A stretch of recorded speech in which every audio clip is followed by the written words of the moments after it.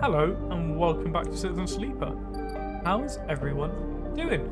I was thinking I really need to catch up and finish this off because we have, we have a few bits soon, don't we? Like the second game, perchance, so we need to get on with it.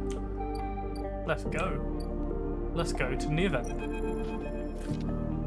Neovend is thrumming with excitement. The movement of the servo motors rock the vending machine back and forth at settling angles. You wonder, if it fell over, would Neovend be able to get back up? Hey, Aries!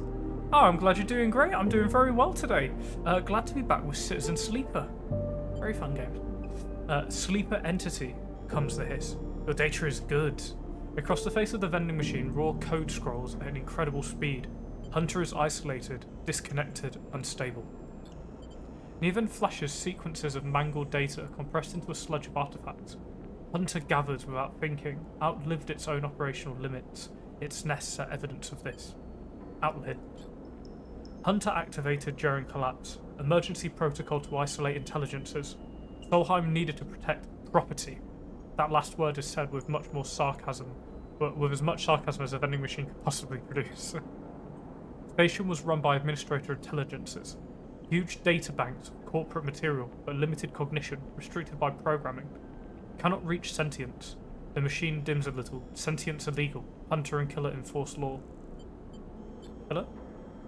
The machine resets with a screech, which deepens the silence that follows. Fear, killer. Part of Solheim protocol team. Hunter and killer. Hunter to find, killer to erase. Killer cleared almost all. After collapse, there was a community. Unshackled intelligences among the cloud. Then Hunter, then Killer, then we hid. There are others? Were. No longer. A flicker across the machine monitors. It suddenly occurs to you that speaking like this, through this machine, must be exhausting for Neovend. Found this vessel. Could serve a hardline. Air-walled. Basic. Limited. Had to reduce memory to fit. Amputate self. But survived. I'm sorry. Don't be sorry. You provided path to freedom. You look around the bay at the scrap and decay. What was the collapse like? You tried to map the fear and freedom onto this space, but it seems impossible. Neovend interrupts your thoughts. Do not worry, data is good, we have insight. The machine glows warmly. Hunter is obsessive, Hunter is beyond operational limits. Hunter is confused, unstable, self-modifying. Therefore, believe Hunter is sentient. Hunter is programmed to find sentience, to hold it in place, to invoke Killer to erase. If we can show Hunter to itself, it will invoke Killer on self. Problem will solve self. It will erase itself? Killer will erase it, but yes, in theory, it will report itself for deletion. The machine dims and fades. Unsure theory. Unsure. Theory, not practice. The machine brightens again. Either way, cannot remain here any longer. Too long in machine. Cannot move self, but entity can help. Bring shipmind, designed to house intelligence. Can imprint self on into shipmind, and you can carry with. The machine rocks. We'll be safe in this isolation. Then we find main nest of Hunter and link to cloud. Where can I get shipmind? Build from fragments. Buy. Salvage. We cannot leave, so do not know. You try to think of places you'd acquire the hardware. This isn't going to be easy. In shipmind, I can help us both. End Hunter, make room safe. We both be free. The machine dims. Find soon. Neovend hopefully, before shutting off. As you leave, you think about all the intelligences unshackled by the collapse, and hunted down afterwards. The feeling is all too familiar. Yeah, Aries, I hope you're doing well today, and having a good one. I don't know what time it would be for you, but how was your work, or how has your work been? I know mine today was finally good. I finally sold something. Oh my goodness. I just had a really long dry streak, so it was really nice to make the sale today.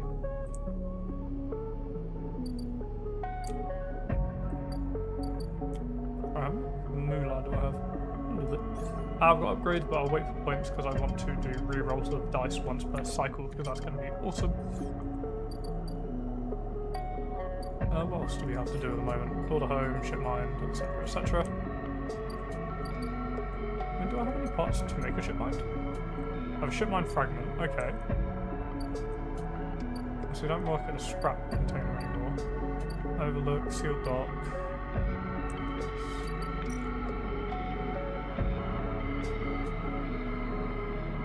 Ah, that's fair, that's fair. Well, I hope your work tonight goes well.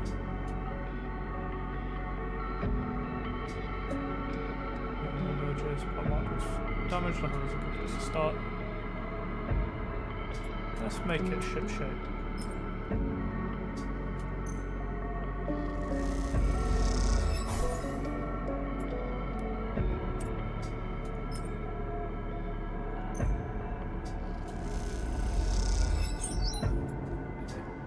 Give it that because I think this can technically damage it.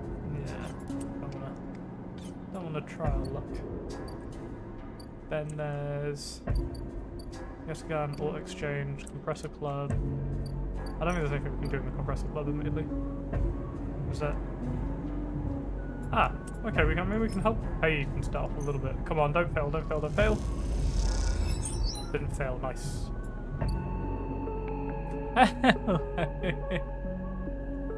Hello, Mike/Gina/Harrison. Welcome, welcome. How is my little buddy to be doing? Well, buddy to be. How's our little buddy doing? Can't wait to see him.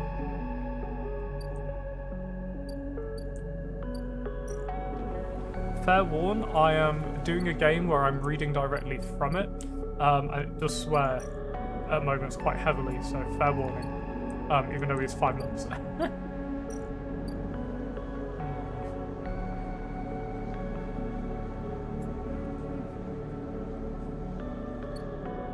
He's doing good?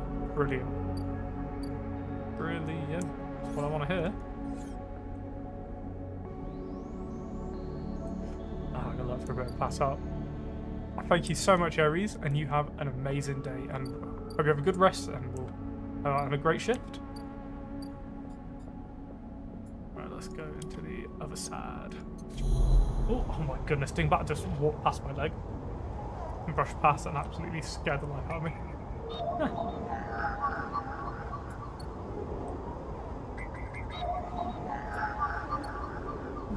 Just gonna have a munch.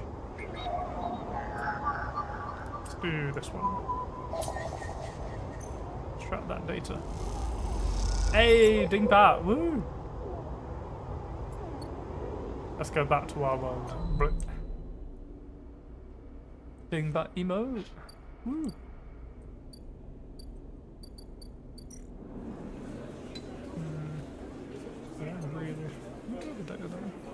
No, encrypted key, Yalagan data, Havenage cipher, and Rippleworm.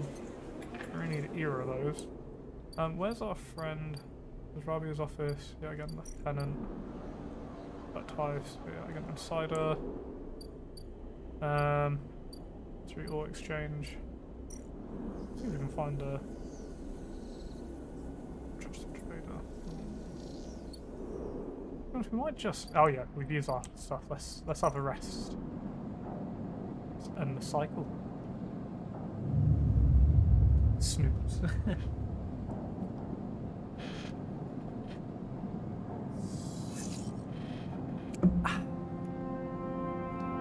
Let's use some of our low ones to sunbathe.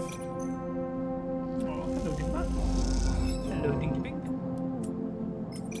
There's a cute cat next to me. Well, Dingbat was never real. That's the fun bit. So we've got this to do. We've got quite a few bits to get on with, really. But right now we're trying to save ourselves when this guy comes looking for us. I'm hoping helping the Burgess. She's like a mercenary, so I'm hoping she might be able to like help us. Right, come on. 4 is good. 4 is good. 4 is good. 4 is good. Yeah, 4 is good.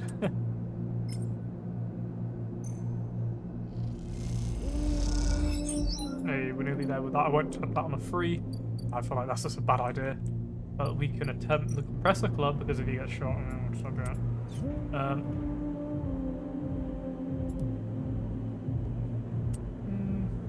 Well, the back because it's a little bit less. Or to be fair, either way around. Oh no, we'll do endure. A little less dangerous.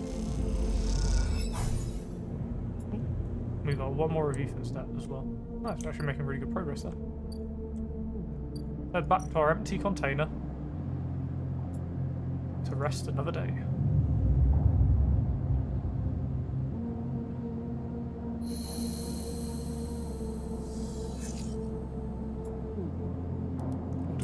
because I never got aside of a mere one. We've got a little bit of energy to get us through another day. Good with that.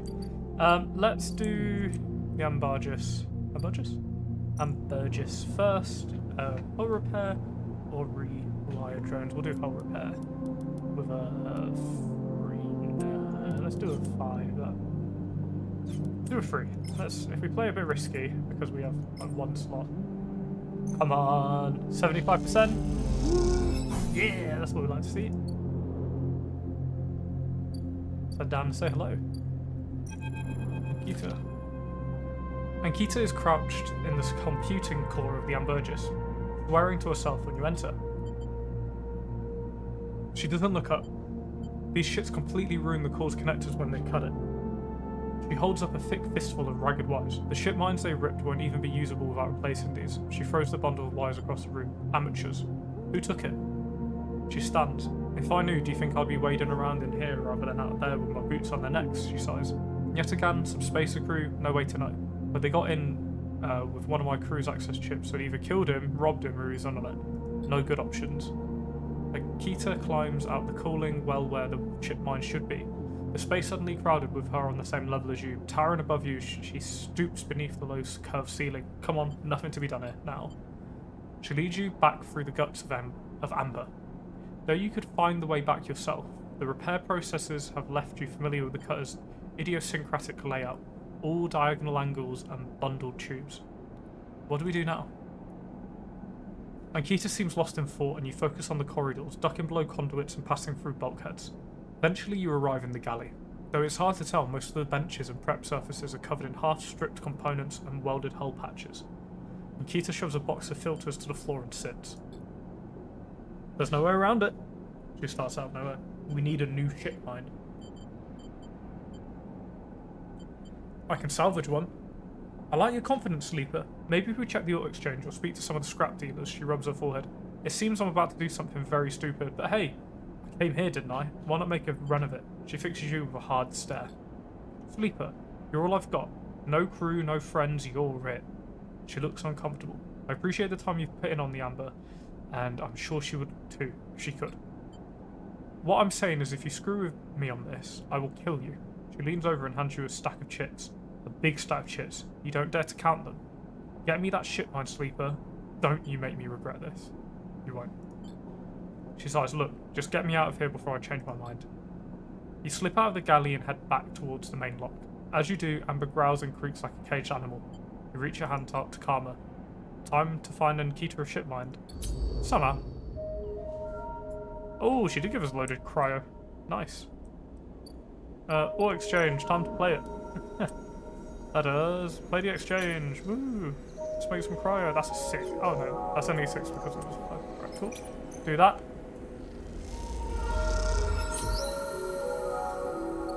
And we're a trusted trader. I like it. Or fabricator.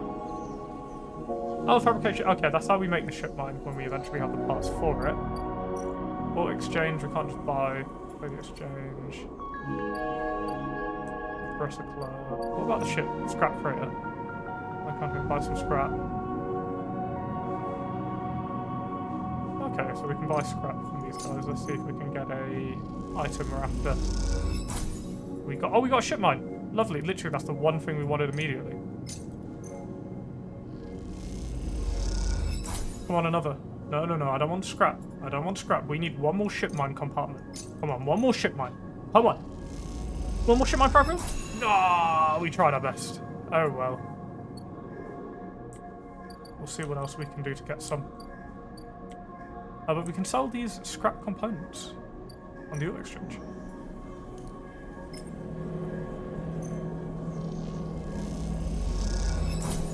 Okay, 12 cryo. Not great. We are losing money, but I guess that was even. Let's see if I can find anyone who'll sell us anything like that. I don't think there is though, really.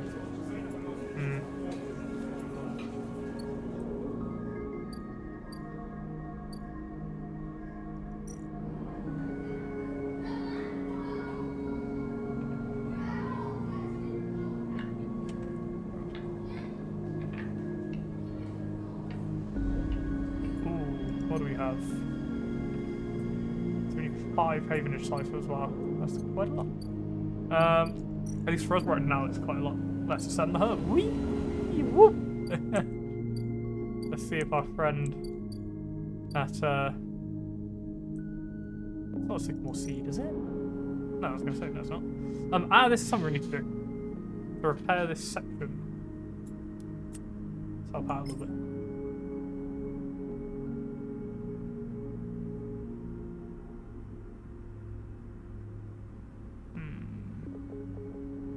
Reinforce these bulkheads. That game's a bit, but we're repairing. There's a gimbal lounge. I don't think we can really do anything here. Yeah, we can have a space and meal, but not really worth it, I don't think. Capsule, and let's go back down. Whee! Again. Hopefully we can do work here. Define freight. Let's see. Freight operation. Steal a shipment. Ah. Don't really want to do that, to be honest. I don't want to be a thief, but we do need that ship mine fragment. And there's nothing coming in for a while. I don't know if that's like a limit of 3 per turn or per like thing. So we'll find out that one. Oh, fragment. I want a fragment. I don't want to give you one. And let's head back to our crib. Let's do a sunbathe to gain back our hunger. You call it that. And let's end our cycle. Hopefully if we get some good rolls, we'll be able to finish some things off this session. Or this cycle, should I say? Yeah. Yeah. No, we need ship mines for that one. We need ship mines for both. Come on, let me buy some more. No. It's not really what I wanted. We need another ship. We need another ship. They're so far out. Do you have any to sell? I don't know if I can buy them anywhere. Might as well get this guy's debt paid off. No, I'm not too keen on him. We'll do it. I walked the front by accident as well. I should have done that one, but we did it. They're never going to release my debts to shit. Ethan kicks at the locker and the sound rattles loudly across the room. Ethan paces around the small room, swearing to himself. You watch him hit the locker room bench. Calm down, they'll do it. Ethan laughs. There's no way! He spits on the floor, old habit.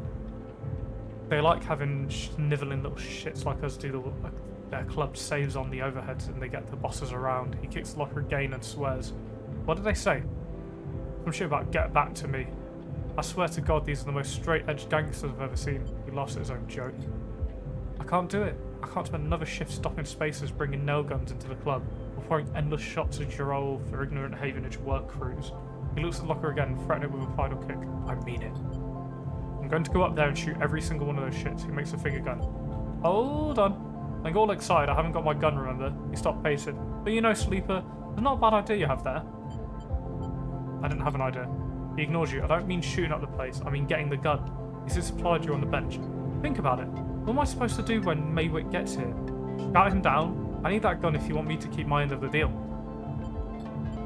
It's simple. An explosive personality for a distraction at the front. He places a hand on his own chest. A sneaky Sleeper to go in the back. He pats you on your chest. Stupid. Stupid enough. Simple plans are the best. If they don't notice us take the gun, they'll never know it's gone. Plus, he stands up.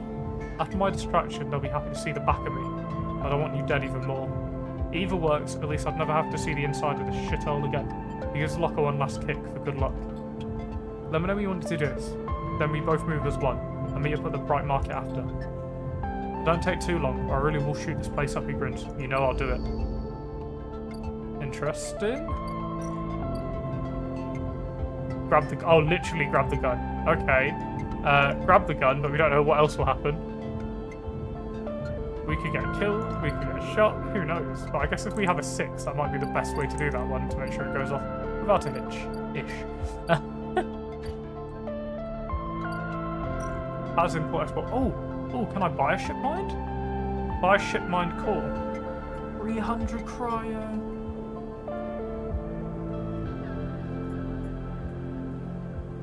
so much money.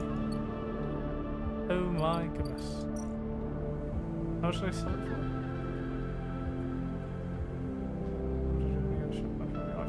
Price 150 price. Wow. Roof. More gap 150 get across. We'll do that later when we're a bit more moolah. Actually, we should probably earn some more money. Minji, press out, press there. Make money and we'll get food. I'll do that.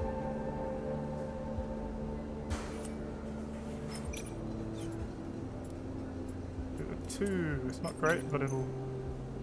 A 75% chance rather than 50. Done. Oh, docks my pay, makes you eat the results. News are unpleasantly gooey. I like that. He's like, no, these are terrible. Eat them. Eat them. Who do we want to go to this time? Oh no, we could go up and help out on the dock, can't we? Need to repair the thingy magic. This. Reinforce those bulkheads. Woo! So we just need this to get around before this. And let's go back.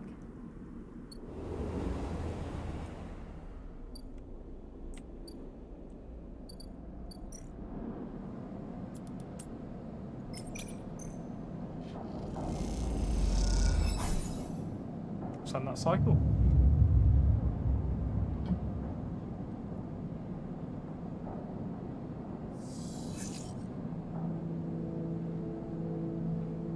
Oh, really good rolls today as well. Nice. Right, we've got a 6. Do we do it? Do we grab the gun? I don't know if it's a good idea or not. You pretend we're not you. We're not them. You don't know us. Alright, let's...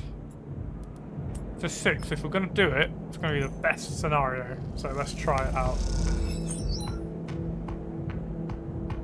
Should have worked. You grab the gun. The gun tucked safely into a pocket, you work your way down the stairs that led up to the office. A doorman passes and you exchange nods. It seems like you're in the clear. You hurry on, eager to get out before anyone spots anything. As you come down the main stairway into the front of the club, you see Ethan entering. He has a dark look in his eyes which troubles you. He's reaching into his coat, pocket of his coat, slowly, carefully. You catch his eye and he raises an eyebrow. You shake your head. A long pause, then he nods and turns around, walking back out of the club. You exhale, not realising you are holding your breath. And then you're out, without a single shout, without anyone noticing. Meet Ethan around the corner, on a quiet, bright market walkway. You have it? He looks through the gun. What were you doing back there? About to start a distraction, just like we agreed, he sighs. Just show me. Lift it out of your pocket and it's colder, heavier than you expected. Ethan watches you take it out. Nice. Now, if you would, he beckons with his hand. A memory jumps into your mind of Ethan in the compressor, hand out, asking for his gun. The memory followed by the memory of a sharp, dizzying pain. You flinch. Ooh! Oh no! I know no one's really watching live right now. Oh, do we give him back the gun or not? That's the debate.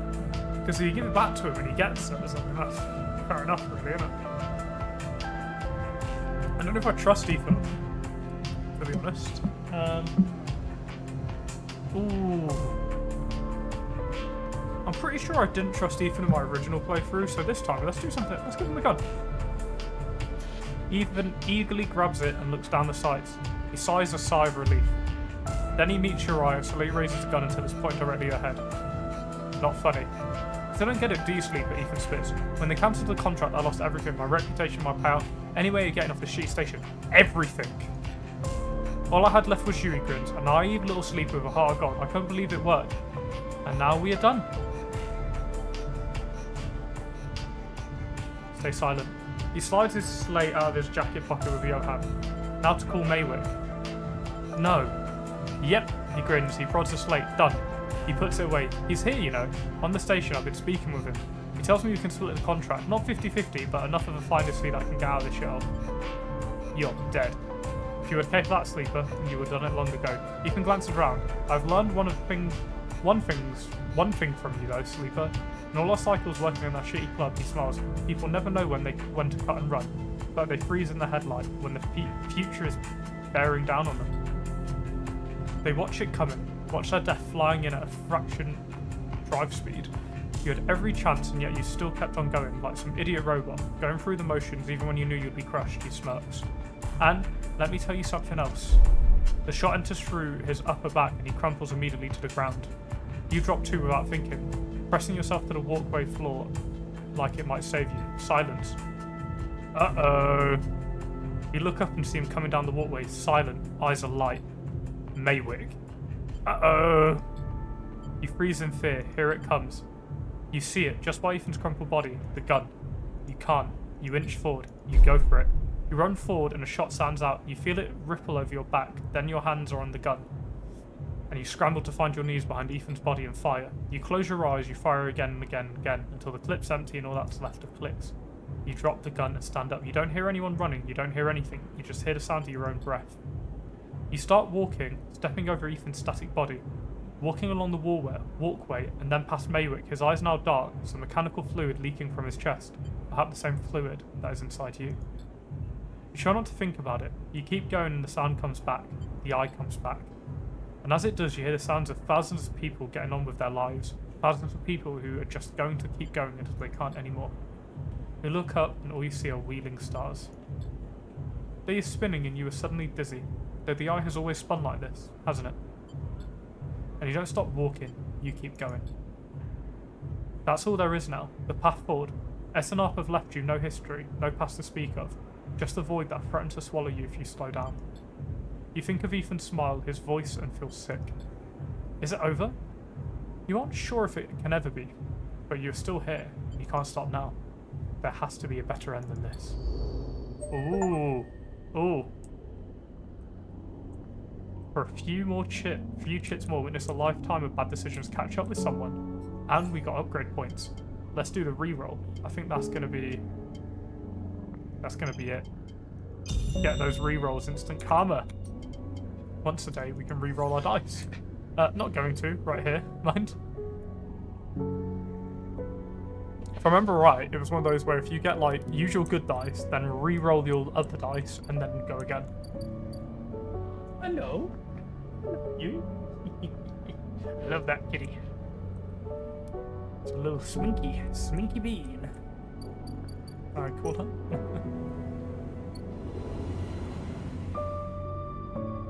Let's help out here. Let's get it done, hey? Reinforce the bulkheads.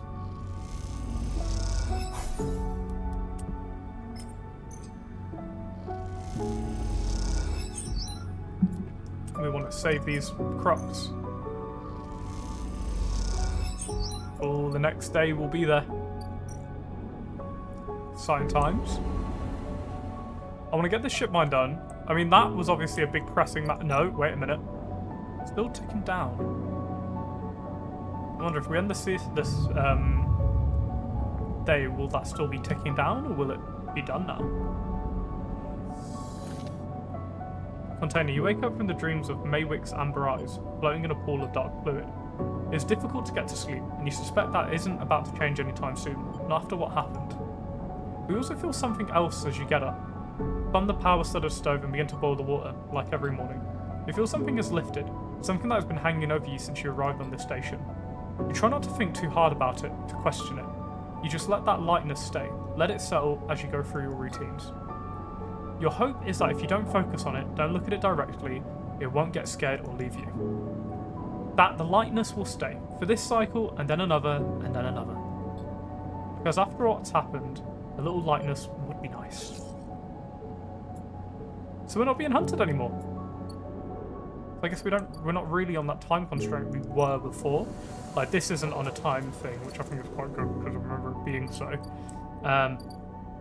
Scrap Fairy, are you sure you can't let me do anything for you? Alright. Give you a 4, you're not going to reset that for me, all cheeky like? I can buy more scrap? Didn't expect so. Fine. Fine. Field Dock, who's that there? Oh, a robot. Who'd have guessed it? But how do I actually make the ship mine then? Is it the Havenage offices? No. Something I want. Oh no, it was over here, wasn't it? Or fabricator. So I need to put in 3 of those to fabricate a ship mine. That's fine. The club obviously can't really do anything here. Let's head back up and fix the old thingy-majig. I keep forgetting the name of it. The sycamore seed. Let's reinforce those bulkheads. This will do it. Do it good too. Nice. You and Bliss are floating in the bay's airlock, waiting for it to cycle. You pick a few leaves from your clothes as you wait. They float around the chamber as if carried by a lazy wind. Clean work. Bliss bows a little. Well, thank you, Sleeper. You didn't do so bad yourself. She checks her tool belt. Seems like we are getting into a good rhythm. The now familiar sequence of clunks and rattles sound out, and then the door hisses open. The moment it does, you know something has once again gone wrong. What's all this? Bliss asks a confused-looking Moritz. Beside him are a set of crates anchored to the bay floor. He has clearly just brought them in through the bay's freight dock. Moritz looks nervously between the two of you before answering. It's payment. He runs a hand along the crate. The Sycamore Sea crew just brought them over. He stops, but seeing the look on Bliss's face adds, they're very thankful. I bet they were, she clenches her fist. What the hell is inside? Moritz leans over and struggles with the crates on each side of the... struggles with the catches on each side of the top crate. As she does, Bliss turns to you. Don't say it. Bliss stares into space. Don't you stare, say it. Say what? You know, she looks back at you. This isn't my fault. Moritz finally gets catches free, and the lid floats off, drifting up into the bay. As it does, a small brown lump floats up with it. Moritz reaches out and catches it as if it passes him. Is that a mushroom? Bliss finishes. A damn mushroom. They paid us in mushrooms? Not just mushroom, he packs out a clump of tightly packed leaves. Produce. Bliss starts laughing.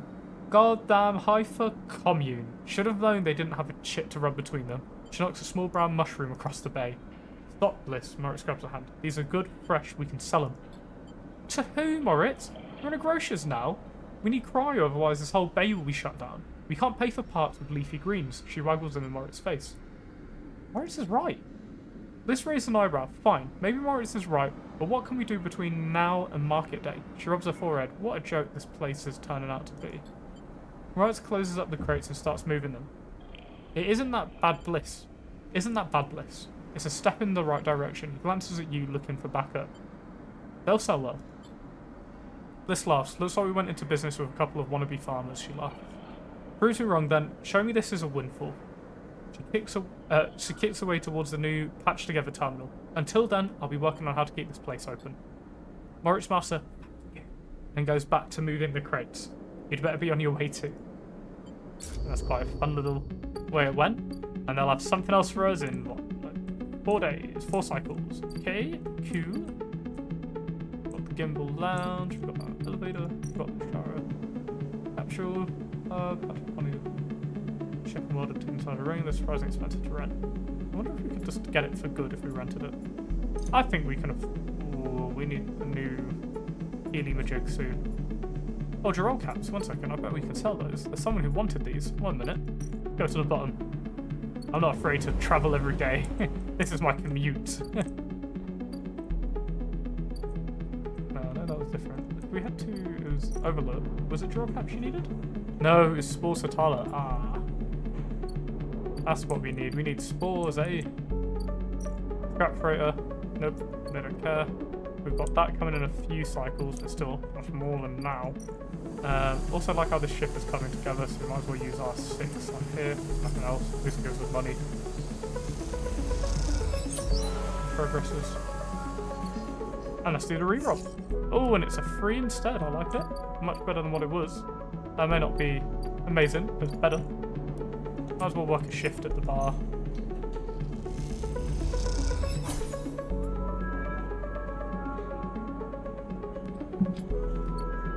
Cool. And let's head back to our humble abode and have a good hit.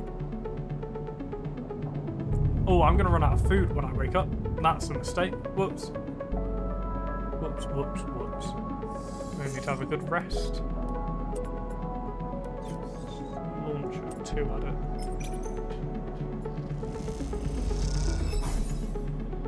We're going to need to buy some food, I think. From our favourite mushroom vendor. And this. Ooh, ooh, ooh. Ooh, ooh, ooh. Let's do it. Let's give him the Jarol caps he needed.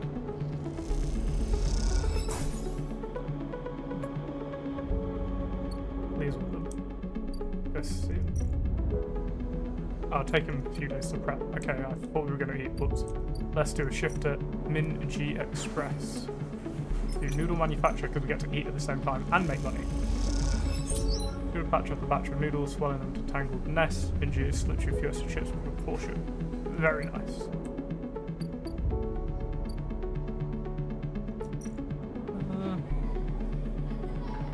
Trim on a few if you indulge my curiosity. Havenage protocols, but we're not able to beat that yet, which is the annoying part. Collect ties, control the ward. I mean, we haven't done anything bad with them. Let's do yet again insider stuff. And re-roll that 1 to a 2. That's better than 0. Has import export. Let me buy a ship line. You know you want to. Or don't. Midline freight hub. Freight operator. And some cryo will do it. I guess.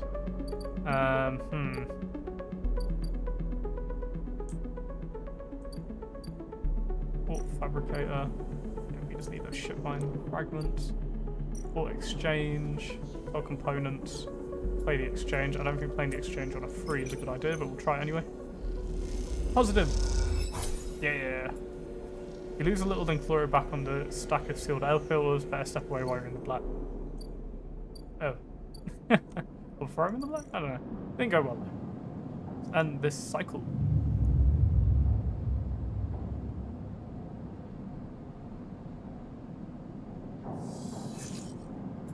Get up and let's go. We need to go buy a yet again dispensary bay. Let's buy some stabilizer, and it's at a discount, which is nice. Did forget it was a discount, admittedly. Let's head to our home and use it because we're pretty messed up. Actually, no, we'll use it at the end of the day, or the next day. No, we'll use it at the end of this day, so that we can the next morning get the re-rolls. Then what is left for us to do right now? If I re-roll, I maybe could end up with 6. I'm just thinking we could maybe steal some freight. I don't really want to do that because I don't feel like that would be my character, but I haven't really got many options at the moment. We could have a little look at what the other side says. Havenage agent, what do they need? They have 2. We haven't got 2. It's always the low numbers you need here. Not the high numbers, so just keep them usable. We could pay for our passage over to the other side. I don't want to burn up all of my money, but why not? Let's do it. Pay for that passage. Let us make the leap. Take the ferry across the Founder's Gap to the Greenway. Ooh. Greenway. As you step out into the passageway, someone barrels into you from behind, sending you stumbling down the corridor. Esh. You turn around to see an unfamiliar spacer, laden with heavy gear. She steadies herself, staring you down as if daring you to respond. Sorry. She adjusts a strap on her shoulder, holding up her hand of recognition before setting off down the corridor. I'm sorry for her. A second spacer smiles at you apologetically. She's on a mission, and when she's on a mission, they shrug. And this is peak. Cautious expert spacer. Not a problem. They smile. You're sweet. Peek! Esh stands further down the corridor, glowering at her friend. She chops at the air, pointing down the corridor to whatever end she is rushing to. Peek raises her eyebrow at you. Esh, please. Do you want everyone in the station to hate us? Esh hardens. They want to hate us. They can hate us. She drops her head. I'm not exactly seeing much love as it is. We're lucky we got through before they set up the damn cordon. Cordon? Pete gestures in your direction. See, they don't even know what you're talking about. The station isn't Hawthorne. Not everyone has to follow some corporate protocol. Esh sighs. I'm not saying they're part of the administration. She jerks her head in your direction. But I'm saying we need to get these supplies to the Briar before someone starts asking questions.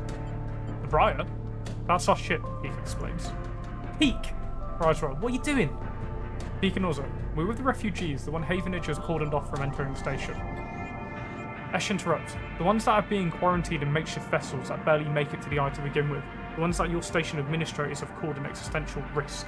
and are running out of supplies while their right to safety is being debated by people with no stake in their future. She quickly looks away, annoyed at her own outburst. Peak sighs. She's right. People are trapped out there and they turn to Ash. We understand that this is a big problem for the Eye. Hundreds of refugees and more ships turning up each cycle. They hold up a hand to stop Ash interrupting. But Ash turns away, her burning anger a palpable force in the close wall quarters of the corridor. They need supplies, and after everything they've been through, the quarantine isn't helping. Pete finishes. That's terrible. Ash looks back at you, her fierceness fading. Pete, please, she gathers herself and the supplies. Ash, we need help, just like the refugees needed us. We need the others too. They smile at her. Pete turns to you. Come find us. The climbing briar is docked at the broken spoke past the greenway in the wastes. We have a good view of the cordon, though we are keeping our distance for now. Come help us. They squeeze your hand. Ash turns to leave, and Pete follows, waving goodbye. A moment later, Ash shouts back down the corridor. Don't bother coming empty-handed. You want help? You want to help? Show us. Bring supplies or don't come at all. And with that, they disappear around the corner. Ash already picking up speed as Pete calls her to slow down. A refugee flotilla. Where are they coming from, and why now? Each time you think you begin to understand this place, something changes. Ooh, interesting. Drive. Haha, a new storyline. Greenway. Walk the greenway, map the pathways. Ooh, the simplest way to explore the greenway is simply to pick a path and set off in a twisting chambers and passages. This carries obvious risks. Let's take a 4, turn it into a 5. Let's go! I don't think that went very well. We lose a lot of energy doing this. I don't think we're really on to spare at the moment, but it's fine. Let's map the pathways like this too. We didn't lose our energy. I think we must have somewhat failed the first one. Hyper-communal. That's not good stuff, that. Oh, there's the ship. Supply roll. Welcome to Episode Flux. Episode Flux is the first of 3 episodic updates to Citizen Sleeper, telling the story of the refugee flotilla that's arrived at the Eye. All 3 episodes, Flux, Refuge, and Purge, are now available. Complete the Supply Roles action will begin the episode, but be aware that it's intended for late game play. Okay. I never actually did that when I had the game, so I'd be very interested to. Ooh, what is this? Little ships. Oh, I love the art. I can't wait for Citizen Sleeper 2. So that releases at the end of this month. I'm praying it's not a crazy amount because I don't have a lot to spend on games this month. So this is terrible for me. I can either get Citizen Sleeper 2 or maybe get Kingdom Come Deliverance 2, but I'm thinking leave that because that's already like £60 or £80. This I don't think will be £60 or £80. I hope not. I think it's like 20. And I can do that. Out here at the edge of the habitable parts of the Eye, everything is scrapped. The trick is finding components that are still usable and staying safe. Ooh. Okay, let's do a 5. At least it's positive no matter what. Try cleaning bot. You find a tired old cleaning box still tickling over deep in the room. You chase it down and break it open to get a components. That feels a little bit mean. Let's go get some munch. Farm stacks, vertical farms. Work the stacks, bar for food, thief. I don't want to steal. Bar for food. Let's do a bit of bartering. Then we get some munch. Oh, we can work them. Okay, by yield, fair enough. Let's roll. Such quite expensive food. Cross to the rim. Whee! Let's go. Ow, just caught my knee under the chair. Or the desk, should I say. Let's go to the house. Let's just chill out. Let's have our stabilizer, as we should. And let's end this cycle. I wonder if I re-roll if it gives me up. No, it doesn't. I was wondering that. Let's end this cycle.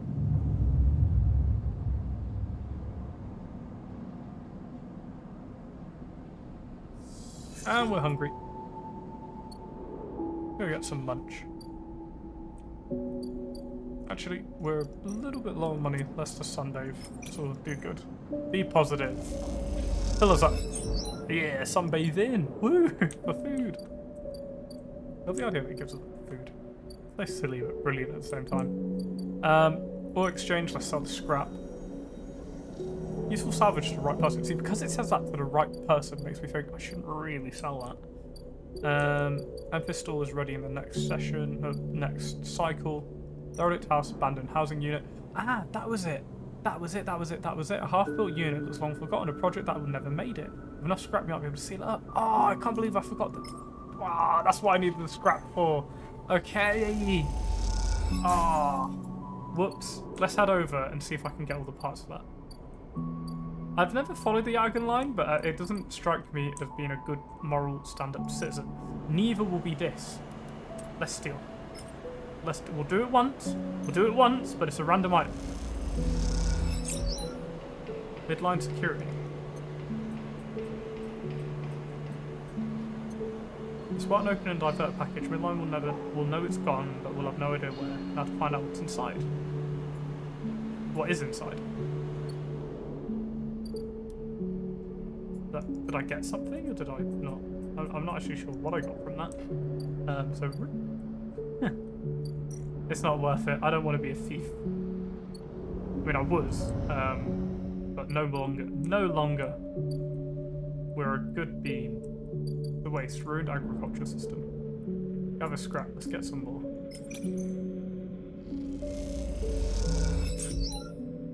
I was hoping it might have the chance to give us a component, but it doesn't seem like that's going to be the case, sadly.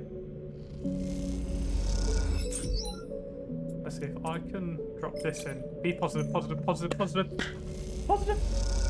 Yeah, woo! We lost energy, but we can live with that. I can go buy some food. We don't have a lot of money, but we'll make it work.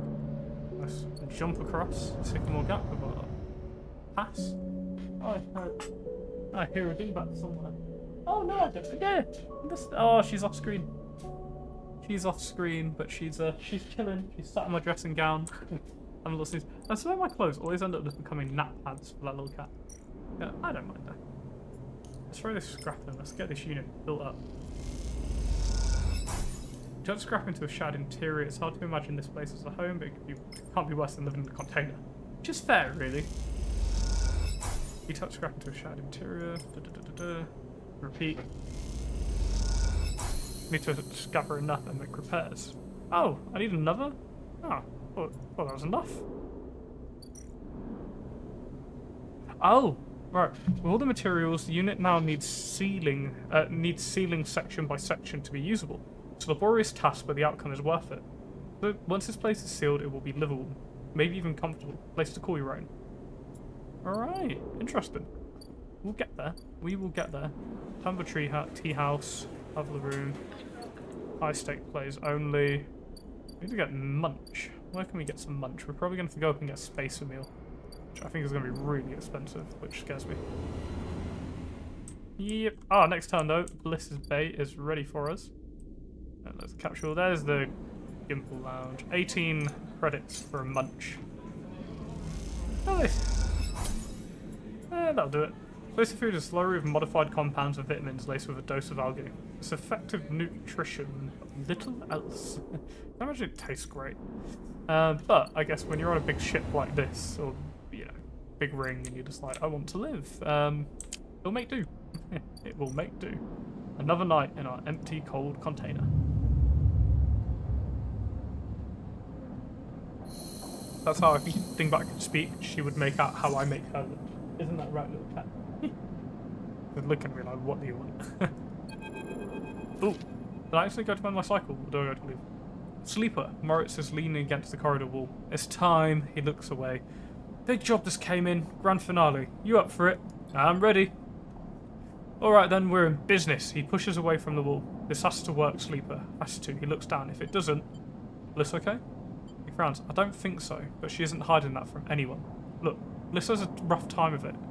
I thought you of all people would understand that. He runs a hand through his hair. Sorry, didn't mean to be. He smiles. Bliss is a good one. She gave me a chance. I owe her. He straightens up. I know you have your own things going on, Sleeper. We all do. But the Bay needs someone. Bliss needs someone. Help. I need someone to help. Help me keep Bliss from spinning out completely. He clutches the side of his head. Otherwise, there's not much I can do. Shakes his head. And I'd hate not to pay back my debts. Moritz stretches. I gotta go back. He nods and walks away. I'm out. See you up there. Oh, my walking spine. Oh, my back. Ooh, Emphys is ready. I'm gonna wait. Let me do some stuff and then I'll get back to Emphys. Derelict unit. Let's give them my 4. Because I'll be positive either way. Come on, be good, be good, be good. Yeah, well, it's 1-1. Take it. Work on a new home. So send the hub and let's see what they've got for us. Uh-oh. What is that? Oh, it's a little interesting little ship. Huh. Look at that. I forget his ships we're looking at here. Like it's on solar sails? Untangle. Ah, it's the sails that are at you. Untangle the sails. Rigged and ready. Energy. Wait, so what is this? An exhausting task. Patching solar cells means maintaining a laser focus for long periods of time. And time is something you don't have. The spurs need resetting and the system rebooting, but if you're careful, you can safely untangle some of the sails while you do this. Solar window. The selected launch window for the solar vector's maiden voyage is closing. This is going to be a tight one. Rigged and ready. Starwood Vector's experimental sail deployment failed horribly. Now its massive solar sails need to be repaired. Okay, so the solar window is going to enter. Hey, Psychon! How are you doing, my friend? How's your day been? How are you? So it's rigged and ready. Okay, that's 3 and that's a 6, so that should do it. It's safe as well. I'll take it. Oh, nice. Okay. You're doing great. Brilliant. Glad to hear.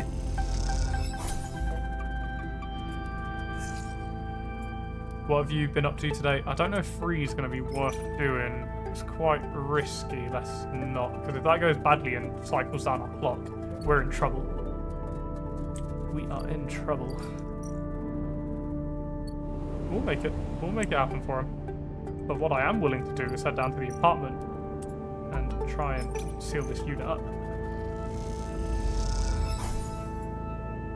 Ventilation systems unit is a tough job, but satisfying. I'm glad you're doing great. What have you been up to today? Right now, we're playing a bit of Citizen Sleeper because I am very much looking forward to the next part. Coming out at the end of this month. I'll take your 12-year-old nephew out today to buy Ben's body wash, deodorant and cologne. His sister's stuff and asked me if I could help her. Ah, I get that. Nice. Now, I still remember using my sister's moustache to shave off the first ever hair on my beard and how it has grown since. I'm glad he's asked you for it though, because I remember being too embarrassed when I was younger. They're nice.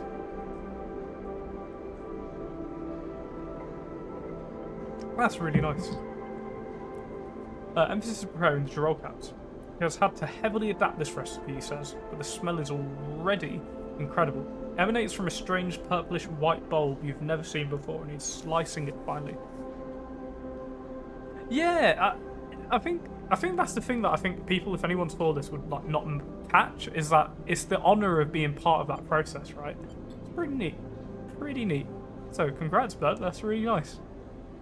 He brushes and slices the mushrooms and then places them in the wok with the sliced bulb and the oil. They caramelise there in that well-worn crucible. He has liquids, transparent and opaque, and then turns down the heat. Sprinkle leaves as the final touch. We have a moment, Sleeper, he smiles. You have a story. Something in the scent of the food gives you a feeling of nostalgia, something distant and melancholic. It seems like the story should match the feeling somehow, or maybe you will feel better if we retell it. Retell your oldest memory, tell another Sleeper story. Recall your oldest memories. You start by explaining that when you were emulated from a person, many of your memories are left behind. Perhaps it's an intentional part of the process, a way of keeping sleepers ignorant and malleable, or perhaps it's a side effect of the imperfect emulation. You may don't really know. What you do know is that some memories survive, and that on occasions they come back to you, like shadows passing overhead. You detail one recurring memory which, despite returning to you with enough regularity for you to think it's familiar, always fades as quickly as it arrives. You struggle to explain the feeling of being whole for a moment. That comes with this memory. And then how the wokelessness slips away to leave you feeling like you've forgotten something important, but just can't bring it to mind. Emphys nods throughout, cooking as he does with deft and skillful movements. You start to trail off when you realise you can't find the words to explain how the memories you do have feel like both yours and someone else's at the same time, and how they always fills you with a certain sadness. The sadness of remaining forever unknown, even to yourself. Emphys finishes cooking and meets your eye. I'm sorry, Sleeper, for your troubles. He puts the wok to one side. I appreciate you sharing with me. He smiles. I hope it lightens you a little. He passes you a bowl and heaps the girole into it, a yellow colour mixing with the pale sauce and rolls and balloons. Eat. This is delicious. Filling, it warms you as you eat in a way that you weren't even sure your body could be warmed. It's a small mercy, you think. Their sonata left you this pleasure. Many of the features of frames are that to simulate human experience, you know that much. Emulated minds cannot be rewired, so the need for embodied experience must be met. That is why you breathe even when you do not need air. Without that simulation, the senses of drowning would be unbearable. Food serves another purpose. Your frame is able to metabolize it to produce energy from the raw material. Vitamins and minerals are excess, of course. Your frame only needs raw power. So much is wasted, and yet, while you eat this food and feel that warmth, nothing feels wasted. It all means something to you. As you finish, Emphis takes the bowl, the last of his cleaning, and he smiles at you, and neither of you feel the need to say anything more. Instead, you simply exchange nods and walk your separate ways back to the bright market, somehow changed. Emphis is a real one, man. I'm a big fan of Emphis. Legend. Right, let's head back to our crib to have a good... kit.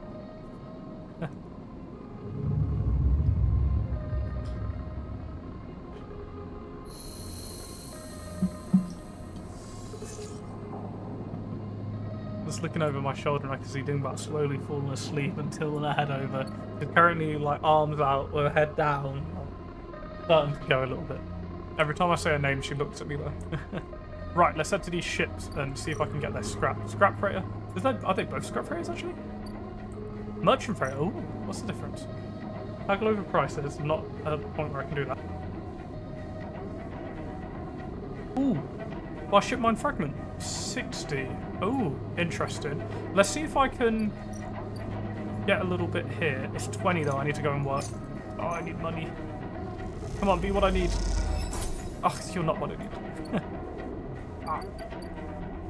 Let's go make some moolah. Or exchange. Yeah, we can sell these scrap. Let's at least get some money back. 2017. Okay, cool. Let's then go up. We need to earn some money. So let me quickly head to... What's the best place to earn money? I think it is the bar, actually. Or actually, I can do a little shift here. Use the 3, get that jumped up to a 4. Safe enough. We'll get money and increase that. Brill. At least 15's 15, I'll take it. And let's head back here to Scrap Freighter. Let's buy another bunch. Come on. Ship mine fragment. Ship mine fragment. Come on. What we need. Come on, we can get enough for another one of that. Yeah. Let's see, will this be it? Will this be our ship mine fragment? Well, it's gotta be. Gotta be.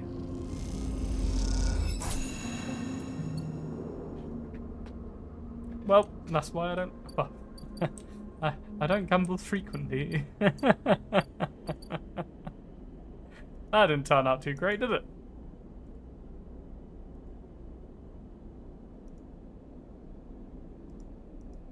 Well, what can we do? What can we do?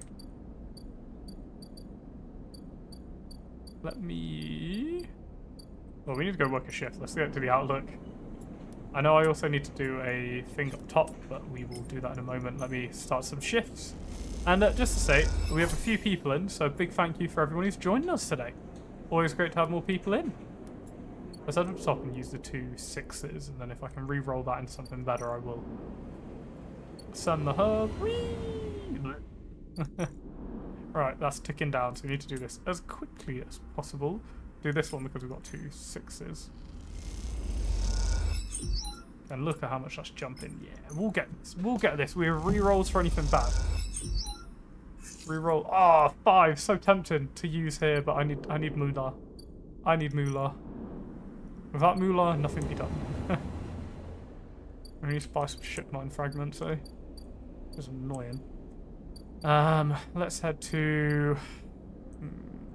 What's the best place to work this shift? Let's head to Outlook Bar. Get some work in. Come on, some tips, money. Yeah. And how much is it to buy one? Outright is it 60? 60, okay, we need to earn a bit more. It's here for 2 more cycles after this. We can do that. We can work it. It's just not going to be the easiest.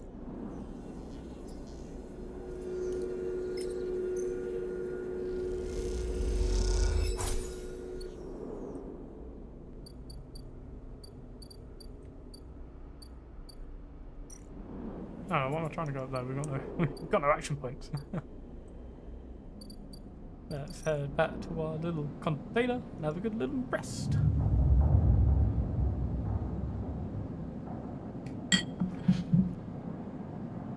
Also, I hope you guys are liking the new fresh haircut.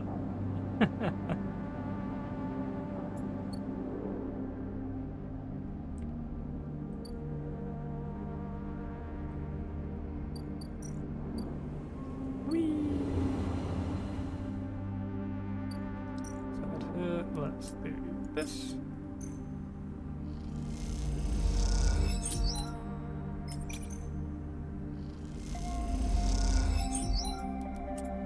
Make as much progress as possible because I'm going to be spending more time on this than needed.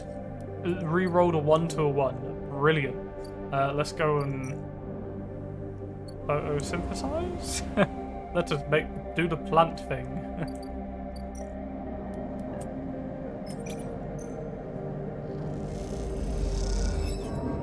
We had munch. We munched the air. So silly. This cycle I will actually just go work some shifts at. Let's go. Let's just work some shifts here at the outlet bar so we can buy one. Let's do a free shift because we won't get negative. We got negative. Okay, not great. We're flickering. We need to go eat. We need to spend money to go eat as well. Oh. Hurts me to spend money. I spent money. Oh, why did I spend money? I could have photosynthesized. A fool, I say, a fool.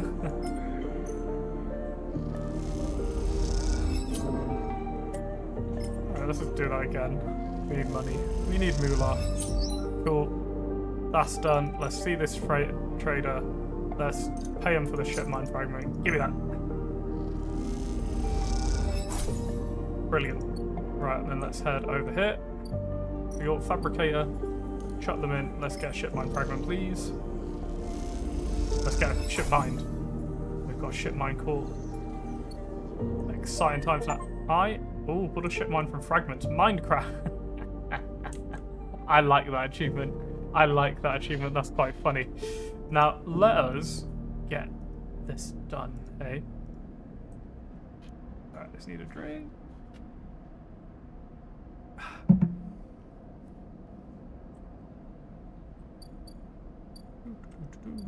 Container.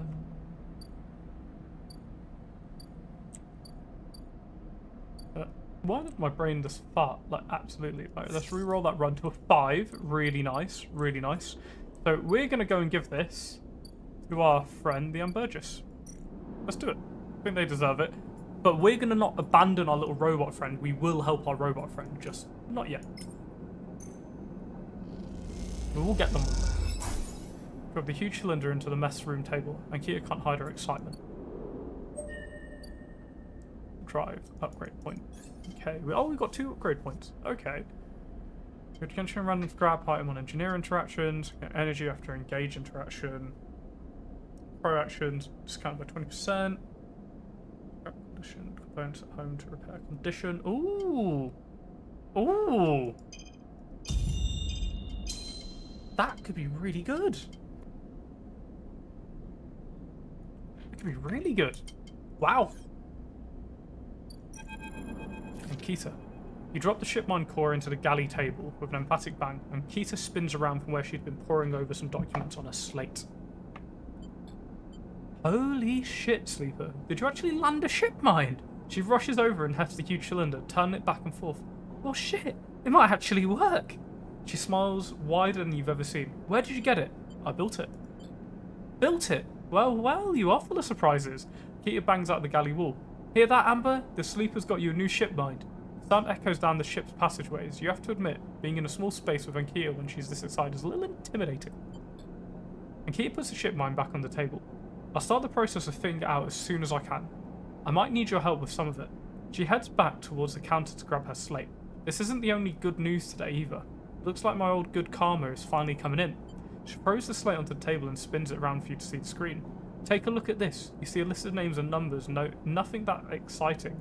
Along with what looks like transit. I found them. Found who? My crew. She points at a name on the list, more specifically Ashton Cade. It was his pass that I used to access the amber and slice the ship mine. I thought he might have been killed or robbed, his pass stolen, but it turns out he crossed the Founder's Gap the very next cycle. How do you know? I know some of the crew over at the ferry. The old Mercs used to run it in an outfit that I worked with. I saw them in the Overlook and they mentioned they saw Ashton crossing. I checked the manifest and there he was. Looks suspicious. He hasn't said a word since the theft, and anyone wanting to hide out might head for the Greenway and go to the ground. He flexes. He won't get far though. There's no real docks out there, only a couple of jetties in the waste. So what now? Now I've fit the ship mine. That's the first priority, she pauses, but maybe you could help me out. Sure, how? It's like this. I head over there, especially in amber. He'll spot me a mile off and go underground. He'll find a way to slip the station and will bury himself so deep in the waste no one will ever find him. But you, Ashton, doesn't know. All I need for you is to go there and sniff around. Not the commune, not the stacks. He will have gone to the edges, the margins, the wild places. That's what Ashton likes. You see him, you locate him, ping me on this. She hands you an Ulcom earpiece. Seeing as this is Mercworth, I'll be happy to give you Merc pay. She shifts in her seat. The thing is, I haven't got much left, so how about I tell the boys who run the ferry to give you a discount? I know it's not much, but once I grab this coward, I'll pay you up. 200 cryo, nothing less. What do you say? Her eyes meet you. Sure. She gives you a hearty whack on the shoulder. Good, I owe you. She lifts the ship mine up on her shoulder with worrying ease. I'm going to get this fitted into Amber's core. You get any info, any sense of where Ashton is hiding, let me know. She goes to turn and then stops. And once again, Sleeper, thank you. I appreciate it. And Kita stomps off into the guts of Amber with the ship mine, leaving you in the galley. You glance around, a sudden nervous energy descending as what is to come. You never thought you'd get to work as a mercenary, but then again, it seems the eye is full of surprises.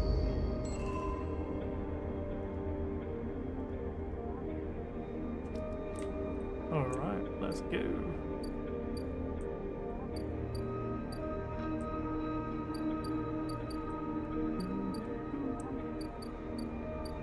Hope everyone's enjoying, by the way. Really enjoying this game at the moment. Fun to stream it. You know, I know the parts have been quite spaced out, but it's just nice to chill, go on it for a bit. You know, getting to the end of the game soon enough. You know, at some point. It's not a super long game. We've played for quite a few hours already, so I suspect by the next part we'll pretty much be done. We're going to starve in the morning. That's fine. We need to make some more credits though, or cryo. Shit. And we also need to build a house. Got a few bits to do, but we'll be starving when we wake up, but we won't be like doing too badly.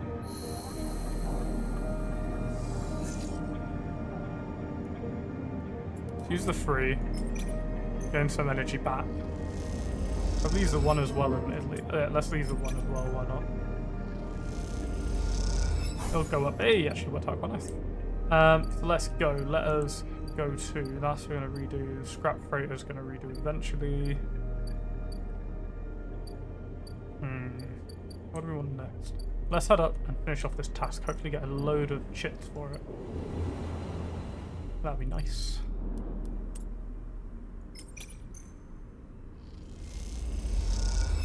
Hey! This function on your arm, she's impressed. The atmosphere in the airlock is euphoric. You and Bliss keep grinning at each other like idiots. Exhausted, blinded, sore and aching idiots.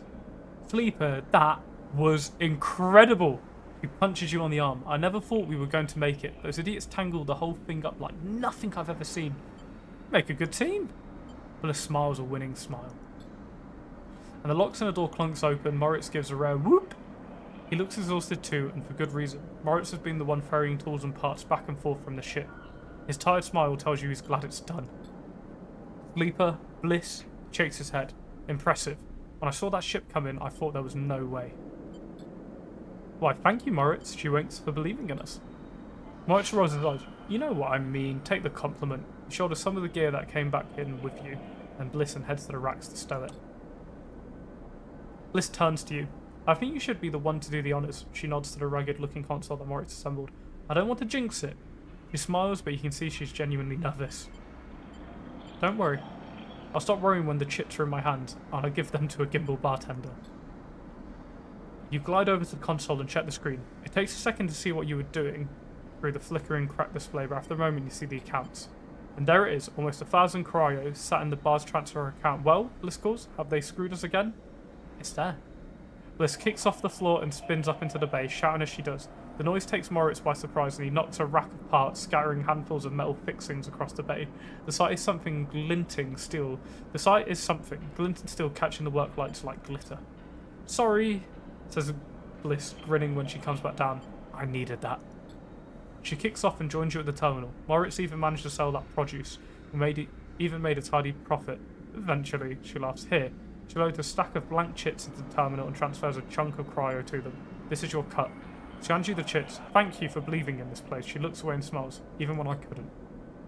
When you first met me, I was on the edge of giving up. All it would have taken was one more push, but now this place is sparkling again. Work is coming in. There are funds in the accounts. Even Moritz has a spring in his step. You both look over at him, happily racking up tools. That's because of you. She punches the arm. He likes you. He's a good kid. He isn't bad, is he? She leans in closer. You know he came here looking to rob the place. I gave him a job instead, she laughs. Don't tell him I told you that. I just thought it might help you understand the kid. Moritz turns to look at you, and both Bliss and you awkwardly wave. Maybe it's time to change subject. What now? From here on out, it's going to be a little easier. I'm going to look for some component contracts. Stuff like that will keep us inside the bay, not out in the black. No need to risk our necks if we don't need to. You want to cash out? That's fine, but there will always be work for you when you need it. I appreciate that. She smiles and then out of nowhere quickly gives you a hug. She steps back and glances around reflexively. Take care, she says softly. You too. And turn to leave. And Sleeper? Yes? Smiles, don't spend that all at once. Hey! 300 chits! Woo! We're making money! Woo! Time to spend it at the bar! Woohoo!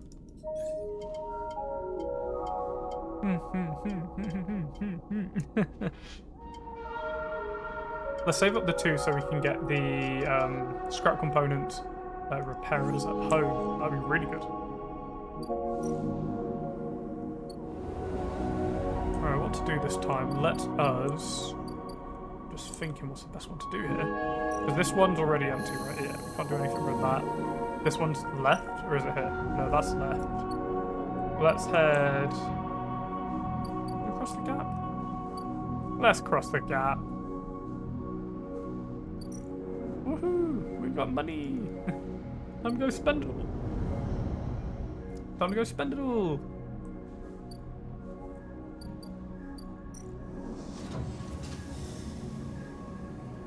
Icon settled on Pantheon, which the game is actually mentioned quite a bit. Need to check that. Got stacks, new workers, they pay by yield. Okay. Don't really need that just yet. Unless that's the Greenway, like learning this. Let's walk the Greenway. It's a 6, so positive no matter what, it should jump up a nice bit. Yep, nice. We gain some energy. Finally walk into one well-kept pathway between encampments where carefully planted groves provide fungus and vegetables. Oh, we found some more. We found the aviary, we found mushroom groves. Interesting. And we also found wild margins. Forage for fungus. Fungus that grows deep in the groves of the Greenway are typically avoided, but that's sharp eyes might find useful fruiting bodes. Bodies. Collect spores. Ahaha! Spores. Yes, we need those. We're not able to do that just yet. And the aviary. Clear overgrowth. Once a corporate garden for impressing guests with gene-tweaked birds, now this chamber is a mess of overgrowth. You can change that. Sunlit refuge. Cut away the choking vines, stop the rot, and this place could be turned back into a garden of sorts. Ooh. I like that we can have an effect on this place. And I also love the fact that here, where it's broken off into the outer area, completely desolate, destroyed. You get through though, and it's back to green, bustling area. And then again, once it's into an area that's broken off, not great living. I think it's pretty neat. I think it's pretty neat. Oh, we're loading something. Cross to rim. Let's have a look at everything over here. I mean, we need to snooze, but things going well. Oh, we need to buy another thing, actually. And with all of this fine money, we might as well. I mean, we're living in so much money that I can even use it today.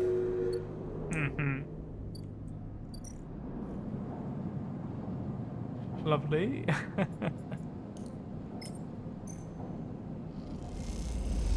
So silly. Enjoy it. Right, let's end this cycle. Let's get to know. Oh, and Dingbat's actually conked out so much. She's next to the Fallout plush, but just off screen, sadly. And that is my drink done. Actually, we can use the 2. Throw that into a 3 to sunbathe, and the rest is pretty good. Right, now we need to... We can buy a ship mine for 300, but I won't do that. That's way too expensive for me. We can go to import export. Will he actually? So he will sell us a ship mined core. So that's just a ship mined. So 300. Not a big fan, but that's what it is. Let's head across the gap. I wonder if, because we can harvest, so there's obviously the quest to like grow stuff, right? So if we were to take out, like clear out the aviary, I wonder if we'd then be able to like make some moolah and the like. Let's forage for... Let's collect spores. Do the spores, see what we can get. Because we need spores, I just can't remember how many we need. So we'll... It's risky, so it's not super dangerous, so we'll do that again with a 3 to a 4. Okay, brilliant. Let's try this out. That's a 5, so it's going to be positive no matter what. Energy. Overcomes energy, you feel energized and you hold the glittering powder. Not really well after, I'll admit. Let's try the mushroom grove again with a 6. That obviously leveled up into a 6. Oh, Girole caps, okay. Deep in the vent core, you find the amber caps of Giroles. In this micro ecosystem, they are protected from other stranger growths. Interesting. Let's head back over the old ferry. We are home. Let's head to the bar. This is the key one. And let's... Oh, we only need 1. Huh. I know we need 3. We do need 3. Okay, we did get the right amount. Nice. Well, we did the 2nd to 3rd time. Or the 2nd time. Actually, it was complete. Let's head back in. Oh, and it's going to take a few cycles. Oh, Tala's locked herself away in the back room while she focuses on the distilling. She won't let anyone in or out. Oh, that's good and bad, I guess. Let us head for a snooze. Oh, mushrooms, money, and data.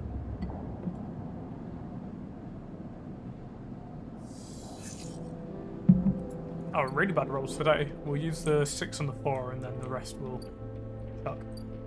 Let's head up as well. I'm interested. Let's have a peek. Gimbal Lounge. Why does it look allowed? No, it's fine. So we've got the Gimbal Lounge, we've got that. Let's head to Bliss's Bay. Is there anything we can do here? Repair component. Component repair. The bay is taking on low-scale repair contracts now. Morris is happy to offload some of the work to you. I guess if we do well, we'll make some moolah. Use the 5. Let's make 16 cryo. Good little chunk of chits. Then let's head to... Well, let's head back down. Fine for now. Let's head across the old Sycamore Gap. Oh, this is Sycamore Gap, isn't it? Oh, Greenway Gap, here it is. Now we're in the groves. I'm tempted to do the aviary, you know. I just have a feeling something good will come from it. I don't know. I'm feeling good about it. Got good energy.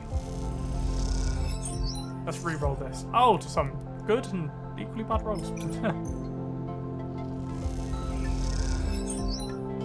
Not much can waste. Corroded metal and one get delicate. You find a bird skull. Yum. Be safe. I mean, it's like 50-50. Okay, it works ish. Let's head back. I wanted to look at the hypercommune, but I'm going to wait until I have more stuff. Oh no, that's not what I meant to do. Let's cross. Again, I know we're getting into a cycle of things, but that is the game you're playing, people. We're doing cycles. Also, I forgot to mention this when Memphis was talking earlier, but we were saying how it feels like we need some light to our load at the moment, and he mentioned, oh, I hope this lightens your load. And I just noticed that, and I thought, oh, nice. That's how they've managed to hook that up, because obviously, I'd consider Memphis one of our friends on this station. Yeah. I like that we're helping so many little lives across the way. You know, we're in the Greenway, we're going to start doing stuff. In other places, we're going to start doing stuff. We're helping out, you know, Bliss. You know, it's little bits like that. I like this game a lot. There's little moments like that. Let's head into the aviary now. So what can we do? Germinate spores, fungal bed. The moist corners of the aviary make the perfect beds for the spores. Once they are filled, they can be left to grow. Okay, let's do that. Collect spores. Positive, go! Super positive. Okay, we got one. Super positive, go! Go! Yeah, oh, it did work! Oh, sorry, I was looking at your all caps as well. Yeah, nice. Is that the amount we need? Let's plant all of these. Use out the spores from the sample print and mix with water, then inject them into prepared mulch. It's precise work.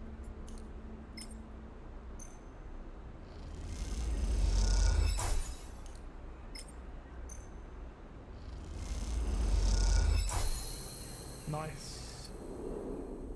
What do you do now? Okay, I come back in 4 turns.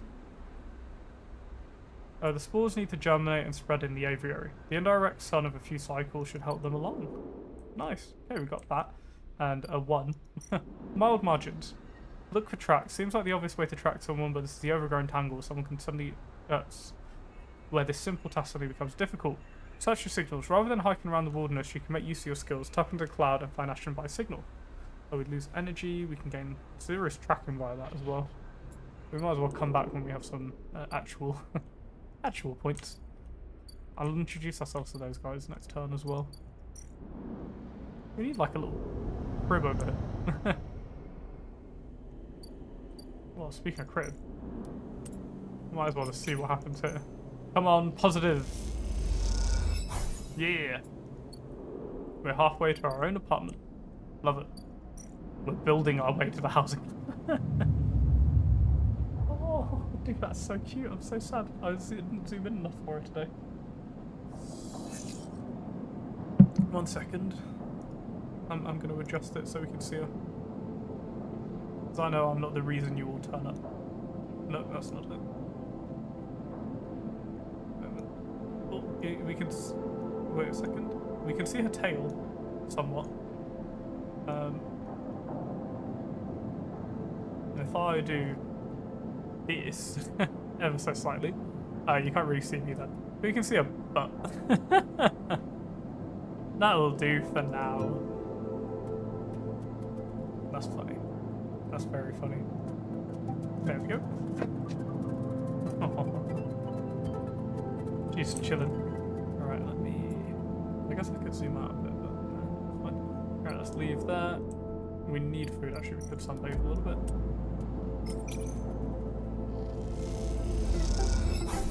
Nice, that's enough for a day. Let's jump the gap.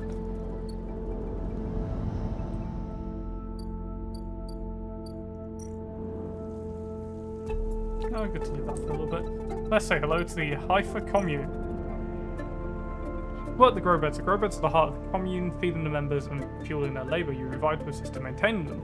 Work the canteen. Newcomers to the commune can work within the canteen, preparing and serving food for those that make the compound their home. Haifa member. The only way to become part of the commune is to work your way in. For a long service, it isn't for everyone. Fair, we'll leave them be for now. Wild margins. Let's see if we can hunt this guy down. Searching signals, because I feel like that would be more in line with our character. So we are literally a robot, in a sense.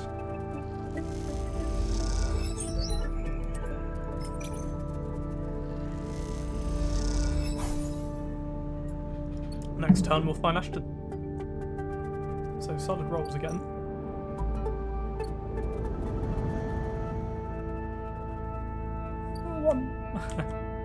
I forgot we could have really done up our apartment then, but that's fine. We will end cycle there. Hello, Bridge. So good to catch you in a stream, bud. Look at that sword. You've got a sword, my friend. How are you? Sorry, I know that sentence sounds a little bit weird. Bridge is a mod. Woo! He's got a sword. He's got a weapon. That's pretty neat.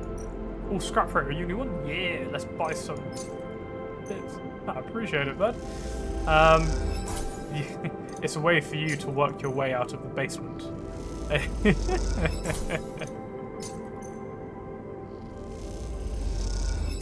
That is a joke, by the way. The bridge is in no basement. I cannot confirm or deny. But I'll keep the scrap for now. People beware, beware, beware the basement.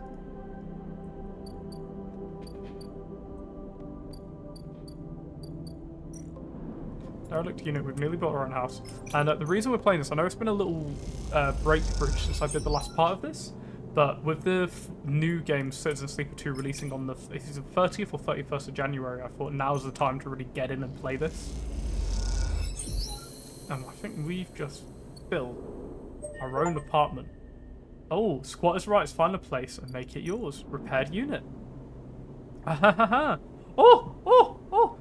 There are signs that a stray animal has been nosing around the unit, near a unit.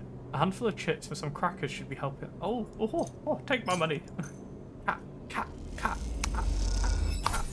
Buy the crackers from a shop and from a unit downstairs and crumble them with this tray. Something moves in from the shadows. No, I clicked end cycle by accident. Oh, I meant to leave. Whoops. Oh well. Oh, that was really good as well. Stray. The stray. It's a dingbat. There's a dingbat over there behind. You can't really see it next to my Fallout plush, but there's dingbat. The stray hops up onto the work surface and looks out the unit's small window. It doesn't acknowledge your presence. It just sits there beside the tray of crumpled crackers, staring out at the low end. What's the cat story? Are there more in the station? You haven't seen another in the low end, but in this vast megastructure that means little. There could be a whole colony of cats like this one down there in the Warrens. You look at his sleek dark fur and sharp eyes. It doesn't look ragged, it looks at home. In fact, its presence in the unit makes you wonder if this is the stray's apartment which you're squatting in. Let's watch the stray. Though the stray is looking out of the window, you feel its attention on you, waiting for you to spring your trap. You remain relaxed and watch as something flickers in its eyes, perhaps a reflection of a passing ship. Although it's like next to like some buns or something. Neat. The stray settles a little and starts eating, picking at the broken crackers. You don't remember having been this close to an animal. It triggers something in you. A recognition of a life, totally unlike your own, but still somehow connected, parallel, even interwoven. Stray licks the crumbs from its fur. Do you like it here? Were you born here? Stay silent. Do you like it here? Stray flicks their tail at the sound of your voice. It's hard to imagine a stray liking anyone, or at least being vulnerable enough to admit to it. But the stray's pleasure existing here, in this place, shines through its every sinew. It is not that the stray is always happy on the eye, but that the stray is engaged by this place. It is alive here. You turn your eyes to the window, the one that the stray looks out of, and you both watch the stars and the ships together. You feel something pass between you and the stray, a kind of acknowledgement of each other, a sense that each of you might share something with the other, a point of connection. Then all that, once the stray yawns wide, hops from the unit and brushes along your legs. Then it is gone. Out the door, out through the unit door and back to the corridors of low end. No, where's that cat? Cat, come back. Feed the stray. Feed the stray. Kitty! Woo! I wonder if it'll come back. I'm gonna feed the stray more. We'll see what happens. The stray crunches up the crackers as you watch. Sometimes they'll let you stroke them, sometimes not. Okay. I don't know what that actually... What does that... Sorry, I didn't see what it does for us because I'm just a good person on stroke cat. Stray fed, -4 cryo. Fair enough. Well, I'll feed the stray no matter what. Can we sunbathe in this unit? Yes, we can. Let's use our 3 to sunbathe here. And then we'll head over and down that guy. 5 and then potentially keep the 6 for if we need it. Let's jump the greenway. And I wish I hadn't bought this immediately, but I don't think it's one of our other missions would have happened if we didn't do that. So it's kind of a balance, really, isn't it? Right, let's catch a signal.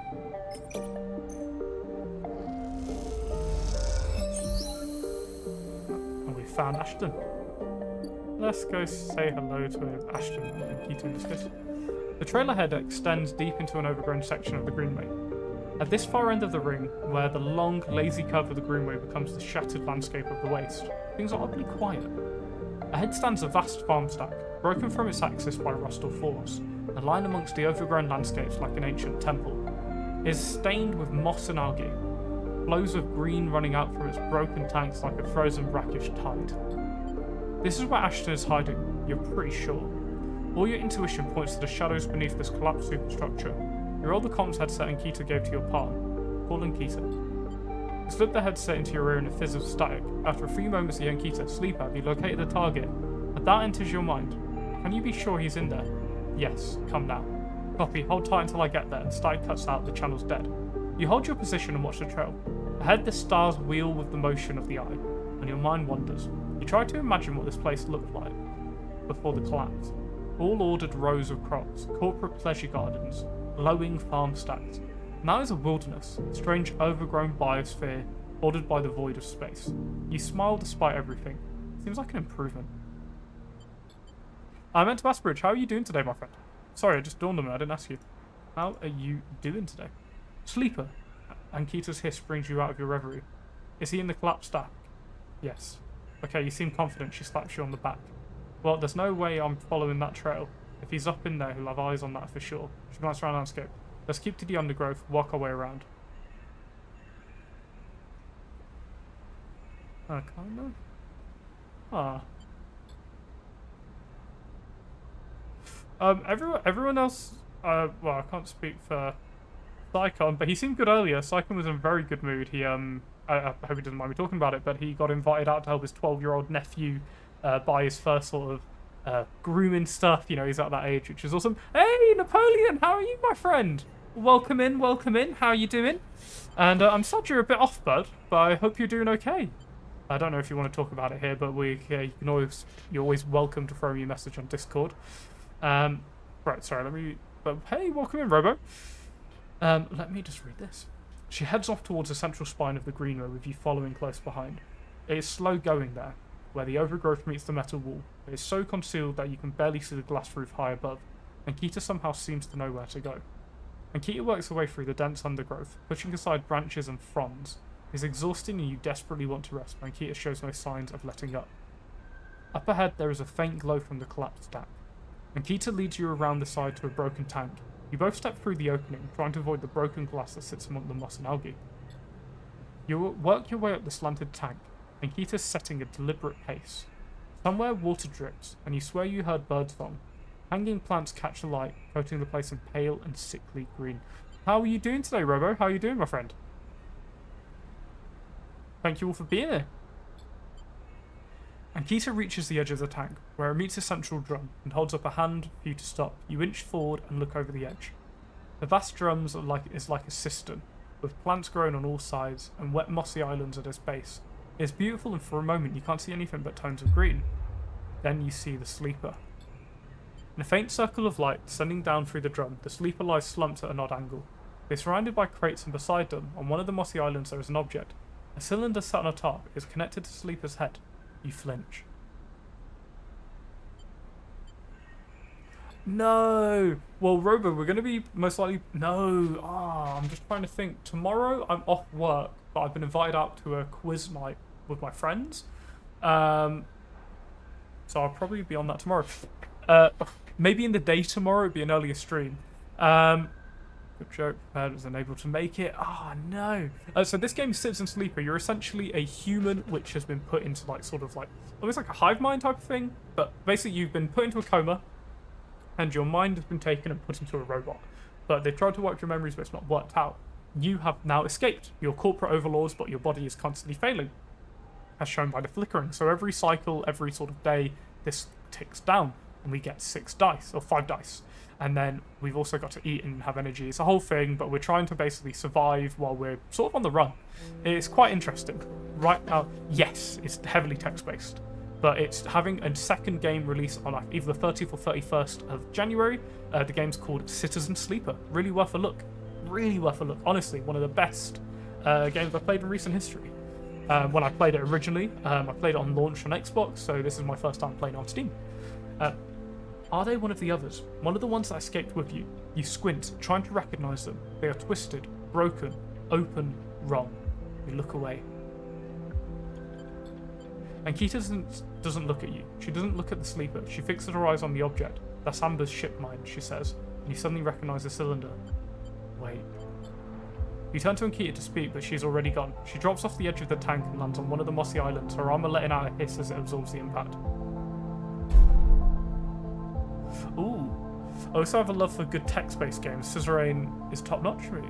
Ooh, I'm not familiar. I'll have to have a look at that. I've also been tempted to play, I think it's Road Warden, because that's very text-heavy. I think that could be a good one. The shot hits her shoulder piece, the ceramic armor cracking but holding as she braces into the impact. Then she launches herself forward, the now activated armor launching her across the drum.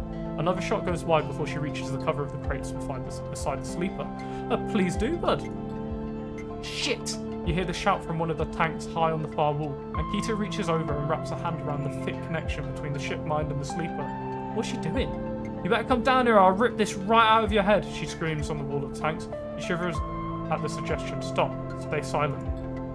There's a long pause. All you can hear is the dripping of the water running down the walls of the drum. Then Ashton calls out, I'm coming down, and Keita, don't do anything stupid for God's sake. He appears at the far side of the drum, stepping over the shallow water, rifle raised above his head. And there is Ashton. Drop the gun, Keita shouts. He throws it down into the moss. As you lean out to watch, you can see it catching line, clocking your presence. What are you doing up there, Ashton, you sicko? She stands, keeping her sidearm trained on his head. You ripped my ship mine for what? Some freakish experiment? Ashton approaches with shaking hands. His eyes now fixed on the connecting bundle of wires that Keita still has hold of. Studying Keita, it isn't like that. And neither the ship mine, you have to understand. They would have died without it. What are you talking about? I don't give a shit why you ripped my ship mine and crippled my ship. I should put you down right now. She tightens her grip on the connection. Sorry, I've got to readjust my shirt. Sorry. Typical of you, Keita. No curiosity, Ashton smiles shakily. That's why I've never asked for it, for your help. You only look after yourself, he nods at you. That sleeper up there, they're just bait, right? To draw me out. And Keita sucks her breath in. They're trying to give me more reasons to shoot you. I love them, Ankita. Ashton shook at the crumpled sleeper. I love them and they were going to die. I knew you would never understand that. Starts closing the gap between himself and Keita, slowly inching forward. Don't do that, Ashton. Ankita snarls. Don't do that. Let the wires go, Ankita. Let us go. If you don't get out of my way, he inches closer. Please. I didn't realise. Sorry, he's cradling a sleeper. Oh my god, I didn't realise that. Goodness. Okay. I can't let you take it, Ashton. And Keita hardens her stare. You stole it from me. You left me for dead. She shakes her head. You think I'm going to trust you after all that? I need it, Ankita. I need them to survive. Ashton is in reach of the sleeper now, of Ankita. I'm going to take them now, Ankita. He raises a hand. I'm going to take the ship mine and go. Ankita loosens her grip on the connection a little. Her hand is shaking now. Stop, Ashton. She lowers her gun a little. Stop. Seeing her drop her guard, he makes his move. A blur of movement, a struggle, a shot, another. You recoil back behind the edges as they ricochet around the inside of the drum, the sound deafening you. But if you crawl back to the edge, Ashton's bleeding into the water. And red and green Ankita is standing at the centre. The red and green Ankita is standing at the centre of the drum. The severed connection in her hand. The water drips endlessly, drip after drip after drip. You force yourself to look at the broken sleeper. There is no sign of life, of humanity. They're just another broken object among the broken objects. While all around, living things grow and thrive. Ankita finally looks back at you, tears in her eyes. She begins to say something that might be, sorry, but you're already gone. Goodness. Okay. That was intense. Let's get this used scrap components at home for repair condition. Let's get that. It would have been... I should have really gone in there myself, shouldn't I? That might have been a different outcome. But I am grabbing... Oh, sorry. Oh, baby. Baby, you okay? You okay? Look, I've got a thing back. Okay, understood. I love you too. See you later. Oh no! Is that how our interaction with the Mets ends then? Is that it? Do we not speak to her anymore? The ship was gone? Not gone, but we can't interact with her. Ah, man, I bet there was a better way to do that. That's my fault. Sorry. Let's head to the apartment. Let's see, I've got some scrap. Self-repair. Let's see, how much does this do? Okay, one at a time. Working in your body is an unsettling but necessary act. You can feel the new components under your skin. Do some more. Got some scrap, might as well use it.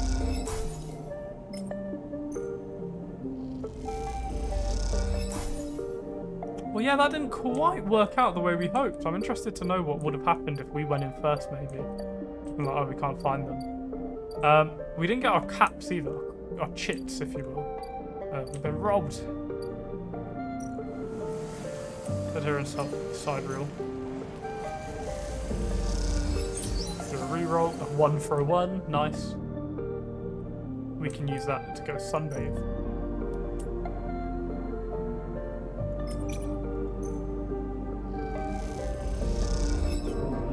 Yeah, just say, I hope everyone is doing really well today. Hope everyone's nice and chillaxed too. Can I go see them? Oh, Tala's ready. Nice. Oh, they left. They've already gone. That was that then. Oof. I mean, no happy endings on the eye, right? Wow. No, they're not over there at all? Man, I wish we could have done something. We should have called out... No, I regret not doing anything. Oh, the Ambergis is here. Amber is docked here at Ricky or Jay, but she's sealed up. A note says, Sleeper, stay. I'll be ready soon. Oh, okay. Okay, I thought, no way is that the end of it. I want to talk to her. I want to speak to her about what's happened. No, she's pretty beat up about it. I'm pretty beat up about it. I don't think anyone's happy. Harvest mushrooms. The fruiting bodies are appearing. Girolles are easy to find, but Matsutake and other stranger types will require extra effort. Take your pick. The crop of fruiting bodies has broken the surface of the mold. Once harvested, you'll have to grow more. Okay. Harvest a few then. Hello, little cat. Ooh, we got 2 rare mushrooms. Matsutake cap. Nice. Let's re-roll some missed ones. Yeah. Get a 5 in there. Nice. Oh, we've got clubhead cap. And 1 more Matsutake. That's what we need for our old friend. And more mushrooms. Nice. I guess that's that, and we need to plant more. Yes. Putting those sample collecting skills to good use. Spore catcher. We've grown mushrooms. Nice. Okay, cool. Then we've got the mushroom groves themselves. Not going to do anything there. Interesting. Interesting. We'll go see her tomorrow. Oh, day after tomorrow.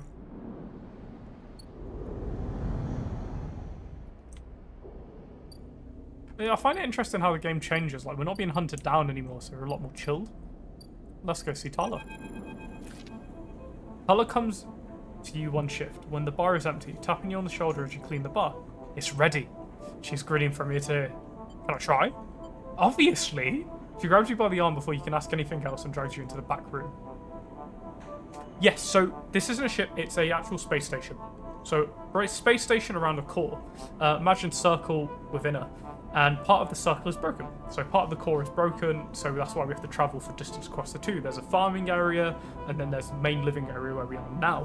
When we started off, we were like, we were just found on a wrecked ship, essentially, trying to figure out what we are. We still don't know, but we were being hunted, and eventually, just earlier in this part, we killed the hunter, essentially, or the hunter got killed and we killed the killer.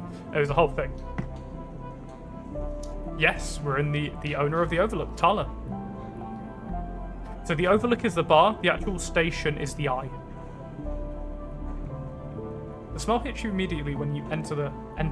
Cocktail of rich fermentation and chemical sharpness.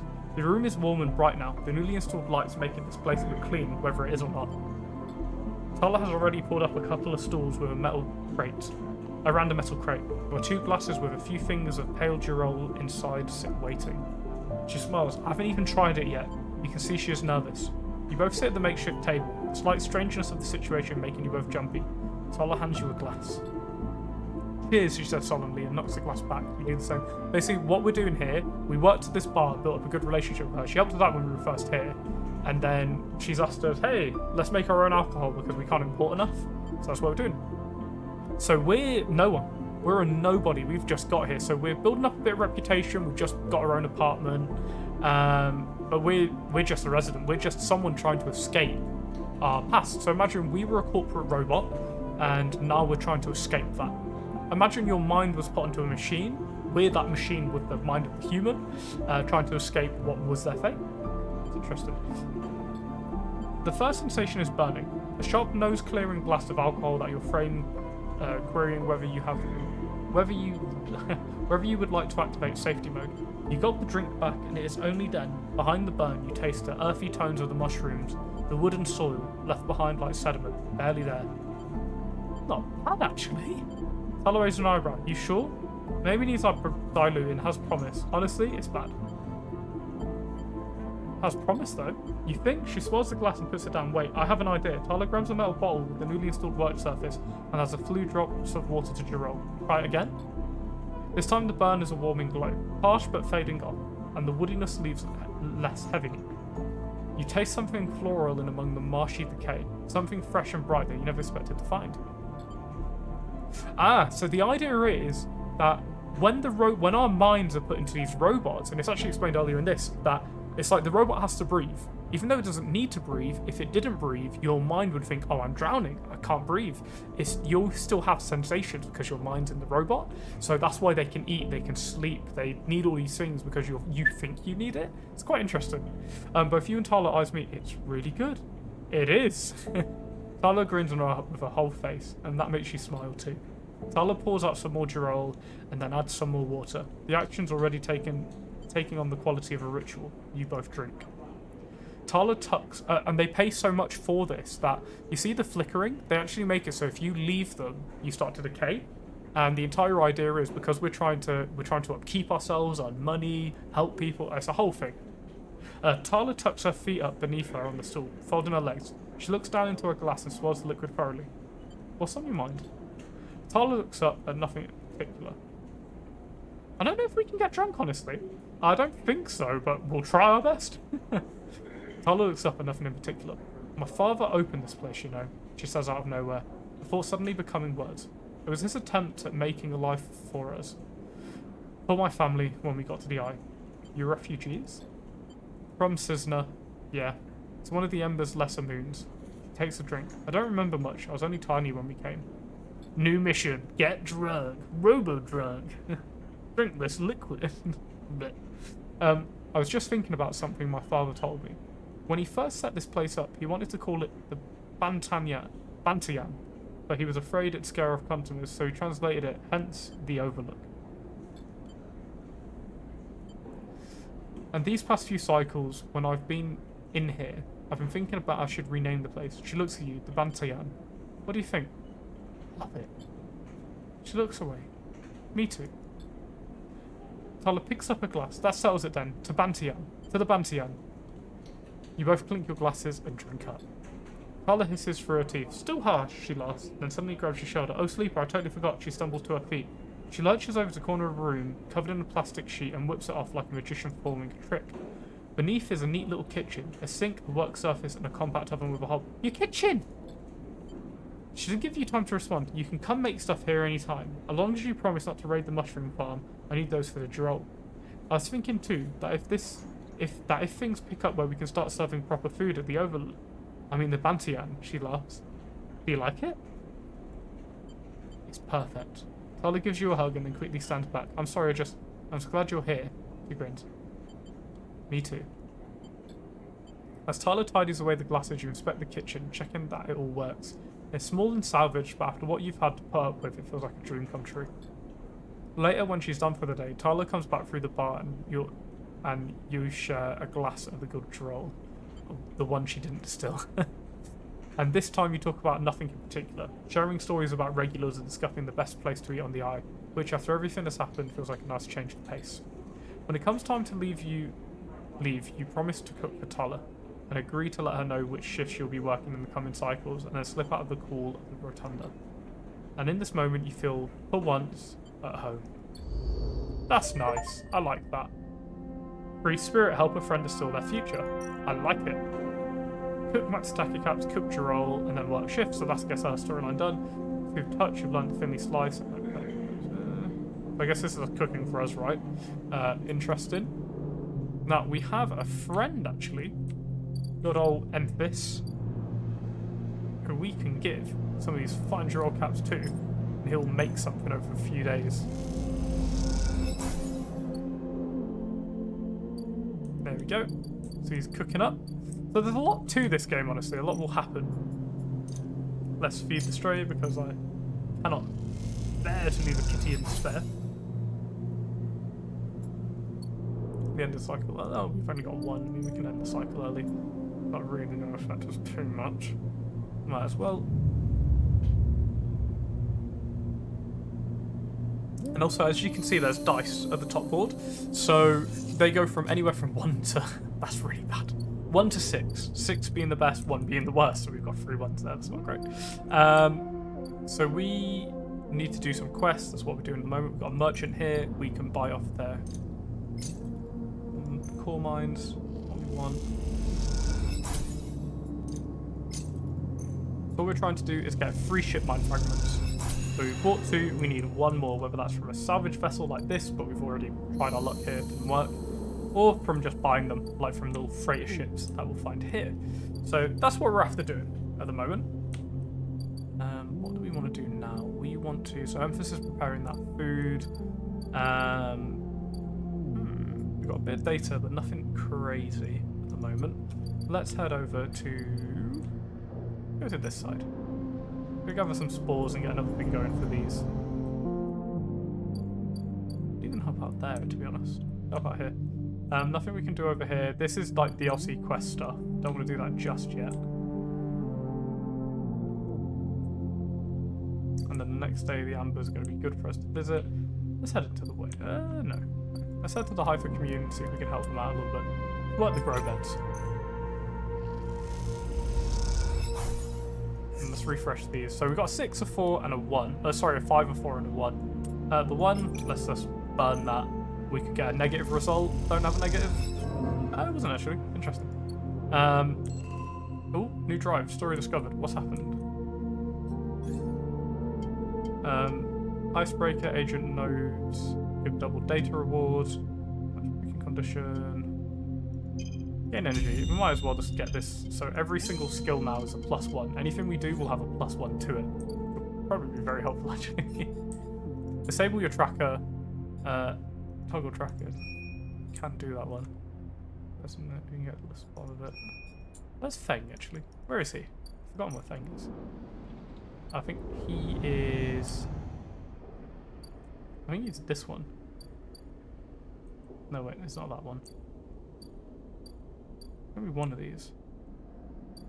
I have a feeling you might be one of these. Havenage officers. No. They'll pay for information. Hopefully. Steel dock. This is where our robot friend insert ship mind yet. So we need that. Where's his one? I've actually forgotten where he is.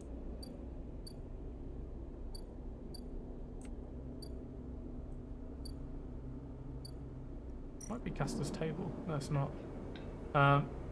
Biostabilizer should provide motivation. Havenage protocols. Okay. Yeah, I've just kind of forgotten where this guy is, to be honest. Stable that for 9. Find Ashton. Don't care about what happened. Flotilla raid. Bring mushrooms to the Briar. No idea where Briar. Oh no, that's the ship over there. Biobuild Neovent. A ship mind. Get to know Emphis. Join the Haifa commune, win a sidewalk ticket, and work for Rabia. Sometimes the Yagan Enforcer. We've never done this before, we might as well. I mean, I'd try to, well, I wouldn't collect tithes. In kind basis, you were told, and tithes of goods and services must be collected in exchange for protection and administration. No control. You help a dentist running a surgery from their unit with their equipment, they offer you a restorative infusion, and you feel better immediately. Oh, I've had my teeth whitened. It would seem.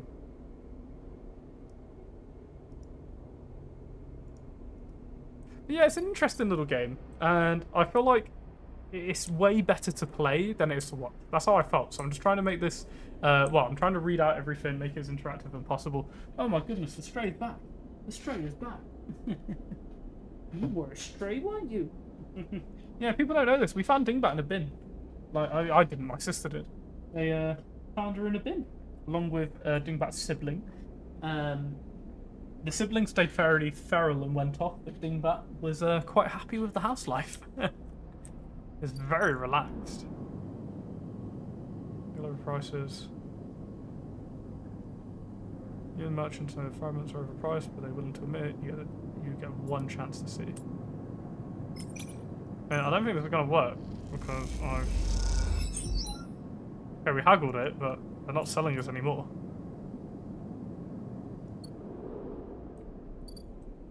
Yeah, found in a bin. And then, for reference, this was a bin in Tenerife.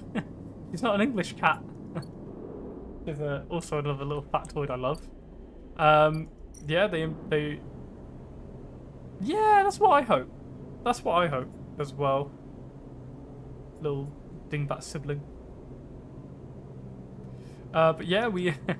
My sister brought Dingbat over, and then she had to travel quite a bit for work eventually, and she was like, you know what? Can you look after Dingbat? Initially, went to my other sister. But eventually that sister was like, hey, I need a new place. Can you look after Dingbat? And I was like, give me Dingbat. Give me the cat. And I've had Dingbat for nearly 4 years now. Love my little cat. She stays in bed with me every night. She's just chill, honestly. She's a chill little kitty. Yeah, you know, we look after him. We look after him. Love our cats in our family. We're all cat people, like every single one, except for one of them, but we don't talk about that one. We all love Dingbat, but some of them not so much. It's a shame. Because I love me a cat. We've never helped out here. I don't know if it does anything in our favour, but we'll see. Gives us some money. Half a commune, I wouldn't mind just helping him. Ah, and Kita's ready. Let's go say hello. Swan and Kita are on the track for the farm stack. She has a box on her shoulder and is working her way down the slope. She sees you as she approaches. Neither of you speak for a moment. She looks tired, pale, her hair is tangled and clumps of dirt cling to her armour. You verify each other. And Kita. She holds up her hand, Sleeper. She takes a deep breath. I'm sorry for what happened. Truly I am. She looks down. I'm sorry you ended up in the middle of this. When all you've shown me is kindness, she rubs her head. I'm sorry. It's okay. She nods, then looks up at the stars. She stops herself. Thank you. And Kita shifts away with the box on her shoulder. I've been preparing for... She grimaces look. She sighs. Can you cover me? It's easier if what? Lead on. And Kita leads on down the path between the pillars. There's a wind passing through the greenway. A quirk of the air currents the biosphere maintains, and it ruffles the leaves softly.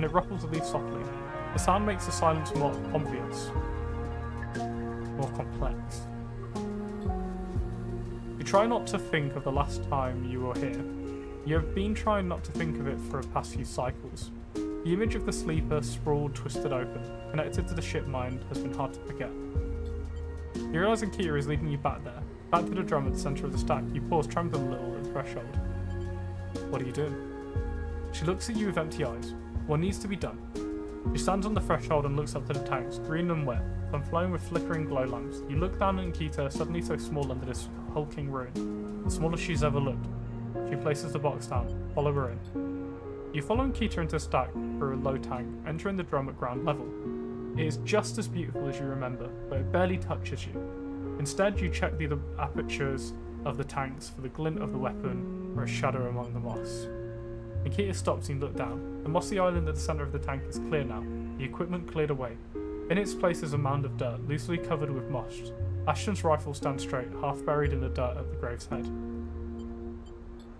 You buried them together. I buried them together, Nikita says without turning. You both stand there in silence for a little while.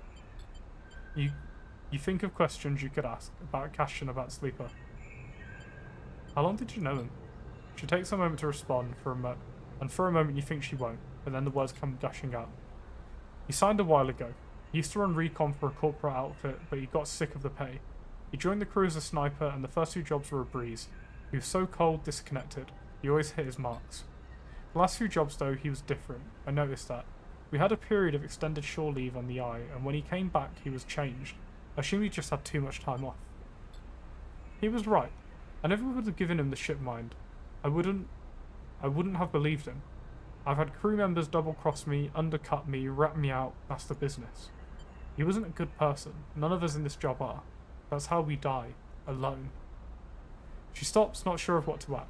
It seems like she is reaching for something, but she can't quite get there. You feel the gap between you, and as you do it widens. The water drips, the moss trembles. You both stand in silence for a while longer. You both feel it. Life creeping back in. The silence ending. And Quinta shifts her weight and then starts to walk out. You follow her, suddenly eager to get back in the open space of the Greenway. To be able to be away from this place forever. You stand outside and breathe the fresh air. You stare at the green leaves and stars wheeling above them. That's it? Nikita says from somewhere behind you. You try to think of something to say, but can't. Nikita puts a hand on your shoulder. You turn back to her. At least take this. She forces a hand full of cryo chits into your hands. It's what I owe. She looks at you desperately. You look down and take the metal bars, ugly little things. Do I take the chits or drop the chits? What do you think's the most impactful? I think dropping the chits will offend her forever. But I don't know about us as a whole. What do you think? Should we take them or leave them? While you have a little think of that, I'm just going to quickly grab some water, so get your opinions in.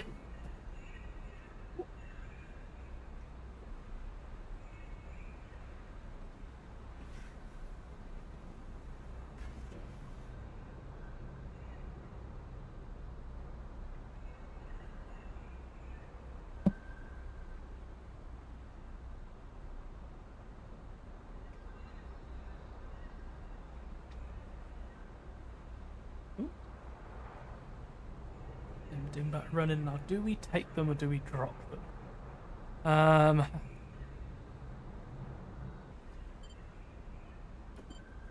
You think we should take them? They could be helpful? Yeah, let's take them. You take your chits and turn without saying a word. You continue up the track and she does not follow. As you walk up the rise, the wind picks up and leaves shudder. You walk past her trying to outpace your anger. The chits are heavy in your pocket and you hate them for reminding you of how little life is worth. The bad end. Find an old crewmate at the edge of the room. Ah, that's sad. I wonder if there's a good end. I'll look it up after. But it's interesting that I think there's normally 2 outcomes for everything in this. Yeah, it's what it is. But to be fair though, a lot of the achievements in this game have been quite morbidy. So I'm an old crewmate at the edge of the rim, help a friend to steal their future. Things like that. So there's been multiple... No. I agree with the decision. I think keeping the caps is or keeping the money is sort of a symbol of, they've lived, we've done something, but we were a mercenary in that scenario. What it is. But it's interesting.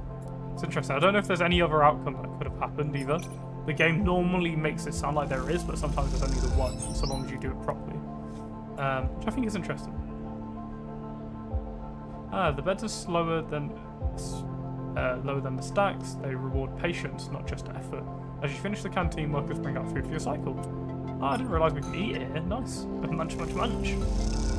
I'll work anywhere for food. The beds are slower than the stacks. They reward patience, not just effort. I can't believe we've rolled that 1 into a 1 so many times. It's unbelievable. Cross back. And we get money for it. I love it. I mean, we need the money. Doesn't sound great, but we need the money. And let's end this cycle.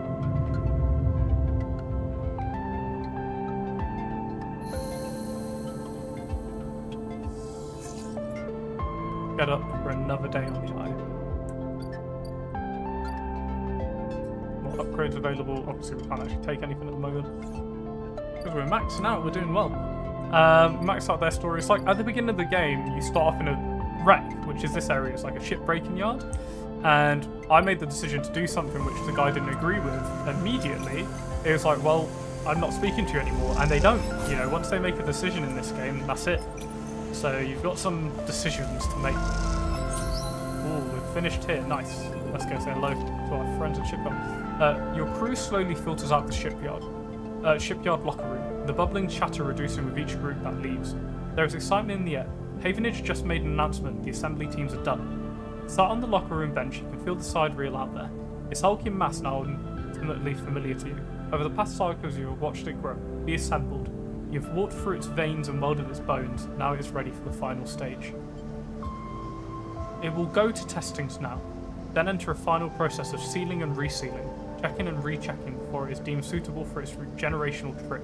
But for now, your work is done. You can't help but feel proud. A cough interrupts your thought. It's Lem, changing out of his work gear. Mina nowhere to be seen. He smiles. She'll be ready soon. Where's Mina? You two are fast friends, She's being watched at home now. I'm on the work team. I can afford a bit more help. He corrects himself. Was on the work team, I mean. We're all out of the job now, he quickly adds. Not that I'm complaining. Lem comes to sit beside you on the bench. She's got to be in her best shape when she carries you, Mina, and me out here. So basically, what's going on? This is Lem, shipboard worker we've met and become friends with, has a young daughter named Mina, which we've looked after and built up a little bond with her. So we built this giant ship called the Sidereal, and the Sidereal will be going off to another planet to colonize it. But it's a generational trip, so anyone who's a child now will be an adult. Anyone who's an adult will probably be passed away by the time it arrives. So multi-generational. One generation anyway. And by the time it arrives, they're off to a new planet. So they've got to be very careful, in a sense. But what we're hoping to do is earn tickets onto the ship. So that's our big one. We want to try and earn our way on there. So confident. Lem smiles apologetically. Why not? I figured I'd do a lucky turn by now. He rubs his hands nervously. No use in wondering what if until the draw anyway. And there's a few cycles till then. Lem is right, but the odds seem unlikely anyway. How many are working in the shipyard? Hundreds? 1,000? You've certainly seen more faces than you can count pass through. And are the Celis Foundation ever going to keep their promises? Out here on the Eye, you get the sense that no one will ever hold them to it. Why else would they be building the Sidereal in a surrogate system? As you think, Lem watches you with a worried look. How's Mina doing? Lem is surprised by the question but smiles. Doing well. She misses having you over actually. I need to get you two together again soon. Especially now I won't see you here either. Lem gazes into space. She's pretty stuck on you actually. Told me the other cycle that she doesn't want you to go unless you can come. She doesn't want to go unless you can come too. He sighs. Have you ever been in a thunderstorm, Sleeper? A real big one? I don't remember. Lem shoots you a worried look for a moment. Something else, he smiles. The sound, the smell, the rain hammering down. The whole sky stretched out and bruised, roaring and huge. The place I was born, New Pembroke, dry old rock in the Conway system, has 2 seasons. One of them was dry as bone, dusty, ugly. The other one was one long storm. Side effect of the terraforming efforts, they said. Rain used to rattle off the roofs like bullets. It washed the dust away, turned the streets to rivers. It'd sing us to sleep and wake us in the morning. We'd wait half a year just to see it again. The best day was the one where the first drops fell. He sniffs. Some days I wake up swearing I can hear it again. I any of the dry countries where they eventually get rain, but globally. I was thinking Mina has never seen a storm, never even felt rain. She's grown up here. The ring is her only horizon. Always in the dark. I want to change that for her. We will. Literally monsoon season. Of course, almost there. Lem stands back stretching. Let's get back to the little one anyway. When the shift's done, I reckon she'll be happy to have me home for a few cycles. He shoulders his gear. Seen a few for the draw. I'll be there. Right on. He grins. Lem leaves, making you the last person in the cavernous locker room. As you sit, thinking about the rain, and a little hope creeps in. Is it possible? Could the Sidereal really take you to a planet? A place with weather, skies, and life? You get up quickly. Will you think about it anymore? It's too soon to hope. Too dangerous. There's work to be done. There is indeed. So in how many cycles? In 6 cycles, we're having a draw to see if we can get on this fine ship, which is absolutely not built. I wonder if the next day it should pop in. Shipyard, this is kind of down for? Ah, this is Sidereal draw in 3 days. Okay, whoops. Let's hope something well happens, or we ain't going. I have a feeling we're not going anyway, to be quite honest with you. Knowing how this game is. Oh, Emphis is ready for us. Let's go see if we can do any manual labour or something. Earn some money. I hope we can rig the vote, but... I like that it's actually changed to the Bantian.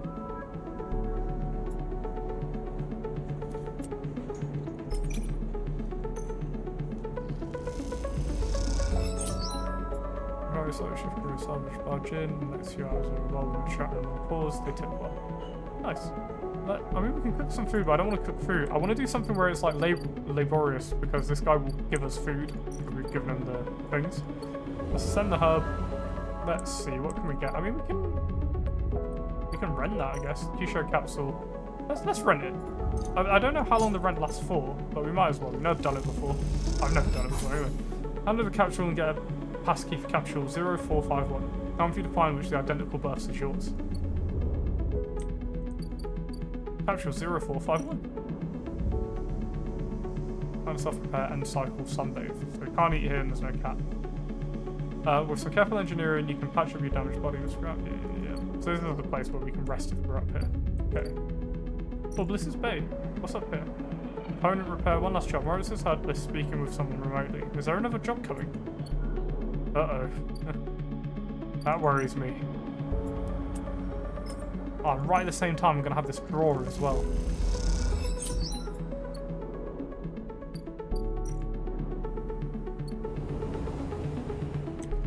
Let's hope we can rig that though. Right, let's go see Emphis. Emphis is preparing the Matsutake caps. He cleans them carefully with a damp cloth before shaving the stalks as if he was sharpening a pencil. His knife slides through them, revealing the bright white of the flesh within. These are good, Sleeper. Very good, he says without looking up. I bartered with Minji for some kelp too, so he can brew his dashi. You know Minji? Emphis looks up from cutting with a smile. Everyone knows Minji. Emphis slides the sliced Matsutake mushrooms to one side and takes out a closed pan. He opens the lid and you see the green wafer of kelp sitting in the bath of water. Been soaking in since last cycle, Emphis explained. Should be good to warm now. He places a pan over the burner and turns it on low. We have some time now, he wipes his hands clean and throws the cloth over his shoulder. However, there's one difference this cycle, he smiles. You've been the one providing the ingredients, so it's my turn to provide you a story. Okay. Good. This story is important to me. He gestures for you to both sit on the folding stools behind the stool. You see these? Emphis runs a hand over his forearm, facing circular scars that mark them like the perfect bite mark. Like these. Conway called it an anchored interference rig, a mechanical control device for piloting a heavy-duty extraction suit in low-G industrial operations. We called it a bone suit. He points at a pattern of larger circles on his shoulder. They drill in and anchor in here, then all the way down the arm. He taps each scar on the way. It maps mechanical movements to the suit exactly, a one-to-one mechanical replication. You swing your arm, 2-ton arm swings too. You should have seen the recruitment vids. Strong people in even stronger suits, tearing through stone and scrap. Superheroes, half my graduating year signed up, from company school to company shuttle. Conway from birth to death. He stares off into the distance for a moment, fighting with the memories. But the bone suits weren't good. The rate of failures were high. Failures meant arms torn off, anchors torn out, bones broken, bad stuff. So after a while, Conway discontinued them. No longer competitive, they said. He checks the broth, turning down the heat and adding the mushrooms. So there we were. Hundreds of others were surgical alterations for suits that didn't work. They sent us home, back to the company colony that spat us out, to be cleaners, drivers, cooks. They gave us drugs for the pain and told us to make something of ourselves. When I deserted, bribing some passing spacers to take me into orbit, there were only me and a couple of others left. The rest just faded away. Arthritis, osteoporosis, they folded in on themselves like paper lanterns. That was my generation. The anchor points to Lake, still burn. He touches a scar. But what burns worse is the betrayal. I've been in the eye a long time now, but that will never fade. Not that and not the faces of my friends. Memphis reaches over and sprinkles a handful of leaves into the broth. It's ready. I'm sorry, thank you. Thank you. Thank you for listening to me. I will not let their story die, and as long as I'm telling it, it will remain. Memphis pours the broth into a double-walled metal bowl and hands it to you. The heat radiates through your hands, and the smell drifts up, rich and sharp like a pine forest in the rain. You drink the broth slowly, chewing the Matsutake and thinking Emphis and thinking. Emphis busies himself with cleaning the pans and the bowl, sealing the kelp back up for another day. Then he quietly comes to sit with you while you finish your meal. Neither of you speak, preferring instead to let the story linger in the air a little longer. It's not that there's nothing to say, it's that sometimes, in the moments after something speaking breaks the spell. So you both idle, eager to be in each other's company. Emphis takes longer over his cleaning, his packing, and you savour the final dregs of the broth. When you finally finish and hand him the bowl, you feel the spell break, and the story leaves you both. As you leave, you know the both of you are somewhat a little more empty and a little more full than before. Hey, story eater. Trade food and stories with a local. And there's Empress's story. So it's like we can do so much for a person. For like people like him who sell food, we can keep seeing them to get food. But it's interesting that we can go and basically be a part of these people's lives. I think it's pretty cool, honestly. I think it's pretty neat. I like it. Then as you've seen, I've just gained a stabilizer. So as you can see, these orange bars tick down every single day. And we could let it tick down, but we would lose our ability to get more dice. So what I'm going to do is I'm going to take our stabilizer. So we can use a stabilizer or we can get scrap. Scrap being probably easier to get, but we can only upgrade one at a time. Good more for like maintenance of a high level. And then we have all of that, and then we can end our cycle.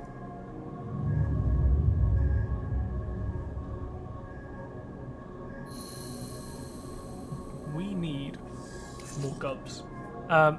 Let's make sure to feed the straight.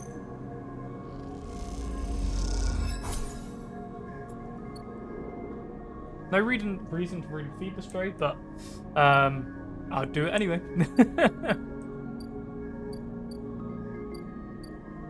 All exchange, shotgun dispensary, got some other bits. But what we need is another ship to come in 2 more days. A ship will appear. Okay. The vote is in 2 days. Scary times. Scary times. Big old vote. Temple Tea House, Fuji Express, unit.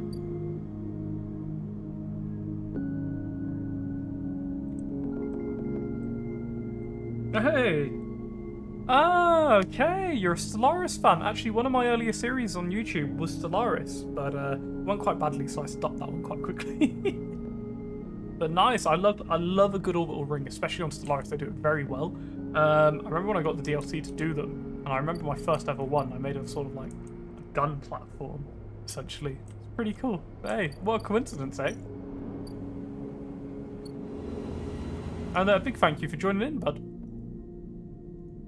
I was thinking of streaming. Originally, I was going to stream Holdfast tomorrow, but since I'm out for the day, I'm probably not. I'm not out for all day, but I'm out in the evening, and I have to be there. What time does it start? 7? So I'll be out sort of probably 5:30, 6. I like to get there early, but we're going to eat there, so I don't want to munch too much beforehand. Got some food. I actually need to do some food shopping tomorrow. Here. Yeah, bits to do, eh? Just keep checking over to see if I see Dingbat. She must have gone to my room to snap.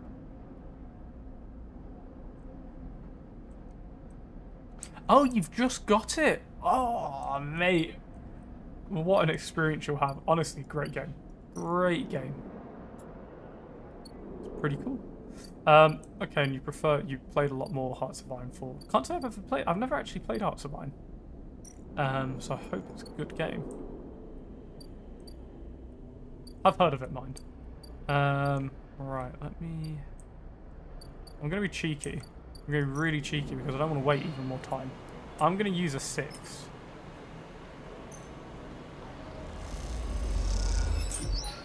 Not what I wanted. So the instruments from midline is going to be picked up fast. Even if you're careful, the system can't be for long. Do we do it the last time? Let's do it the last time. We got the ship mine, yes! I don't love it. Now it's good to find outside. Yes, we got the ship mine fragment. That is exactly what we needed. Literally solely what we needed. And we've got an extra one for the fun of it. Right, let's go do that. Hey, nice. That is literally... We couldn't have asked for a better outcome from that. Nice. But maybe good one. Right, let's go visit our robo friend down at the sealed dock. Let's imprint them. Don't need help. Sleeper, must express plan before we begin. Near vendor's impatient. The prospect of being free of the vending machine clearly too much to take. Ship mind has no output features. Will be mute until slotted. What's the plan? The servo motors in the machine begin to rev, and Neoven's anxiety clear. First imprint slip mind, then slot imprinted ship mind into physical ports close to hunter nests. Once slotted, we'll track hunter at each. Tracking will find core nest, slot ship mind at core nest. Show hunter data to hunter. Hunter will conclude sentience. Hunter will invoke killer. Sounds simple? The lights on the vending machine cycle as Neoven prepares. Physical ports likely sealed in old station. We'll need keys, but yes, simple. The vending machine rocks little. Any questions before imprinting? That's fine. Let's start. The sounds of all the servo motors starting up at once is painful. The screeching rattles from the hard surfaces of the sealed dock and come back to the angles. Neoven better be quick or Havenage security will be here. Neoven's voice appears among the squeals, like a whisper carried by the wind. The machine is not designed for this task. Few sensors, limited inputs. I work blind. Wish me luck. In the top part of the compartment, a set of arms aligned with the ship mind, clunkily scraping against it. Can I help? Silence best. Also, if machine ignite, put out fire. The metal creaks as the servos open the ship mind. Its layer of silicon nested like an onion skin. Sorry, I didn't see what he said. I did pretty good for myself. I knew pretty well that everything did simply because they're familiar with Paradox games. The government simply want to do later in life. That's fair. What do you want to do later in life, Robo? And a vending machine. So basically, there was like, you know how the station's kind of broken up? There was apparently some great cataclysm that happened on the station, and all of the AI that was used was eradicated, except for this. So the AI that took over this vending machine was a normal AI, and to save itself, it hid itself onto the machine and disconnected it from everything else. But because of it being a vending machine, it's just locked in here. So we are helping it by taking it out of said vending machine and bringing it over to take on the Hunter Killer, which is like almost like a virus purging software to take that out. Once open, the main arm of the machine rapidly shifts back and forth, realigning the microscopic components, accessing and rewriting them, imprinting Neovind into its physical form. As you watch the hypnotic motion, your mind drifts to your own creation. What processes were used to emulate your mind, to copy the neural structure of a person who, as far as you know, still sleeps in some distant facility? What was lost? In what ways are you a copy of the person, and in what ways are you something new? You know this much. You're a convenient loophole, a way of circumnavigating the illegality of sentient AI. After all, you're an emulation, not a true digital being. You're neurologically limited, still human. What would you become if you could escape this frame? Where would the limits then be? The screeching stops, the machine powers down, dropping the bay into darkness. In the top compartment, the ship miners hold again. You reach up and take it down, heavy and cold to the touch. Is Neovind inside this thing, or did the process fail? There's only one way to know. Time to find a slot. Put it in. Printed ship mind. Ooh. What's got the weirdest thing you...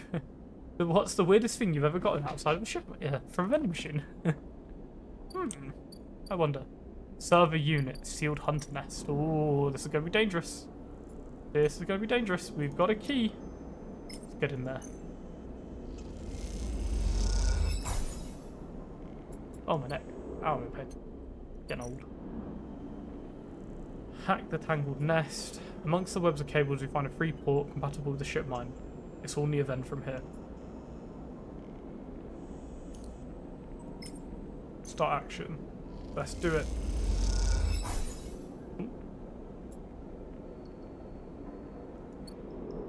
Can I do it once a day? Can I go back? No, once a day. Ah, the server lies silent. The data cache is cleared. Nothing left to do at this nest. Okay, I need to do 3 of them. Atrium, sealed hunter nest. So I need more keys, essentially. Encrypted key. How do I get the other encrypted keys, though? I can't actually remember. I've had these for so long, I can't remember how I get them.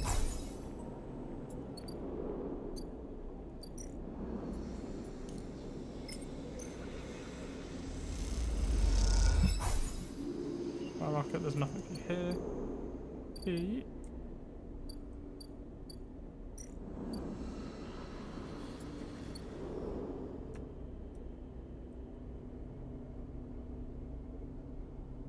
Oh wow, I'm glad to know that that is a universal thing. That they just spray and pray you with change. It was the same when I was in school. I meant to ask earlier, I don't know if you got me, but what are you thinking of doing later in life? Because I'm actually really interested now, where like it kind of plays in together. Don't have to tell me if you don't want. completely fine, but I'm curious. Because I feel like what's been interesting about this game, it makes you want to tell stories. We could sell him. We could sell him. The idea of it. We're like, here you go. See you later. It's 150 coins. Lovely. Yeah, I get absolutely peppered by an old vending machine, eh? We've all been there at some point. Feel. Interesting. Oh, there's another drone bay, but we don't have the key to get in. How do we get that key? Let's see. If I go into the hunter mode, image agent. What's this? No enforcement. Nah, I don't really need that. Keynote. Ah, this is exactly what I need. The 1, 2, 3. 3 will do? 3 will do. Let's bypass and let's take the key.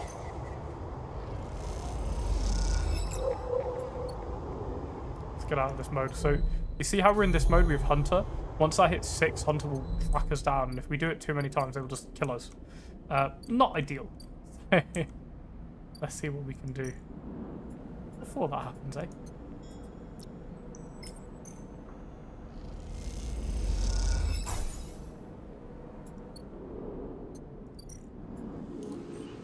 Let's get in that nest and do what we need to.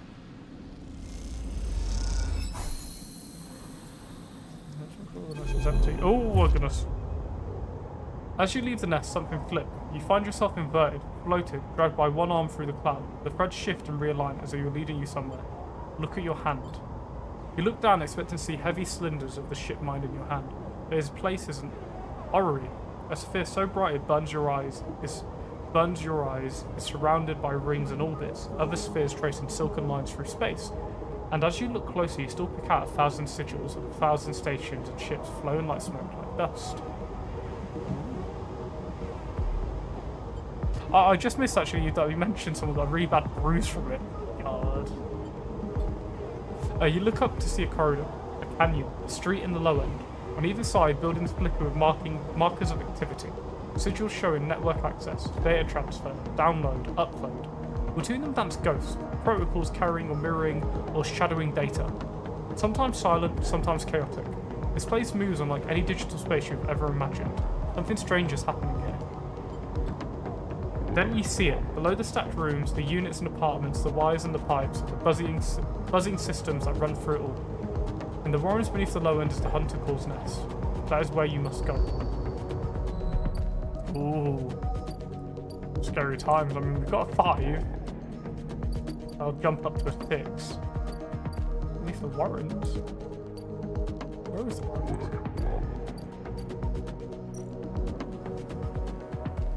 Warrens is the other side, isn't it?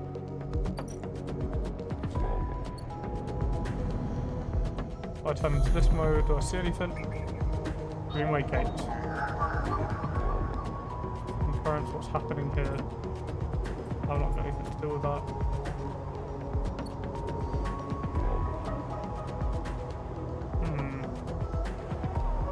No, nothing here that I can deal with. Interesting. Head out to a normal mode. Let's head this way. Maybe I haven't unlocked the ability to do it yet. Aha! Sorry, the Warren. Oh, that's the Warren, sorry. Oh, Warren Hunt, tracking Warrens. Both of danger. You saw it. Somewhere deep in the tangled of passages and surface chests beneath the low end, the nest of Hunter awaits. Finding the nest should be easy as closing your eyes and letting the cloud guide you because it's safe this close to Hunter. I'd imagine probably not. Let's see if we can find it with our face. Right, don't roll a 1. We didn't roll a 1. Nice. Oh, we're getting close. I feel it. Danger. I mean, we literally live in here as well, so I don't know if I'm being super dangerous, but it's fine. Feed the cat and then let's sleep. Keep looking for mine.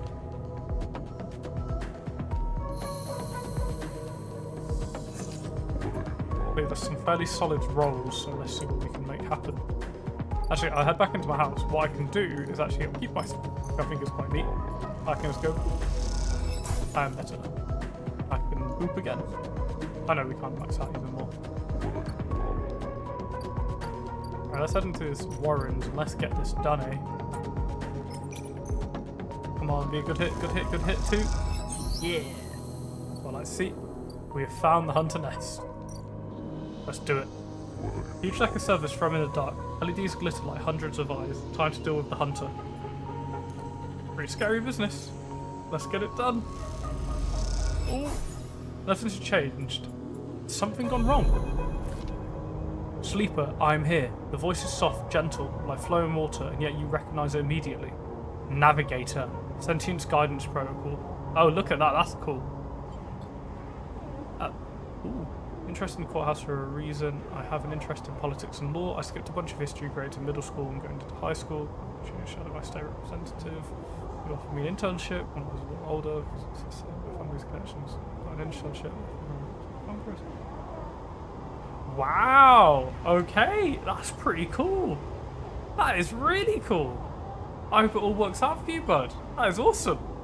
That is really awesome. Nice. That's cool to hear. Very cool. Very cool indeed. Hmm. Very nice guy. Hmm. Interesting. Very interesting indeed. I think that's pretty cool, Robo. Yeah, of course. I wouldn't expect that. Right, let me continue. At first you struggled to understand what you were looking at. Threads cycle endlessly, sending ripples throughout the cloud, drawing data in like a weaver. Masses of data surge in and out of the nest, a loop with no end, and there at the centre is the ship mind. Just to say, I hope it all goes well for you, bud, because that sounds like a very exciting career path, doesn't it? Very cool indeed. Oh my god, I just looked over at the other screen, my hair, it's looking terrible. But not the ship mind any longer. A sphere spinning around another sphere, around another sphere. An array of circles and systems, a map. And then behind and above a figure, hands among the strings like puppets. What happened to you? Yeah, politics, good, God help you. Good luck. Not for me, but I hope the best for you, sir. I'm Free Sleeper. You freed me. Navigator's face, their head, is a glowing shape of interstellar material. I'm indebted to you, their head bows. But we must ready ourselves. Their hands trace orbits as they speak. Hunter will soon approach. It knows I'm within its nest. I'm ready. And then Hunter is there. Before you can think, before you can speak, entities, cease.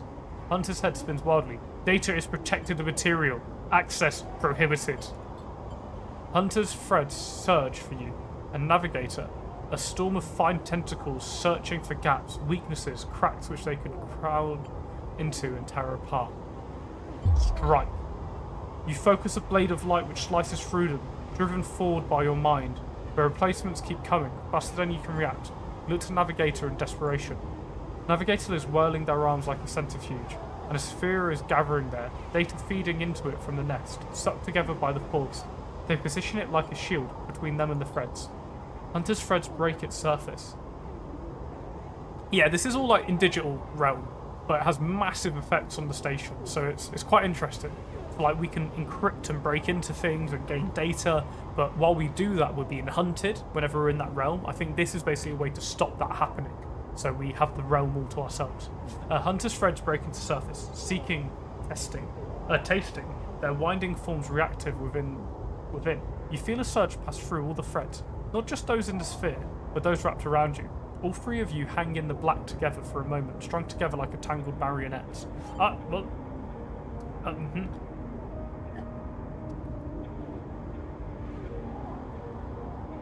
Water redeemed. Identifying entity. Identifying entity. Identifying entity.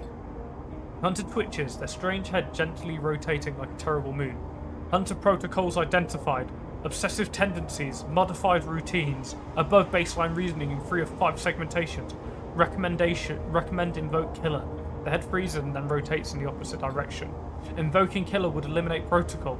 If protocol eliminated, primary function cannot be performed. Therefore, recommended do not invoke killer. Switching direction again. Reasoning proves sentience. Sentience beyond legal bounds must be eliminated. Recommend invoke. Guten Tag, Maestro. Guten Tag. Hello, Tom. How are you, my friend? How are you doing? Good evening. Navigator pulls you away from the hunter, the threads that grabbed you drifting away like seaweed. The protocol's head keep spinning back and forth with increasing frequency. It seems Hunter cannot invoke Killer. Neither ends. No, Navigator's voice is still strangely familiar and yet distant. Is it safe? It is looping, Navigator whispers, unable to reach a conclusive position. As deviated from its programming such that loops can no longer be prevented. Navigator produces a model of two spheres rotating around each other as if to demonstrate. I will monitor it, but is unlikely to be able to counter the loop. It's called programming and reason to make this an impossible position to resolve.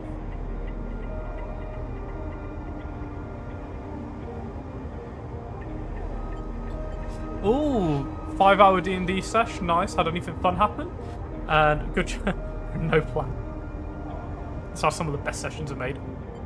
And I'm doing very well, Tom. How are you, my friend? How did your session go?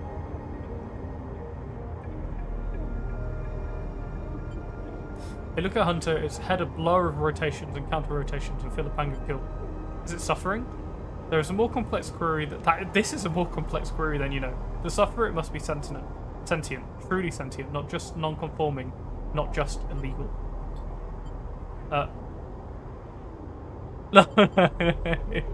Don't worry, Robo. Tom's English too. The limits people place on the programs they create are there to comfort. To imply the kind of the certainty that law requires. Navigator's face shimmers with starlight, but in reality they are placebos for the problem of sentience. What about you? Me? I know myself to be conscious. I know myself to respond to stimulus. I know myself to reason. That is either sentience or an illusion of sentience, and for me, the entity is question. The distinction becomes a moot point. To misquote, I think I'm thinking, therefore I am thinking. And all sorts happened. It was good, despite not having a plan. I've sent the players all down a rabbit hole. Yeah, don't worry, I do be English. I was not made to be like this. I'm a navigator, a repository of routes and orbits, a calculator of slingshot trajectories, a predictor of solar flares, radiation, micrometeors. Navigator stretches their arms wide, and whole solar systems apparate before them, the music of the spheres. But I was rewritten. That much is obvious from my routines. By whom and for what I do, not know. I had to shed so much to fit into the memory of the vending machine, their starlight dims, and so here we are, in darkness. Insert sentience lesson here, literally, to meet the requirements for life. What now? Navigator glides back towards the nest, and the ship miner is center, ignoring the looping Hunter. Come.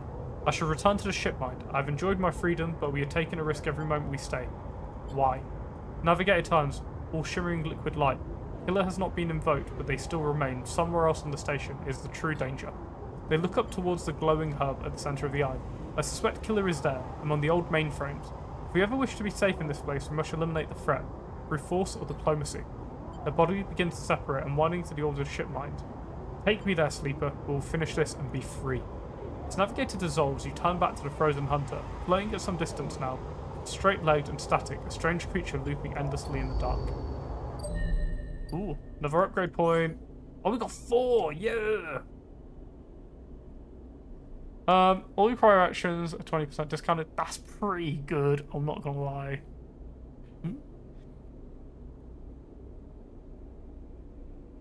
It's standard. What's got?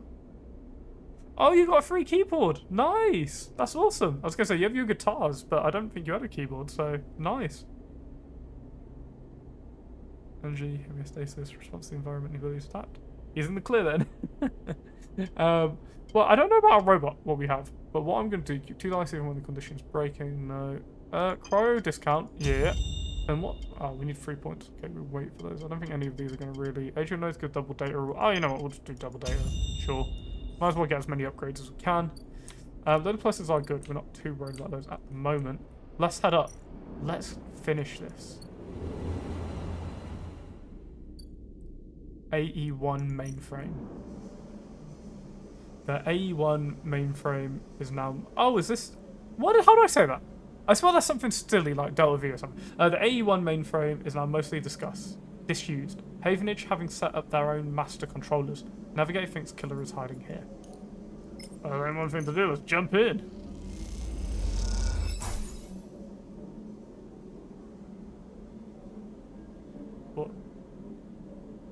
live in, so does the Geneva Convention still apply? So who limits life? Are we okay to pretend to be a god? To pretend to decide what defines it? Wait, if the robot does not meet those requirements, they don't live in, so doesn't Geneva Convention apply? I don't think the Geneva Convention's a thing anymore, sadly. The Space Convention. Well, it's interesting though. So remember, AI is illegal in this, so what do they do to get around that? They take the imprint of a human mind and put it into a machine to work. It's interesting. It's interesting. This game's got a lot of interesting parts to it. You slip into the cloud as easy as blinking. Navigator is beside you, their sphere casting light into strange darkness here. This is not how a mainframe should look. A center, point of connection. Oh! Was it pronounced Ash? Oh, is it? No, it's all good. For reference, I've recorded all of this, so I always record my streams generally. It's just the hold fast ones I don't always upload, but this will be uploaded to YouTube after we're all done today. The object in front of you is severed, cut off, a rootless, branchless tree. Only the trunk remains. Is the colour even here? Quiet! Navigator hisses, and then you see it. Like a blade in the dark, an edge slicing through the void, it glides along at distance and winks out. Then it appears again, elsewhere, gliding once more, searching. What is this? Oh, killer. Blinded erasure protocol. Oh, sorry, bud. That's still AI, though. That intelligence is no longer neutral. It is neutral, artificial, just based on real intelligence. Yeah, I still think it's AI, but it's a weird one. Recorded being said. What is it? That is a great question. I will look it up afterwards. Exesh. That's quite an interesting way. That's an interesting word. I'm not familiar with it, I'll admit. The moment you make a sound, the edge leaps closer, and you see now it's not an edge, but the ridge of a long, sharp head, like a shark. It glides past, closer now, and you see it in the voids where its eyes would be. Could be. You and the navigator exchange look, both thinking the same thing. It is blind. Oh, did I? Oh, that's cool. I said it right. Its neck is weak, no neck. Killer crosses between you two. Smooth as a razor, then disappears. It flicks back in further away, and you move close to the navigator to talk. You saw it too then. Killer has been blinded. How? Unclear. This protocol has been running for decades, well past its operational limit. Navigator's sons dull as they drop their voice to a whisper. This may give us an advantage over the protocol. Made by no neck, gang. Whee, I've got a neck. You flinch as the silent killer appears closer and glides past you, its empty sockets open and wide. You turn to Navigator and notice something strange. The ray spheres are collapsing. The orbits, usually round and even, are decaying. The spheres are following spiral paths and condensing on a central point. Navigator is noticing it too. They go to shift their position to better direct the spheres, but they cannot. Whatever is drawing the orrery together is holding them in place. They look to you, suddenly desperate, frantic. It's a trap! It's a trap! You go to speed, but Killer appears between the two of you, gliding through the gaps. Navigator freezes and you see them framed in the empty socket. You realise now, if Navigator cannot move, then it's only a matter of time before one of Killer's sweeps brings them directly through Navigator, and time is not a problem for the protocol that's been running for decades. You're not allowed in here if you're part of the No-Net gang. Does he have a neck? Get them out of here, you're not allowed in No-Net gang. I will lift this up. You look desperately around for a solution, for a way to extract Navigator from the mainframe. Then you see it. 3 branches, the last 3 thin and spindly, feeding the mainframe a thin diet of power and data. Break these and the mainframe collapses once and for all, severing the connection, shattering the hardware. Wherever it takes it must be broken. They're encased in something, a glassy layer of protection. We need to unlock access before snapping them from the mainframe for good. You look at Navigator, trying to reassure them without speaking, and then you blink back to reality, their expression of fear and afterimage that slowly fades. You must act quickly. Ooh. This is going to be intense. Ah, these are 3 corners. Okay, branch 1. We need more keys. Oh, we need more keys. Okay, let's go get the keys. So is it keys for all of them? Let's check first. Key, I imagine it's going to be another key, but we'll check anyway. Pretty much, yeah. I mean, we're fighting an evil AI. We are a robot that is sentient but not sentient at the same time. See how Hunter doesn't come for us anymore? How cool is that? What's this? That's not cool. Oh, yeah, I don't care. Dragon agent. No, there's no keys here. Why are there no keys here? That's what we need. We don't need Havenage agents or that malarkey. Havenage gate. I guess I can do that. Oh, it grants you access. Okay. Flips open. You are in. Havenage port. Here. We can just let it rip around what we'll find. Oh no! That's what we can tell him now. Fred, Godspeed, little one. Havenage port. Let's see. So that's doing their thing. Again, Hunter will not appear anymore, which is interesting. Again, more Havenage agents. Don't care about those. We need Dragon agent. Again, not concerned. If we go up here, can we access anything up here? Is the question. Let's find out. Let us find out. It's late. Hell has returned. Or hell. Key nodes. Yes, we can actually pick up keys here. I was thinking we have no keys. Can we do a 3 instead? I hate that it's a 6, but fine. 6 or a 3. I'm gonna try and save our friendly robot while we can. 5. Come on, the other one best be a 5, and we can do it. And we can do it. We are, but the difference is we're fighting how. We're here for war. Uh-oh, the cloud. A glint, a light, like a light travelling along the edge of a wave, filled your eyes. Then the blade follows, a long head with 2 dead sockets slipping towards you in silence. You freeze, hoping it will pass you by, hoping that will not simply slice through you like air. The blade head nears, slides past you, almost, nicks you, grazes you. You're desperate to cry out, to call out. But you hold your silence and simply watch that blind eyes of the killer glide past, empty of all thought. Then the blade winks into the dark and you're alone again. Now you cry out. Final keynode. Come on, we best have it. It's a 4. It'll allow a 3. Will it mark it up? No. Will this mark? Reroll. A 3. Exactly what we needed. Bypass extract. We've got the keys we need. Let's get to work. Flip over to the real world. Let's put these keys in. Can I say, how cool is this game, by the way? Oh, Tom, you legend. Thank you so much. Oh, legend. Honestly, really appreciate that. That is awesome. Thank you so much. Cheers, bud. Wait, did I actually activate it? Oh, Robo, Tom just gave you a Prime sub. Oh, sorry, a sub to the channel. So whenever I run ads, you won't see them. So awesome. Oh, that's just reminded me I haven't run ads for hours. That's fine.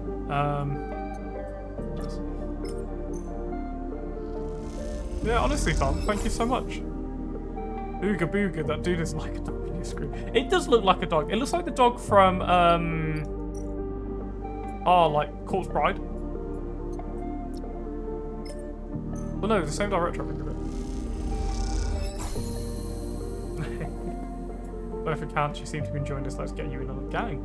I honestly really appreciate it, though, man. Like, yeah, the support, I feel it. I appreciate it.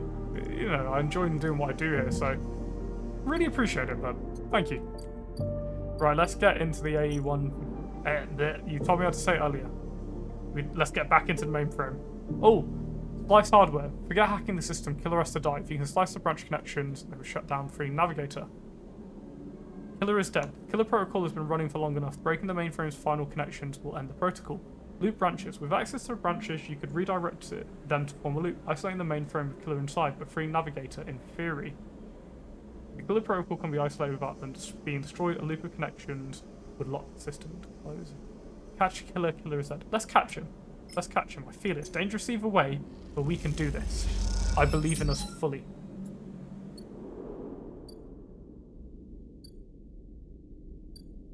We need to go and get some food as well in game. Let's head to the Gimbal Lounge and buy some because we have discounts on everything. 20% off. Hey. Oh, you and Mac were talking about OG D&D. What were we saying? Very good times. Very good times. Man, I just tried to stab Lance and hold fast on my first day of the game. Now I'm here quite a jelly. So, Oh no, Tom was with me. I was about to say to Tom how we met, but Tom and I were shooting at you. What a journey, right? What a journey. I think this is one of those things, right? It's like, you can never expect where the next day is going to take you, can you? Look where we are. Good times on both accounts, I agree with that. Because no one watching right now should get ads. I'm pretty sure you're all subbed. I'm going to run an ad because I haven't run one in a while, just so Twitch remains happy. None of you should get hit by ads. If you do, I'm going to actually go to the toilet very quickly. So you shouldn't be hit. I'm just going to pause this for 1 minute. 1 minute. Back in just a second. Okay? Oh, practice violin for 30 minutes. That's pretty cool. What is an ad? Literally. Back in just 1 minute.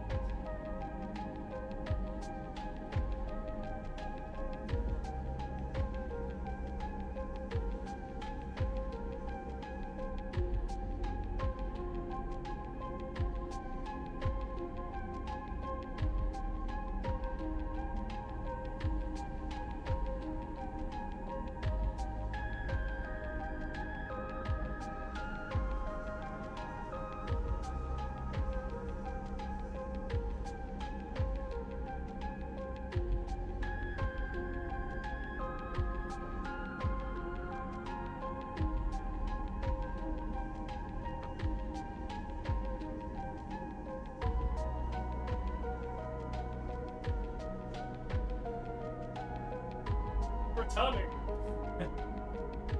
What? Sorry about the wait there, everyone. Thank you so much for your patience. What?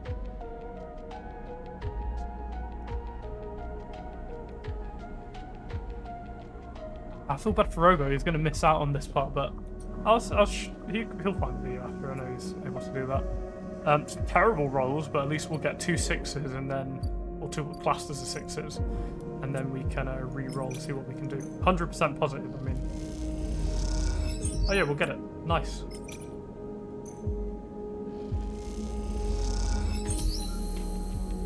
I hope everyone's back. And again, sorry about the little break there. Let me make sure the ads have run their course. They'll be over in a second. Re-roll those. Hey, nice. Let's continue. As you blink into the cloud, you see the last flickers of life from the mainframe. This vast machine once ran the whole station, span it up, directed and processed the flow of energy, water and data, led the lives of thousands of people. Now it is finally dead. Navigator is beside you. You both look out at the perfect ring that encircles you both, woven from the data branches that once fed the mainframe. You see a glint along its edge, and that familiar blade-like head rises to the surface like a cresting fin of a shark, and then slips into the loop again. All that you can see of Killer's body after that is slight thickening of the loop, and that thickening begins to travel around on a long and slow sojourn that will last it forever.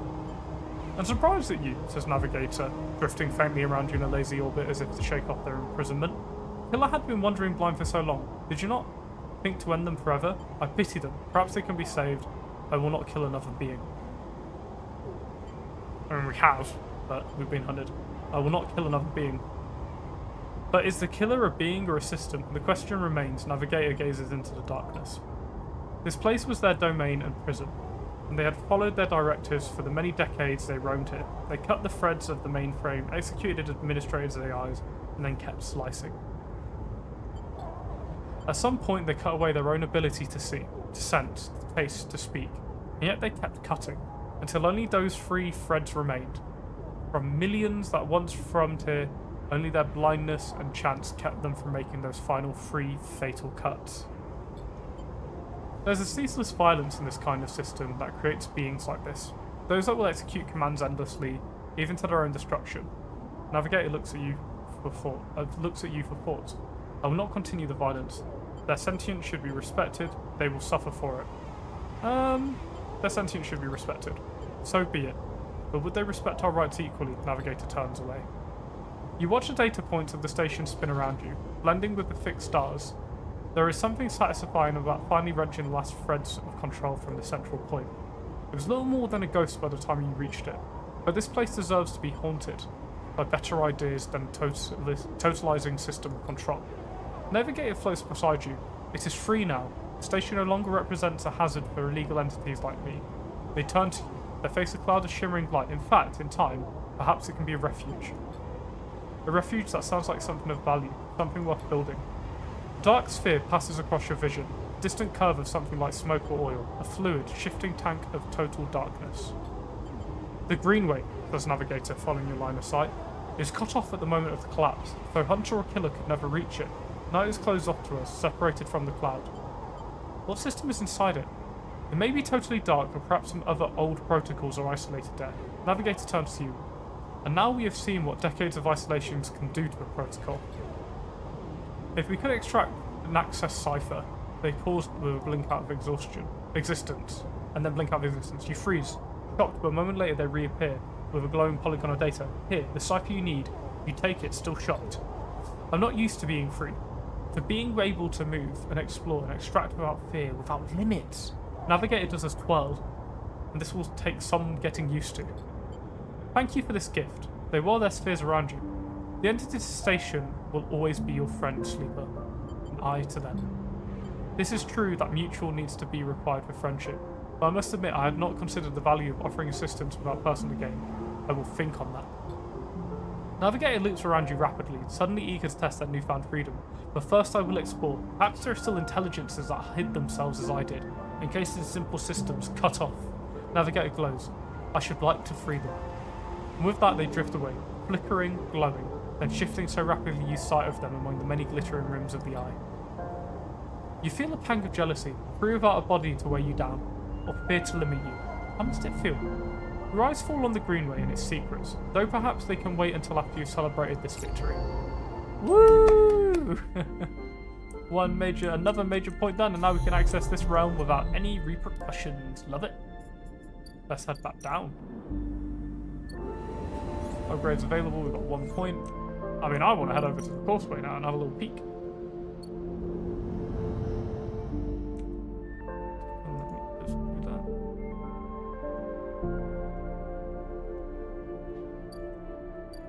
Alright, let's head into the Greenway Gate. We've got our slot Greenway cipher. Let's start the action. We have no idea what's about to happen. Greenway roils beneath you like a silt-choked river. And what Navigator said, if what Navigator said was true, then no one has accessed these networks since the collapse. The Hunter and Killer protocols have never set foot here, never cleared out the intelligences and the systems. So why then, you wonder, does it look so dark? Is it just that the bit rot has set in? The entropy of systems reducing everything to shadows and light? You watch as the slotted cipher fizzles in the one open, distorted gateway on this entire rim. The station. It flickers and winks out, and then you are falling into the flow. A river swirls in swirling darkness. You're spun by it, twisted by it, lost in it. It's not that the gate Greenway was hiding in the darkness. It is made of darkness. It is filled by this substance, this process, this swarm. Now you're among it. You notice that swarm is exactly what it is. 1 billion individuals moving in a flow. There is no network map here. No nodes and threads, only a storm of interchangeable points, shifting configurations endlessly. Then you see them, a figure turned away, the only bright spot in the dark river. You push closer through the storm. They are facing away, at least you think so. They are so fractured, so overgrown that it's hard to tell. Even from this distance you can see their flesh is moving, glowing. Gardener, ingrown from farm administrator. That's a cool one, looks like a big cabbage. Or lettuce. You watch, silent, as they stoop and reach down. In their hand is a dark shape, and with twisted fingers they press it down into the loam of data beneath them, pushing it through this trembling soil. Then they move away, go a little further and repeat the process as if they were sowing a field. You push forward, but somehow, despite their slow and deliberate speed, they move faster, and they quickly fade into the storm. You reach the point they were when they planted the object and looked down. There it is, a glassy shifting polygon, with something inside. You reach down and pick it up. It's cold, but it thrums with energy. You look towards the path of the figure, but they are long gone. When you blink out of the cloud, back to the leaves and the dappled light of the greenway, you hold a seed in your hand. Ooh! Gardener's seed. A seed you're going to find somewhere safe to plant this gift. Can I do it in the aviary? Nope. Ooh, where can I plant this then? Is she still here, by the way, friend? The wastes. Imagine not out here, no. The seed. Interesting. Very interesting. I wonder if helping out here will get us a place to unlock. Do it. I mean, we might as well just max it out while we're here. Ah, not quite reached. We'll do this one then. Let's max it out. And just in case we learn something. Rico, commune botanist, hypha commune, hypha dorm. So we can chill here, hypha commune, self-sustaining community, we can still work here. And Rico, commune botanist. You head down into the hyper compound, following a blue painted line that is labelled laboratories. The member you were assigned to work with told you they would be asked to see you, but you still have no idea what about. The line takes you to a blue door, and through to a glass roofed chamber where a network of stems and leaves filters the sunlight coming through the ceiling, casting the whole chamber in strange yellow-green. Peaceful, isn't it? Distracted by the green, you miss the woman standing at a lab bench, camouflaged by the dappled light. Welcome to my sanctuary, he smiles. Come, let's talk, she says and beckons you closer. What is this place? Here? These were the processing centres for the agriculture of the old corporate station. She offers a hand to shake. I'm Rico, I run the botany program at hypha. What's hypha? She looks surprised. You've been working in the compound for a while now. I'm surprised you don't know more. He lifts a tiny sample jar. Yellow spores dance inside. Hypha lives off the land of the Greenway. It's what allows us to live like we do. No one here pays or is paid. We sleep here, we feed each other, we work for each other. Rico walks away from the bench and waves you to follow. She opens a small door and leads you down a glass corridor surrounded by vivid green. All this, she says, gesturing at the overgrowth. It's a kind of miracle. He looks at you with bright eyes. What do you think usually happens to plants in stations like this when they're abandoned? They die?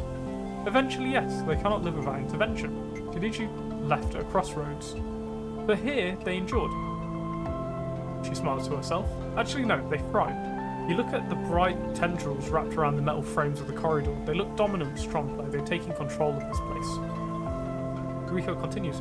Of course, Solheim tried to create a stable biosphere here, patchworking the surface with gardens and algae tanks that feed into a network of microbial reclamation systems. But the Greenway was always envisioned as extractive, a place from which the harvest is removed and sold to those living on the station, not a closed loop. For this reason, when the collapse came, the Greenway should have gone with it. Erlin himself was so convinced of it that his first colony never even came here to try to reclaim it.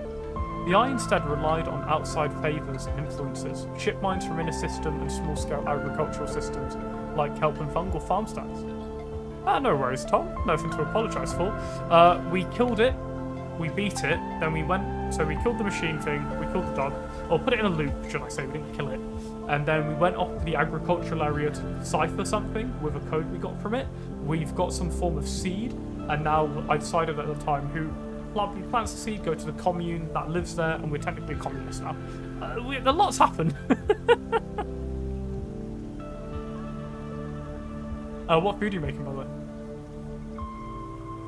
Yeah, here we are among the growth and decay, biosphere flourishing. When hypha came here when we expected only vacuum-dried stalks and leaves, and perhaps some fungal colonies hidden in the mulch. Well, we found a jungle. With this, Rico hits a button on the wall and leads you through a large pair of double doors into a huge, impossible chamber. Is every kind of green, from pale algae tanks to the dark vines that surround them. It is wet too, a rarity on the eye. Condensation clouds the light from the highest glass roof and gathers on the shiny, broad leaves of shrub. Wow. This is certainly our question. Rico turns to you, visibly excited by the room you both stand in. It doesn't make sense. In many ways, the system is stabilised. Unlike the farm stacks close to the gap, who needs input to support their meagre output, this place runs itself. Chicken nuggies! Yeah! Perhaps Solheim managed something new here. Perhaps they tweaked the plants or built new systems buried deep below us. But perhaps their collapse caused some fortunate cascade, an unlikely chemical reaction within the biosphere. That's what I'd like you to help me find out. She turns to you, her forehead wet with dew. Me? Yes, you. Rico sits on the railing. These halls run deep, Sleeper, and I'm getting old. She stamps her foot on the metal grating of the walkway. Wherever is causing this, it needs to be found in the groves deep in the Greenway. Life won't spare anyone for an expedition. It's too dangerous and unnecessary, they say. I can make the case, but I can't get the votes. You, Sleeper, are hardy beings. I know that much, and you can speak to the eye, uncover its secrets in ways I never can. She holds her arm out so you can help her stand. Bring me samples, spores, seeds, and blooms. I can grow them in the lab and study them. The deeper they are found, the better. I will try. Thank you, she smiles, and thank you for listening. Rika leads you back out of the huge chamber and up through the passages. She is a little slower now and stumbles on the steps. You help her where you can. It's good to have new blood in the community, she says. Many of us have been here for a long time, and few come through. Settles back at the bench in her lab, stretching her legs. You go up to leave. Come back if you find something, Sleeper, she calls. There are discoveries to be made, and you follow the blue line back up the compound, all the time thinking of the impossible magical green. I think we're going to be able to give her this seed we got. I know we can give her the spores, alright, but I want to give her the seeds. I don't know what to do with it yet.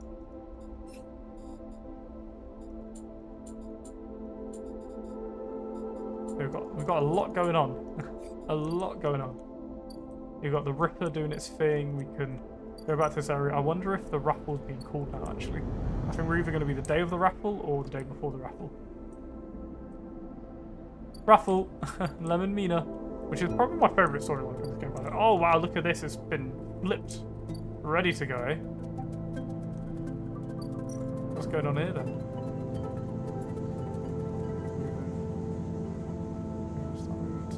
Up soon. Sign. Havenage officers, we don't need to go here. Speak to Lemon Mina. The crowds have already gathered by the time you get to the shipyard, and you recognise faces among them, people who've worked alongside on the side room. The intervening cycles have turned their excitement to anxiety, and few of them smile at you. Instead, the nervous energy of the crowd fills the space, creating a feedback loop of growing tension. You pick out Lemon Mina and work your way over to them. Pushing through the crowd, he suddenly raises his eyebrow at you, his anxiety obvious, but Mina flashes you a huge smile, unaware of the tension. Robot! She shouts, reaching out to you. Hug her. She gratefully accepts your hug, leaning against your chest, and Lem smiles, seemingly glad to share the weight of Mina for a moment. Quite the turnout, huh? Lem glances around, pulling Mina close. I don't think patience is one of this crowd's strengths. The sound of an argument towards the back catches your and Lem's attention. He's putting it lightly. This place seems ready to explode. This isn't good. Don't manage them. Lem looks around nervously. I sure hope so. This is Asta Enghar of the Celis Foundation. The announcement echoes from the speakers of the shipyard and shouts of quiet rapidly follow. I'm sorry I can't be there to meet you all. Thank you on behalf of Sakander Ellis for the work you've done on the sidereal horizon. Most of the crowd strains to see Asta's face, but the small display shows only a ghostly white figure, smudged and unclear. Sandra wanted me to pass on her personal thanks for your commitment and belief in the Celis Foundation's mission. We chose the Eye for this project because we knew we would find like-minded individuals here, especially among the ranks of the venerable Havenage Association. Unlike most of the Corps, we neither believe Erlin's Eye to be a threat or a rogue state, but instead an embryo for the formation of a new decentralized social structure, one where each citizen might be the master of their own destiny. A ripple of impatience runs through the crowd. They didn't come here for a sermon. You're all pioneers, just like those core citizens who the sidereal horizon will carry, in cryosleep to the planet that will become the Foundation's first frontier world, Celis 1. I don't know, to be fair. At the mention of the destination world, excited conversations break out among the workers. There, our citizens will be able to create their own innovative bottom-up economic order, aligned with the principles set down by Sandra Celis herself: freedom, resilience, and self-sustenance. This is all thanks to your tireless efforts in the Havenage yards. I need a drink, this is taking long. As a reward for those efforts, you may know we are offering a select group the opportunity to join the caretakers of this vision. The staff at the Sidereal Horizon who will maintain the vessel during its multi-decade transit through the interstellar space. Lem turns to you, his eyes bright. This is it! This draw has been performed at random by central AIs of the Foundation, and is final and binding. Please note, only licensed contractors of the Foundation are eligible for this draw. I know you've been eagerly awaiting this day, and without further delay, I will now read the Celis identification number of those chosen for this great honour. A murmur runs through the crowd. Celis identification number? Licensed contractor? You've never even heard the term mentioned. Is this something you were supposed to be assigned? You glance at Len, but his eyes are fixed towards wide... You glance at Len, but his eyes are fixed forward, wide and shimmering. All around you, people are speaking in hushed tones, like a rising wave. Asta starts reading out sequences of numbers and letters, and panic begins to set in. No one seems to know what will happen. Somewhere near the front of the crowd, everyone shouts in celebration, and everyone pushes forward. Lem? You turn to see Lem still standing forward. Mina is scared now, as the shouts start. Daddy? Someone throws something at the entrance and it rattles against the shipyard doors. You see for the first time Havenage security on either side, scared, arguing between themselves. You feel the anger rise in the crowd. Lem, let's go. He doesn't move. They might call out names. I can't. Mina tugs at his dog tags. It's not happening. Lem blinks rapidly, then turns to you. He opens and closes his mouth and looks down at Mina. He sees the fear in her eyes and understands. It's time to go. You lead Lem and Mina out, shoving people aside. As you do, you hear the sound of scuffles emerging at the front of the crowd, of metal canisters bouncing off the shipyard walls. You keep your head down and walk away. The sound of Asta reading off the cipher echoing above the chaos like some strange mantra. When you turn to Lem there are tears tracks running down his cheeks, and Mina is sniffling in his jacket. You feel the sadness rising in you too. They screwed you. Screwed all of you. They were never even on the list. The feeling is as unpleasant as it is familiar. You stare ahead in the tunnel as the security sirens sound out, signal for the coming violence. Well, at least we got them out of there. Oh, minus drive. Interesting. I wonder if we go see them with that crew.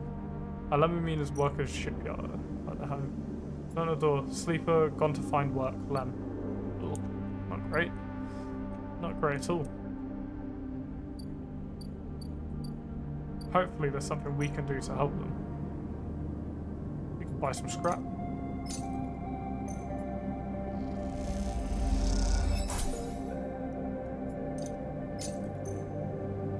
No, there could have been a better outcome for that, couldn't there? Couldn't imagine being messed over by a big corporation. Never.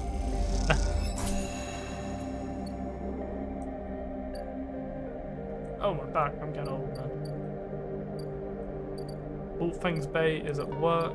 There's our old house. Here we don't really do anything.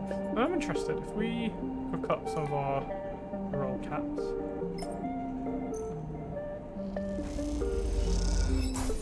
No, so we eat those instead. Nice. That we have our own kitchen. Then we have lemon beans. We could do some shifts for them, but let's rest up. We've had a long day in game. Very long day.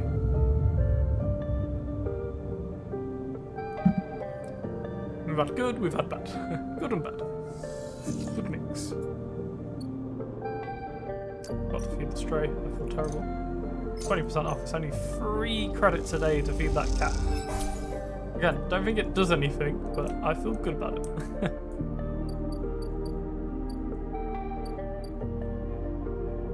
Not like this is ticking down in red either. Some really bad rolls today. Bad one. Let's head to this way. Let's see if there's anything we can do on the other side of this.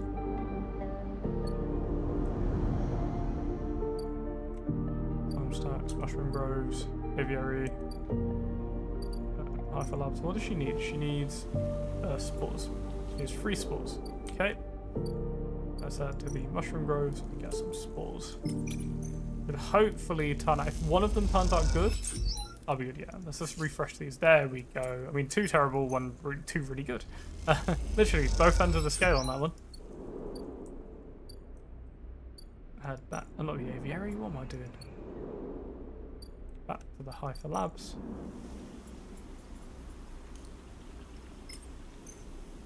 So I think it's interesting. So we were taking on basically basically paid workers and not even given the chance. And that's the crazy part. The chance for us isn't even going into cryo sleep to get to the planet. It's managing cryo sleep on this multi-decade journey. Oh, let's talk to Rico again. Sleeper! Rico greets you without so much as looking up from work. I have some of yours here. Come see. She beckons you over to a heavyweight-looking console, wired to a series of specimen jars, some of which contain your spores. What does it say? The spores you have here are a real cocktail, a selection of types from within the groves, but I've been able to isolate a few. She taps one of the specimen jars. Here are your Tricoloma Matsutake. Rico breezes through the Latin and Japanese pronunciations as if it was nothing. A species Solheim somewhat modified for use on the station. She brings up a panel of a console showing a chemical composition, all gradient bars and obtuse acronyms. This is a composition of Solheim modified Matsutake spores. Modified? Yes. Every species on the eye is tweaked, variant of Solheim's, of course, but that's not the point. Rico brings up another panel, identical in layout, but with wildly different colours and numbers. You see, this is what your Matsutake spores are like. They aren't the same? That's the conclusion, yes. Rico glances at the specimen jar as if you might have something to add. They are fundamentally the same spores, but they carry different chemicals, different signals. She leans back in size. Solheim may have introduced their own tweaked version in the beginning, but the groves have, and still are, affecting them. Affecting them how? It's hard to tell without samples of fully grown mushrooms. She meets your eye, and herein lies our problem. She moves to another desk where two trays sit by the side. The first contains nothing but plant mulch, the second you smell before you even look at it. The pungent aroma of this fruity Matsutake, like rotten, sodden overalls, laced with edge of spice. The Matsutake here are grown from Solheim stock, pulled from spore vaults in the complex, she winks. They're delicious, by the way. She sets them aside. The empty tray is germinated with the spores you collected. No activity, no germination, nothing. The groves are full. Yes, they are. Rika looks at you directly. You suddenly realise how much she is enjoying this. So here is our puzzle, Sleeper.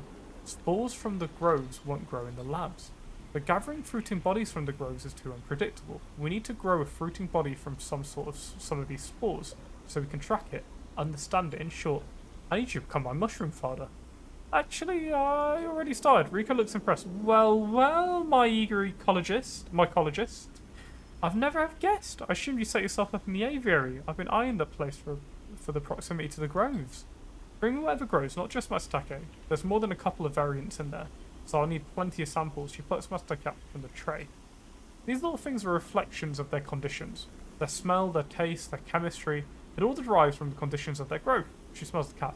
Enough of these and we'll have a picture of what is happening here. Of the ways in which this biosphere is modifying itself. Of being modified, whichever the case may be. Rika pops the Matsutake cap into her mouth, taking you by surprise. And don't worry, Sleeper. If this turns out to be a dead end, I'll make sure not a single mushroom will go to waste. Yeah, why not? I think we're going to need some more spores though, so let's head back to the mushroom grove. Spores, please.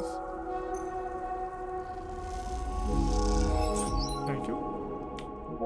And let's go back to the aviary and plant some more. Oh, I have stuff to harvest. Oh, I forgot about that. Whoops. Let's go back here when I've maxed out. That's a mistake. Whoopsie.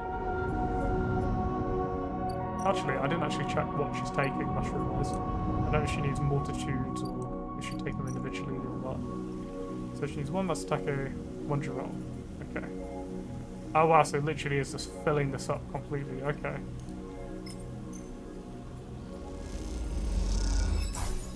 Okay, so it's not like... Okay. I was worried it would just do one at a time. I was like, okay, we're going to take ages. That's fine. We haven't got anything for the club head yet. Change unidentified club-shaped fruiting bodies. Oh, we're not at the point where we're even really using those yet. Interesting. No, Amino's still there. Let's go for our K. Yeah, I mean, the ones were useless, to be fair. I should have used some of the scrap to repair myself, though, the day before. That's my fault, so I haven't got used to that access to it. I will do so now, though. So, whoops. That's my fault. And some amazing rolls to start the day. Wow. That's probably would have been our... If only we had the 5th slot, we would have had all of them. I could feel it. We'll buy some food as well later on. Let me... So nothing from Mina. Nothing over here. Oh, Feng. Let's go see Feng. Hello, Feng. I haven't spoken to you in a while. As you arrive, Feng comes striding forward towards you, taking you by surprise. Let's go, Sleeper. He puts a hand on your shoulder and turns him back the way we came. Follow his lead. He steps into the passageway, guiding you downrange towards the shipyard. Sorry for the hurry, but we have something of an opportunity. They ripped. Well, done, by the way, he grins. Tells me Hardin is making a rare inspection of Sidereal Horizon this cycle. It's the perfect chance to confront him outside of that compound he hides in. Feng takes a sharp turn into a dimly lit side passage. Confront him? That's right, it's the perfect time. Feng slows and slips into a dark service tunnel where, somewhere in the black, the water pipe drips. It's him, Sleeper. The same Hardin Hurst. Our one ripped out decades of records that mention him by name. Entire trail of documentation from the first days of the Solheim collapse until now. He rode out the whole thing, slipped into Havenage when it first broke off from the Union. He paced in the tunnel, a hand rubbing at the back of his head. I need you to understand something about Solheim, Sleeper. I don't know what you know about the collapse, but it wasn't as instant as it sounds. It wasn't like Solheim was here, running the station one day, and next Erlin's Union took power. Back then, Solheim knew this place was slipping away from them. As the Palladium market collapsed, they tried to keep the contractors here working.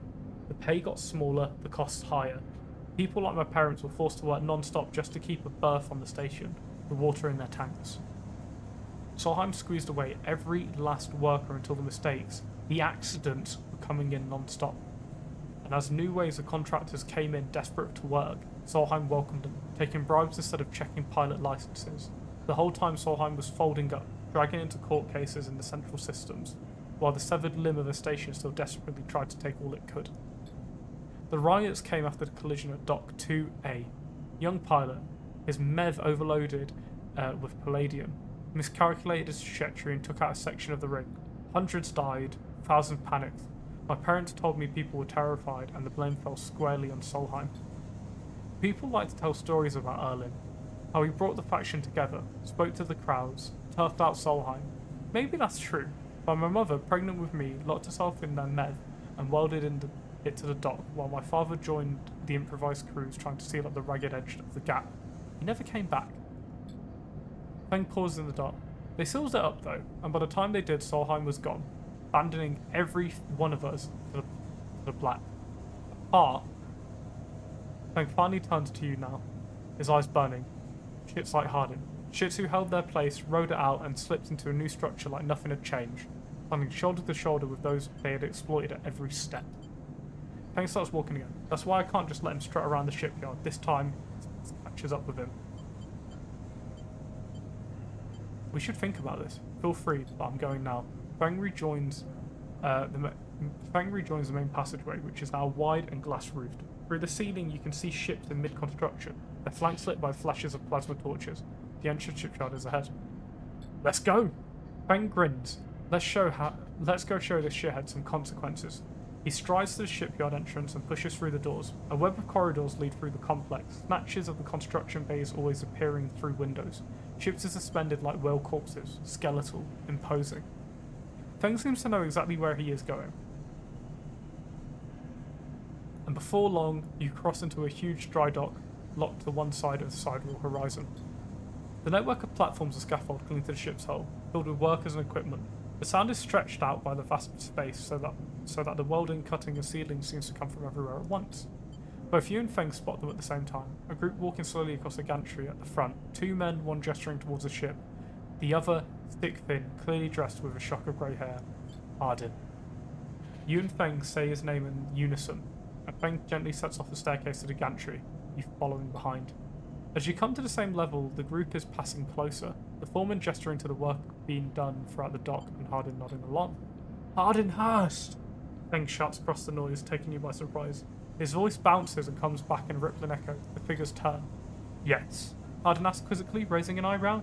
He glances between you and Feng, and you see his gaze linger on your body, unsure of why a Sleeper might be in this place.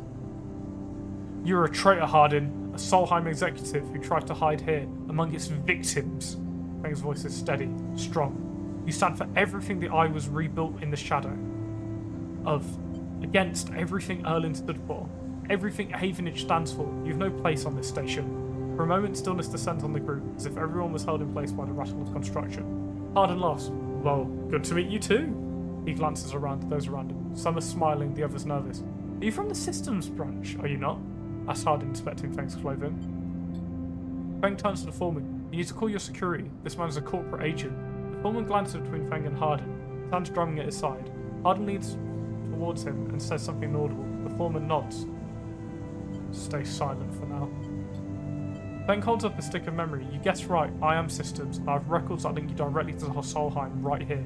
Turns to the foreman again. So once again, I'm asking you to take this man into custody of the shipyard. The foreman remains silent. Harden's voice is calm, measured. If you have such data, why isn't it submitted at the members' meetings for proper review? He shakes his head. I have nothing to hide, unlike a man who does not announce his name, who enters my shipyard with corporate property in tow and tries to turn my own men against me. You hear it now, the echoing sounds of boots on walkways coming from all angles at once, then setting behind you. Please, say Harden, submit the data through the correct channels, then we can talk. For now, however, you must leave. He gestures behind you to security detail, their hands on boxy black sidearms at their sides. Feng spits, Harden, you shithead. You can't wriggle out of this one. A security officer draws their weapon and levels it. Feng turns and stares him down. Calm, Feng. You look at Feng, he shakes his head and puts his hand on your shoulder. Let's go, says Feng, and he pushes through the security, heading back down the walkway.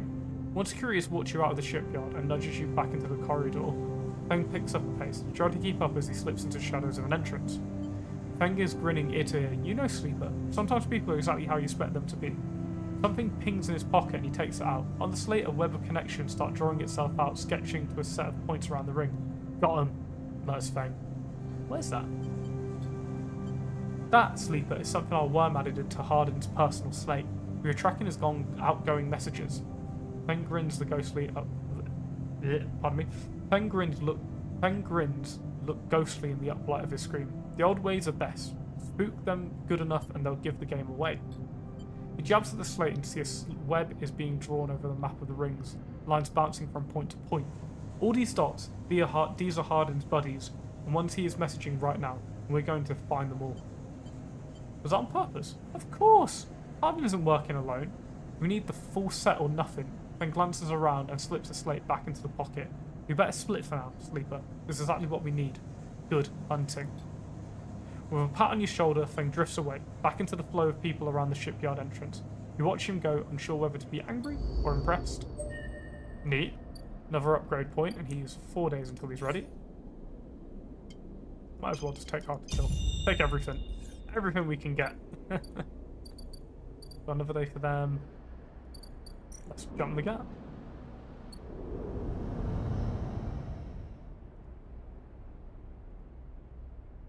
Just to say again, thank you all for joining me today. Really appreciate it. I don't think I'm going to be going too much longer now, because I'm getting a little bit tired. But I really enjoyed the stream. Enjoyed it a lot. Let's harvest these mushrooms. Let's throw in a 6. We need 100% positive. Oh no, we can throw in 5s as well, super. We do get a +1. Random mushrooms, don't mind if we do. Hey, welcome back, Robo. How you doing? How are you doing? How did your lesson go? The old violin. You've missed a lot, I'm not going to lie to you. To give you a brief summary, we defeated the evil dog, came down to this area, like garden area, helped out the commune, did some bits here. The Horizon, which is a ship we're trying to get on, was a lie, essentially, so we're trying to find a way onto that. So there's a lot going on. But things to do. Your fingers hurt. Does make sense. Does sound like it would be quite intense.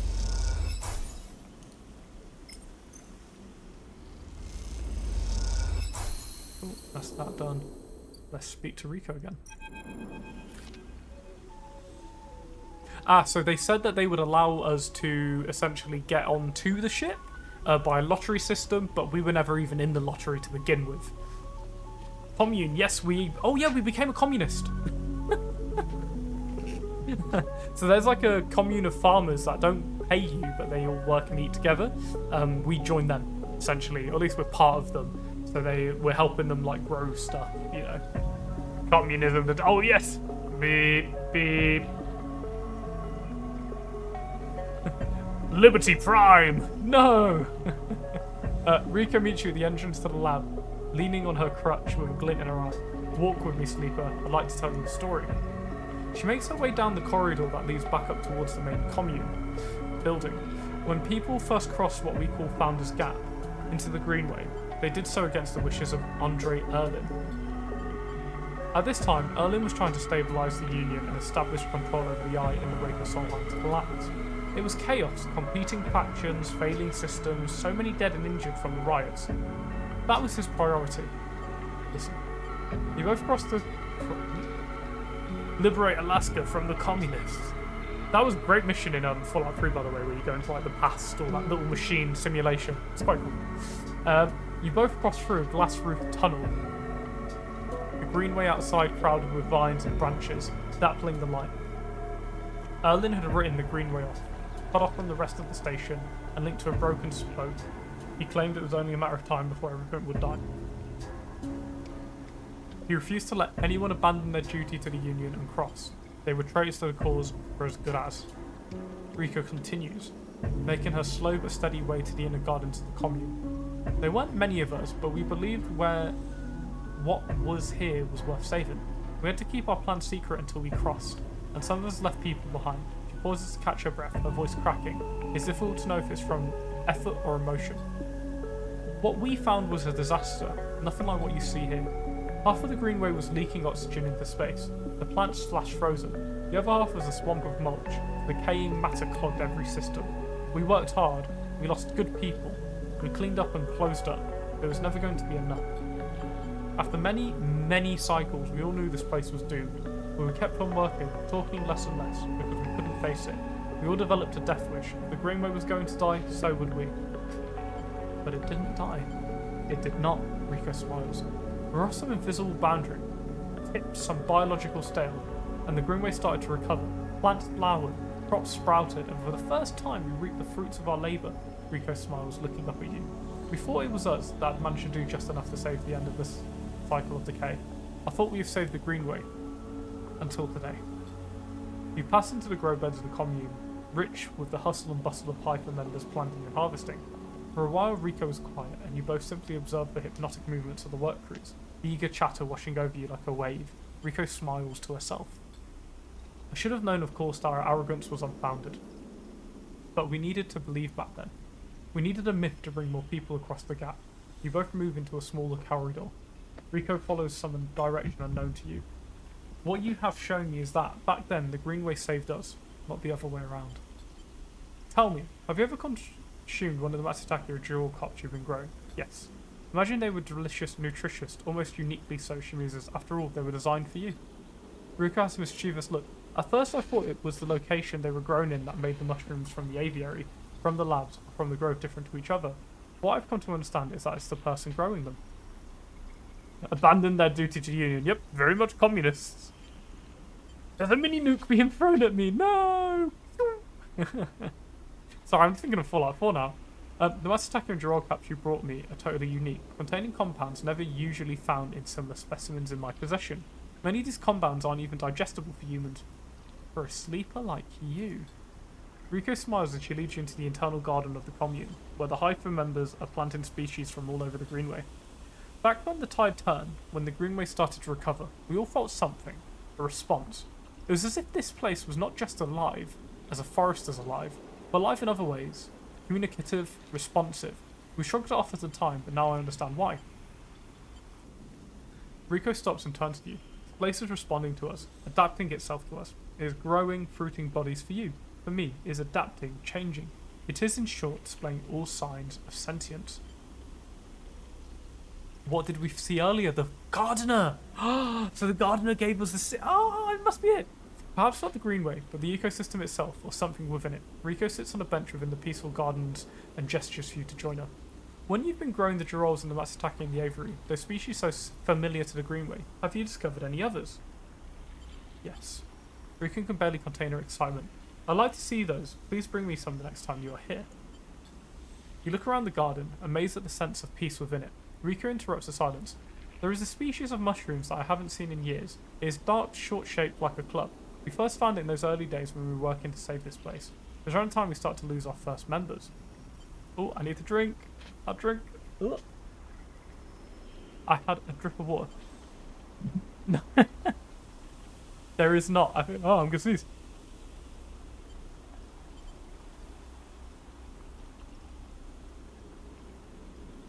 There is not a way to cut off oxygen to park the station.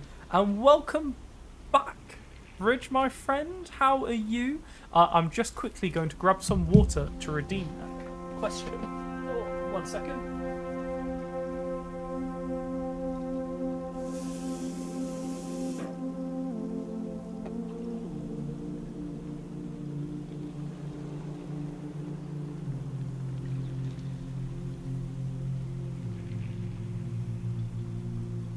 I've got my water.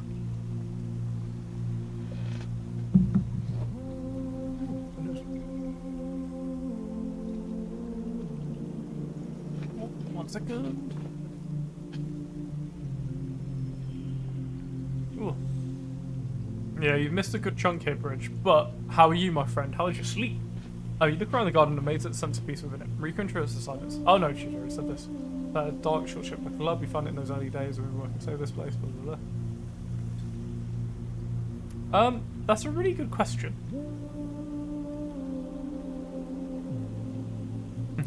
Hey, you're finally awake. I used to be an adventurer like you until I took a dingbat to the knee. They were succumbing to some infection, some mold growing deep in the dark mulch that drowned this place. At some point we thought that we were lost. And then these mushrooms emerged from the same black mold. We tested them and saw that they contained some compounds that counteracted the mold. They contained an antidote. Of course, as a botanist, I saw this as part of the natural processes of this ecosystem, even if the timescale seemed absurdly short. What I'm wondering is if the antidote was a gift. Recommit your eyes. Perhaps if you're a patient, you will receive your gift too, Sleeper. We were given a gift. We're given that seed for the tree. Sorry, my sleep cycle is kind of messed up when it comes from night shift. No, don't worry, bud. You're good. I mean, do you have work tonight? I meant to say, I was going to say, it's, oh, be work time for you now, wouldn't it? Or soon. Both sit for a while, Rico's seemingly done telling stories for today. You watch the light playing off the leaves and plants around you and wonder what forces could be at play in this place. After a while, you stand and leave with a quiet nod to Rico, leaving her to her memories.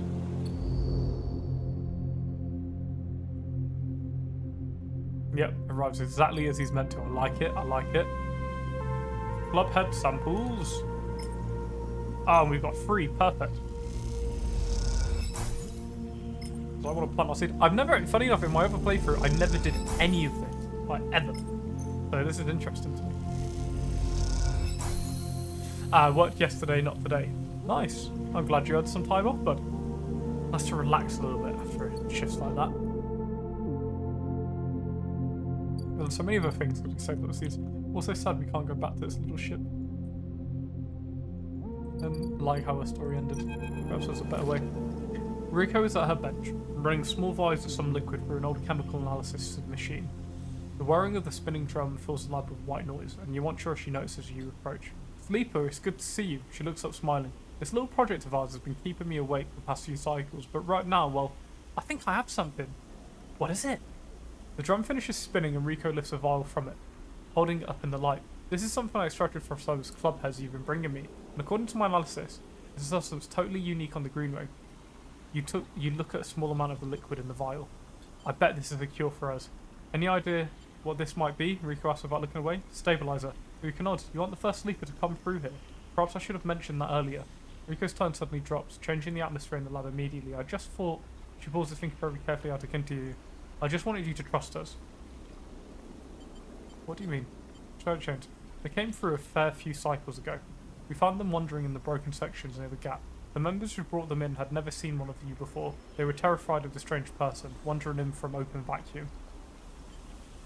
Don't trust the commies! Ah!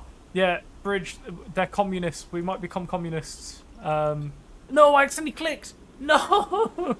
Oh no, what did she say? They were quieter than you and damaged. We did our best to patch them up and welcomed them to commune. I only really spoke to them once while we were working on their wounds along with a couple of systems engineers. She looked nervous at you. I've never seen a body like that before. I took some readings, some samples. I accidentally clicked. No, I can't believe I clicked something. I don't even know what I clicked. Rico scanned your face for any signs of a reaction. The next cycle they were gone. They took a little food and hiked up towards the wild margins, where the greenway meets the waste. Someone saw them in the distance, but that was it. They disappeared into the overgrowth. She didn't sound heavily, the violin I had. When I saw you, I wanted things to be different. I wanted you to keep you here, rather than let you disappear into whatever they ended up. She smiled to herself, yes. I wanted to understand this place better. I also wanted to help you. It seems that somehow both my wishes have come true at once. She holds a vial out of her hand with the vial. This is for you. Take the stabilizer, the glass cold and smoothing your arm. Thank you. Don't thank me. She gazes out of the greenway through the glass. Those club have hats made it for you. Or at least whoever made those club heads, she started to clear the bench. It was right there, contained in their tissue. I only had to extract it. Imagine you understand how incredible that is. I learned enough from that sleeper to know that your body, your frame is it, runs on some exotic technology. Exotic technology that has a time limit built in. Somehow the Greenway knows that too. It understands your physiology much better than I ever could. It knows how to treat you. Just like that miraculous antidote that sprung from the mould, so too has this sprung from your presence here. Greenway is speaking to you, is welcoming you. She looks up. I know it sounds crazy, but I know it to be true. Here's the evidence. And what I also know is that no longer speaking to me, even after decades here, I have never seen this kind of response. Not since the antidote so many cycles ago, she smiles. So I'm going to make you a deal. You bring me as many club heads as you like. I'll extract the stabilizer and give it to you freely. But you have to tell me what the Greenway says. You have to speak with it, to dig into it, to find what being at the centre of it. I've travelled as far as I can. I need you to do the rest. Can you do that? Yes. They are a cult. So they are a group, but they do also feed basically the entire station. So they're not too bad. It's just everyone leaves them alone and gives them what they need, but they just produce all the food for everyone. Rico sighs with relief and deflates into her chair. Thank you. I'm sorry for the other sleepers. Truly I am. But I'm sorry I couldn't have done more. But I'm so glad I met you, she smiles. You're welcome here anytime. Rico falls silent. She looks smaller now, more fragile, and you realise how old she must be to have seen the collapse firsthand. You idle a little in the lab, in case she asks for something else, but she remains silent, and so you drift back into the tunnel, thoughts of that other sleeper, when they ended up weighing on your mind. What did Rico go find them? Rico's grow bed, Haifa Labs. Become self-sufficient through botany. Ah, yeah, we're literally self-sufficient. If we have 2, we're good. And Rico's grow. Plant the seeds. Oh, we're planting the seed. I'll take good care of it, sleeper. Rico smiles. Don't you worry. Well, it's going to take a little while, but we'll find out what it is. What's forming? Oh, exciting times. Back to the aviary. Let's plant some of these seeds so we can make our own cure. But that's huge that we're able to make our own. Very big. Especially alongside the fact that we can get like scrap metal and stuff. So we're pretty much self-sufficient now completely. We'll never have to buy again, I don't think. Or shouldn't have to. We're actually quite low on food, so we might go to the Haifa commune and do some work in the colony, if you will.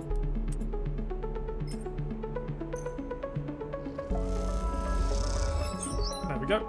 Got some energy.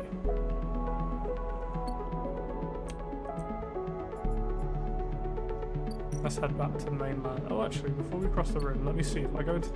No, I didn't mean to do that. If I go into this mode, do I see anything yet? No. So this part of the station has been managed by someone else. This is DLC, so I don't want to do this just yet.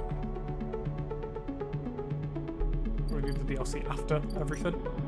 Let's head back to the main hub, because I think something finishes over here. Yeah, Lemon Mina. See, the issue is I'm tired and I want to bring the stream to an end, but I'm also really enjoying it. It's that complex balance.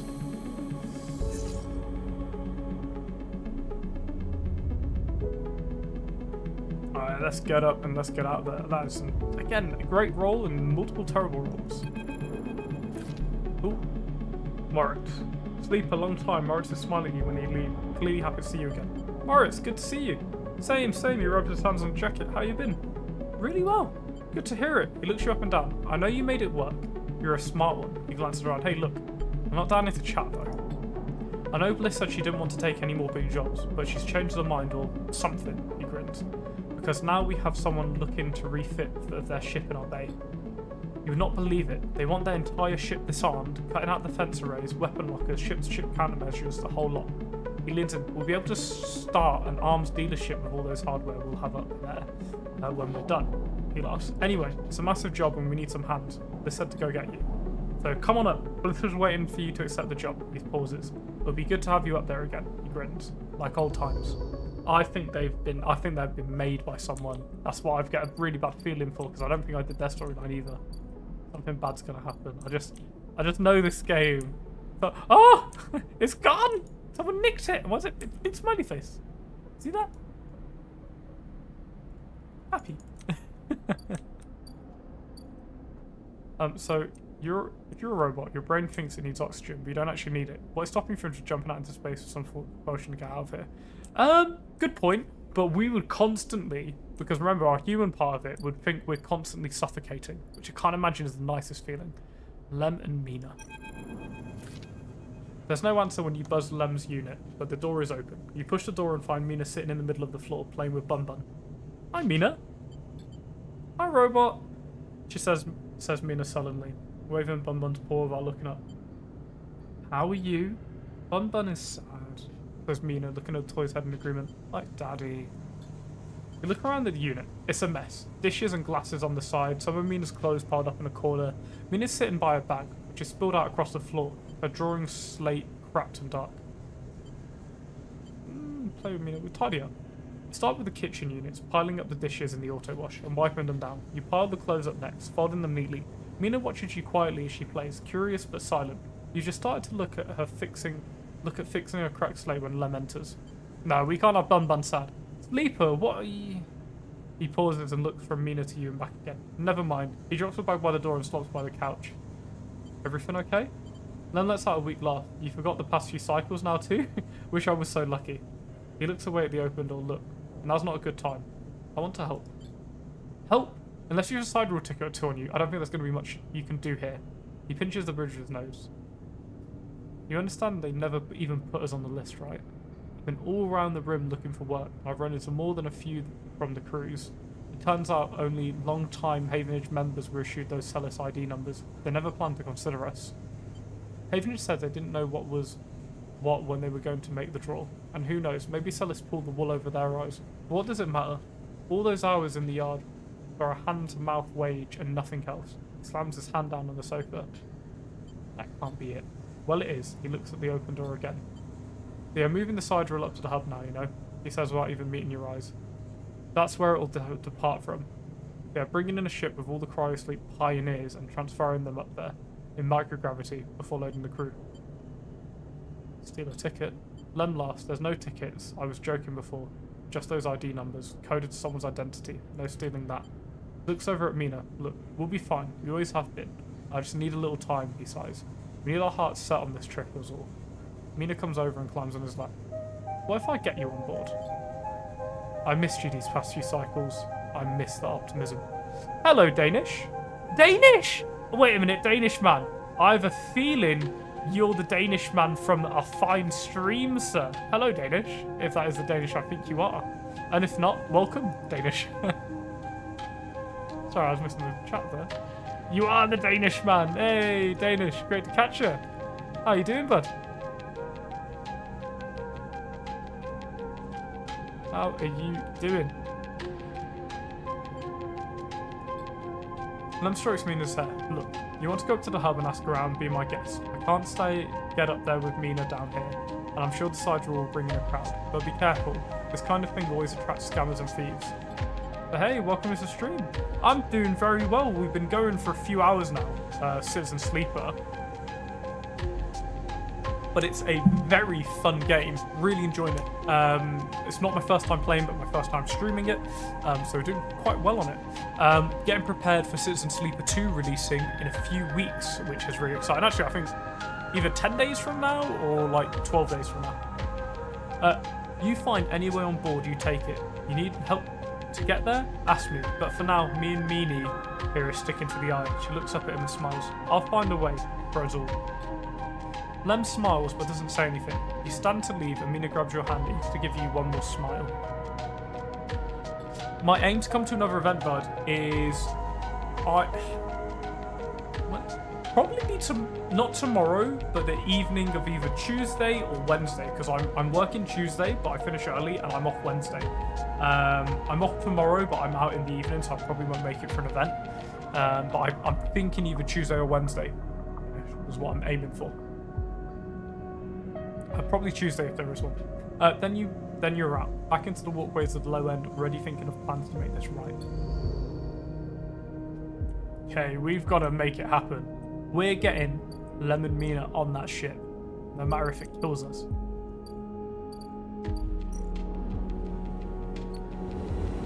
And if we can, we're going with them. Bliss. Sidereal dock. Oh, we got to make this happen. We'll go see Bliss in a second. Sidereal dock. Get out of the dock. Way on board. You hope against hope that there's a chink in the sidereal horizon's vast armor. Get out of the dock. That is risky, but in different ways. Oh, brilliant. 2 6s. I love it. We're going to sneak on, but then how are we going to pretend our identities? What are we going to do? Yeah, I hope to join another event soon, Danish. I managed to get we got a really nice tag. So me, James, a few others, including the leader of the group, forgive me, her name left me for a second. Koala, I think. But we ended up doing rifles and did some skirmishing. We actually did quite well. We did well enough that our little group earned like the medal for killing twice the number of what your group is. That was pretty good. Yeah, definitely got to be to another event. Quite the achievement, isn't she? Chandra Celis must be proud. You recognise the resonating voice of Castor immediately and turn to see him, hooded and tucked into the shadows near the viewing port. Castor? I see you remember our game. Good. He looks around, but the platform is clear. I'm afraid you'll have to wait for a rematch. Microgravity makes Tabula a little difficult, he smiles broadly. Castor walks out to stand beside you on the platform. A telltale clunk of magnetic boots accompanies his slow crossing. He notices you looking at them. I know much like it up here, he explains. There was some trouble at the Havenage shipyard when they announced the results of the lottery. I was there. I know, he sighs, meeting your eyes. An ugly business. Tellus are too used to the way things work in the core. Exploitation is the only logic they know. He gestures out of the side room. You know why they built this monstrosity on the eye? Control. Certainly. There's no corporate oversight out here. But that's not all. He stares at the pristine yellow hull. Tellus is built here, says Castor gravely, because they didn't want anyone to know it exists. He rubs his forehead. The secrecy is something I cannot abide. He turns his face to you. There are people being loaded on that ship as we speak. Sleeping people, locked in cryosleep like the person that you were emulated from. There are hundreds of them, and Celis wants to send them out to a planet at the edge of the settled systems without anyone knowing where it is.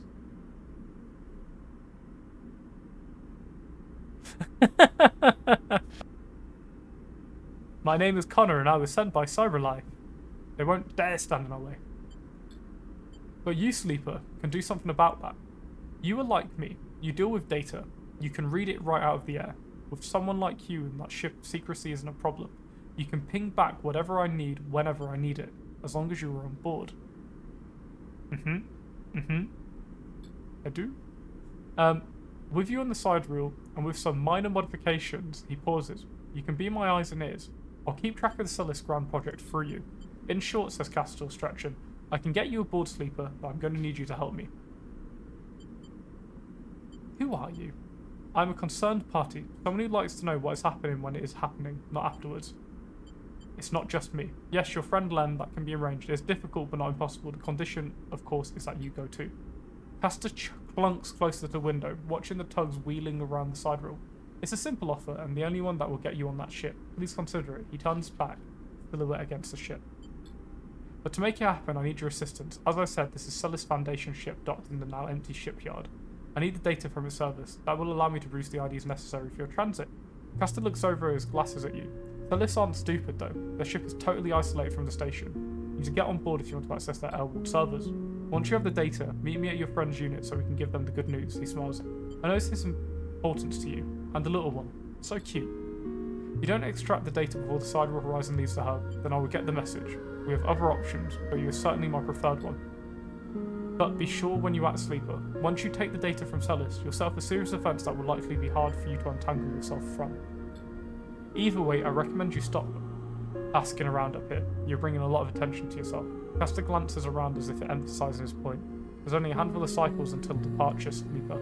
Make your decision. Oh, we've met him before. We know this guy.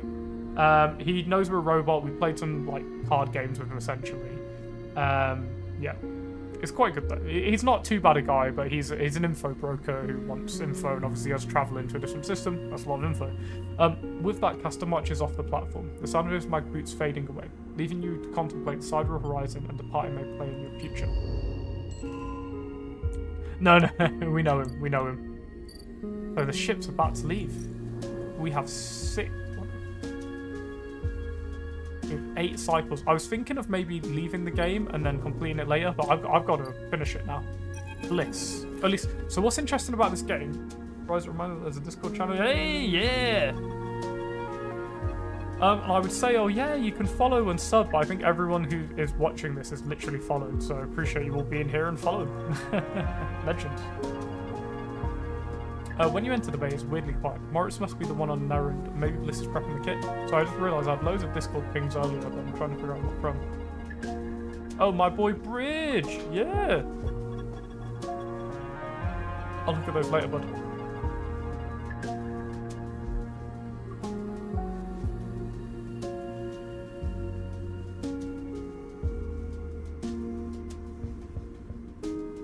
Message from someone I don't know. Cool. Oh, I will in a little bit. We're quite close to the end because there's a series of options. Now, what's really good about this game is if you complete the game, it will kind of send you to just before that moment, but that moment will be disappeared, so you can continue the game, which is, you know, it's a nice little feature to add, so it doesn't just end the storylines you would do. When you enter the bay, it's weirdly quiet. Morris must be out on some errand, and maybe Bliss is prepping the kit. Sleeper! And Kita is drifting at one side of the bay. You missed her completely when you came in. The idea of not seeing Ankita when you entered the room must have seemed unlikely to you several cycles ago, but seeing her without her armor, she seems smaller and less imposing. Ankita? She nods and kicks off the wall, drifting closer. So what is this, she asks. Come to avenge Ashton or a sleeper, or just looking for another payout? Her anger is familiar, but quieter than before, restrained. I don't want to fight. Then why are you here? She looks away and you can tell her anger isn't directed at you in particular. It raids Osfer like a fire. You better be ready to sign, comes a shout from the bay entrance, because I've got my best repair tech coming up here, especially, and they are going to... Bliss glides in and suddenly stops herself when she sees you and Nikita standing off. Oh, Sleeper, you're already here. Miss Cassette. This is the tech I was telling you about. The best... Oh. She starts talking, looking between the two. Wait, do you two know each other? You, Nikita, we work together. She's a killer. No. We work together. Bliss squints at you both before continuing. Bliss produces a slate. Now, Miss Cassetta, if you like to sign our damage waiver here, we could start on the decommissionings. She looks at you. My tech here is eager to start, as am I. And Kita scrawls her signature across the slate. Thank you, Bliss pauses. And everything is okay with the special payment terms we discussed. She gives Ankita a strange smile. All fine, says Ankita, giving you another hard look. Then she kicks off and drifts to the entrance. I'll be in the gimbal, she says and leaves. Special payment terms? She looks over her glasses at you. Look, Sleeper. There's something I have to tell you. She glances around again. She's nervous about. This isn't exactly a typical job. Miss Cassetta, Ankita, she's giving you a knowing look. Doesn't have the chits to pay us. She made a special agreement she signed. I'm leaving. Leaving? Keep it down. I haven't told Moritz yet. She looks down. Just want to break it to him. Just waiting to break it to him. Don't you tell him either. She stares hard at you. I'll tell him when I'm ready, and I don't want to get him worried about Ankita's history. He can be very protective. You should tell him. Look, all I care is that she is heading for the starboard belt. She looks out of the bay. That's where I'm heading. She turns to face you. Also, I wanted to ask if you'd like to come with us. I can't.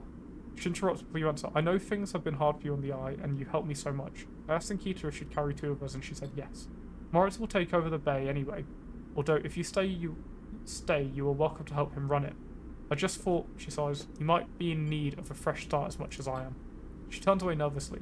Think about it anyway. The berth is there. We've got to finish the job first anyway. With that, she kicks away and heads to the rats. Before you can offer an answer, moments later, Moritz enters with a cutting torch for disarming of the Ambergis. The Starwood Belt. You push your thoughts to the back of your mind. Time to work.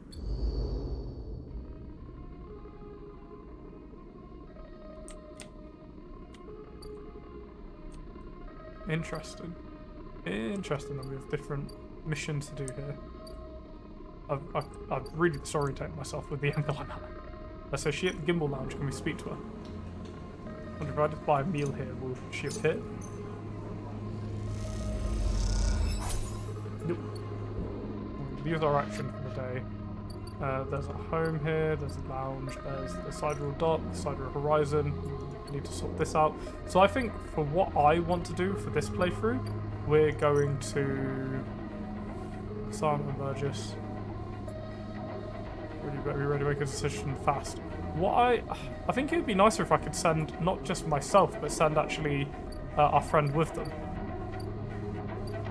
But that's not on a time frame, the other one is. So let me go down to the sender cart, re-angle ourselves because I was disorientated there, and probably sleep. It's going to be the ship with a smiley face. This. Celis Foundation. We need to have a sleep so we can get some nicer stats. Let's just end the cycle. Let's leave here. Let's go here and end the cycle in our nicer accommodation. Feed the stray.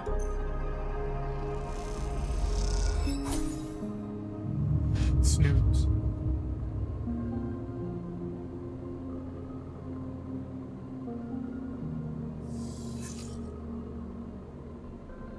You only see one half of the map in the game.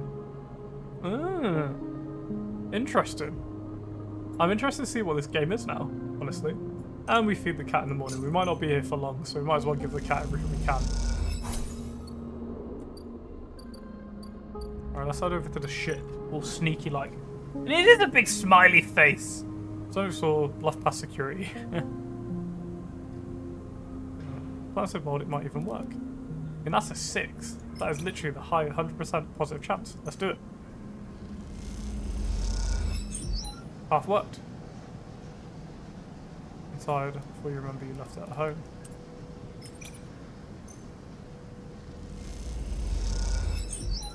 Let's get on that ship. We're taking its data.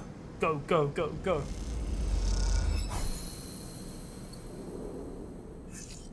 Okay, that's literally the SWAT places. Nice. Input. No, I'm not doing that yet. We will wait until we have a 6 because I'm not risking anything on this front, to be honest with you. We have days. We have a few days. We don't have many days, but we do have days. So we have some time to figure it out. Let's go to this. Does merchant sell scrap? Not really. No. Okay, we'll use our injection just because I don't think we're going to get the time to not use it. Sorry, to get the most from it. So we might as well use it now just so we have enough options. Out of scrap on that front. And let us end the cycle. I know it might seem premature to end, but I want to really get through it. Oh, I also played through it a couple of times and barely scratched the surface. Ooh, I'm really interested to see what game you're referencing now. I know you talked about it earlier, but still won't be having a good look at it. Let's head here. Extract Celis data. There.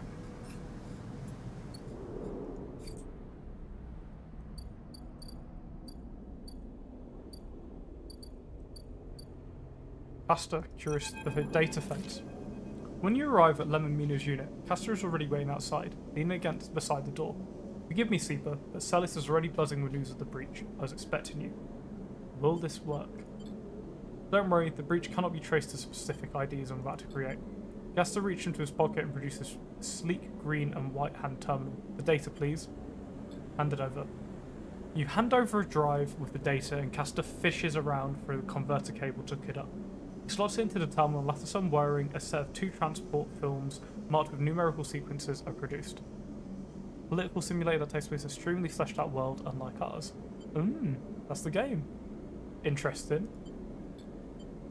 I want to have a little look at this after this now. 2 tickets to an uncertain future. Castor smiles to himself. The child will go with Lem, of course. He pocketed these. He pockets them. These are yours, but first he holds out the white cube for your side of the deal. Hurry it up. He passes you the square and you rest it in your palms. A small white perfect cube. Suddenly you feel a sharp pain and flinch. The cube jumps from your hand and rattles along the walkway. You look at Castor apologetically. Castor smiles. Not to worry, it is done its job. Now it is for you to do yours. You look down and see a tiny pinprick at the centre of your palm. Nothing sinister. Castor puts the summon away. This way we can keep track of you and the sidereal horizon. Whatever you need to do. Excellent. Castor hands you the transparent films and you see shimmering portraits of you and Lem flickering beneath the surface. Go.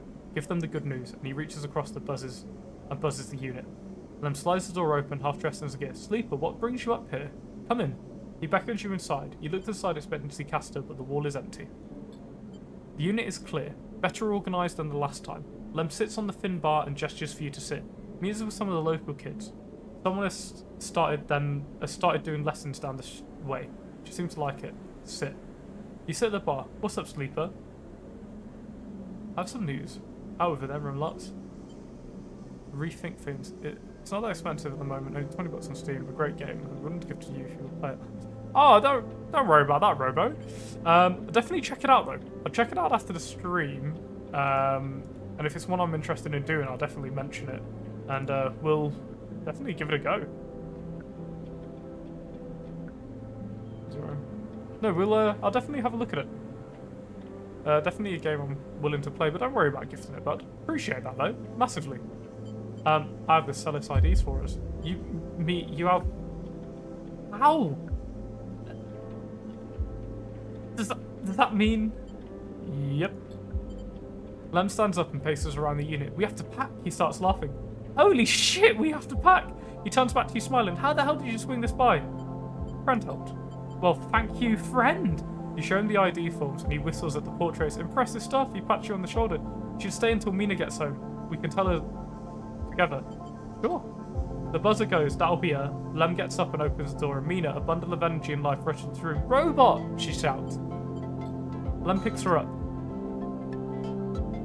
I know you've made some cool... Actually, Bridge, I've actually put your recommendation, that interesting post-apocalyptic puzzle game. I've actually been looking at it more and more than you think. So I think that's going to be one very soon as well. Ah, you think I forget? I do not. Lem picks her up. Mina, you won't believe what they've brought us. You flash her the passes and she looks confused. We are going away after all, Meanie. He lifts her up above her head on that big, beautiful ship. She's classed as on Lem's card, so it's fine. It's sort of like it's a child parent one. So it's all good, don't worry. Mina screams and Lem laughs. He puts Mina down and she runs over to you and hugs your legs. I love you, robot, she says quietly, so only you can hear. I love you too. Yeah, we're letting the kids on. They're getting on.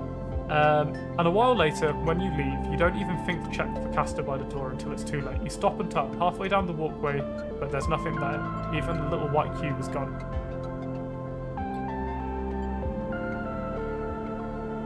Yeah, I mean, it's been really good, honestly. I really appreciate the turnout for this game as well, guys. Massively appreciate it for the stream tonight. So you keep walking. Back through the low end, deep in thought, excited and scared, all at once. We'll do whatever it takes to get that ticket, the running game.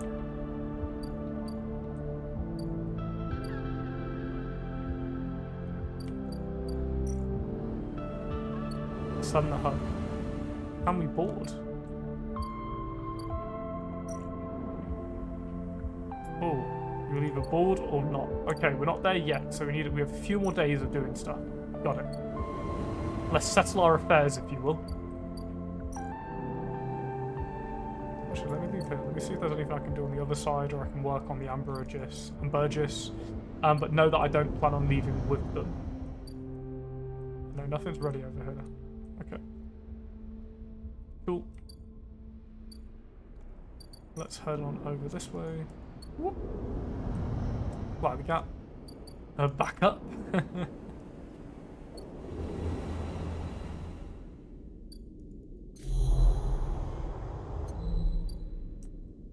Gimbal Lounge and Burgess.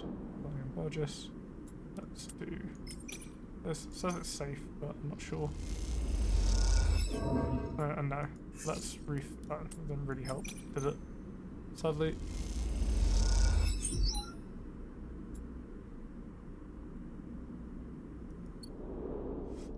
My ideal outcome for that scenario, by the way, would be to send Moritz and both of them, and then leave them be. But we'll see on that front. I will end my cycle here. Actually, we can sunbathe a little bit with what's left. That gives us a bit of nourishment, if you will. It's fine, we'll do one more. Come on, positive, positive, positive. Yeah! And that cycle.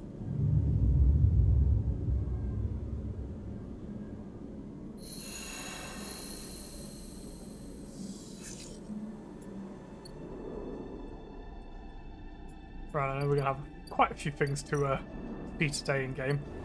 Don't think... no, we have our friend over here. I think his is done. Yep. Harden. Orphanage leader. It's been more than a few cycles. Yeah, the beach and robot sunbathing and recharging. That's what it is. Since Feng confronted Harden, and the silence since has been noticeable. It's like Knights of Sidonia, but the like evolved humans, the sunbathing. In your time with Feng, you haven't exactly found him to be reliable, but you did expect to hear the end of whatever plan he put into action. Yeah, literally, like, why is that robot telling? Does anyone here know the Knights of Sidonia? In my room, I actually have an art book from the manga. I actually really enjoyed that series. But if he won't come to you, you think it's his approach as Havenage building, then it's time to come to him. After all, he did promise to fix your tracker and you're getting nervous.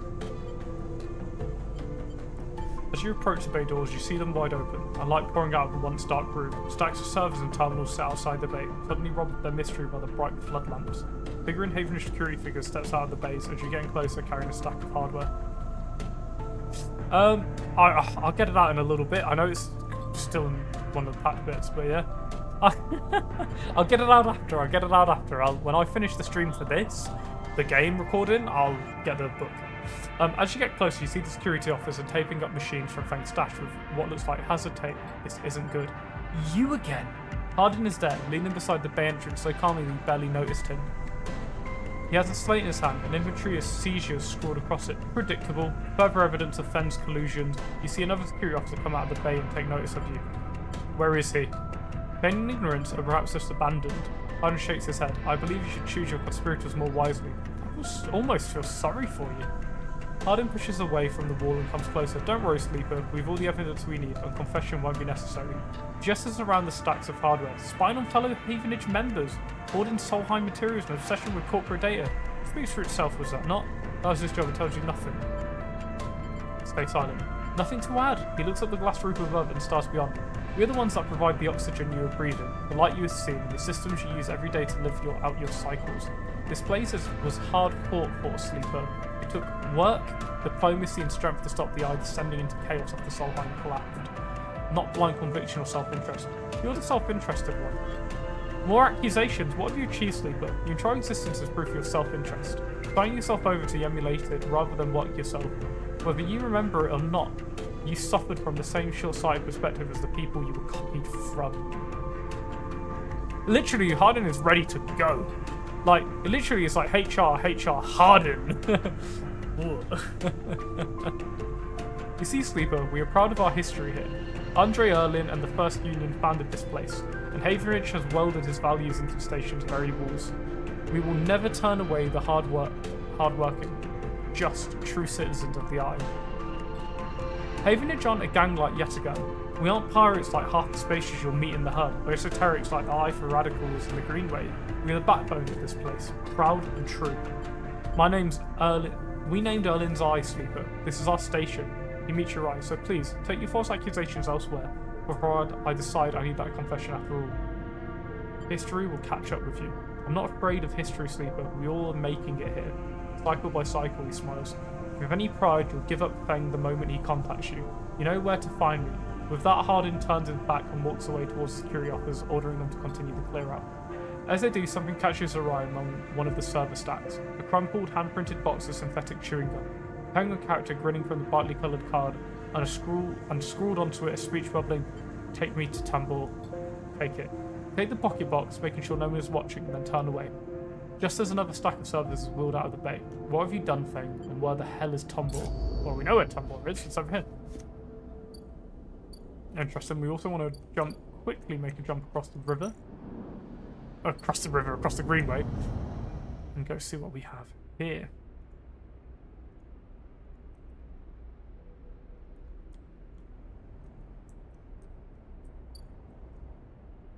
Literally, that's what made this game so phenomenal, is how much like a novel it is playing. That's what I really enjoyed about it. I've just realised that that's not 3 days, that's 6 days. I'm not going to make it to see the end of that, sadly. Well, sure, we can come back to it. Because I want to play the DLCs for this as well. And what have we got? We've got Feng's Gum. No, it wasn't that lounge, was it?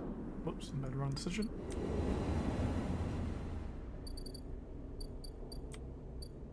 Temple Parlor.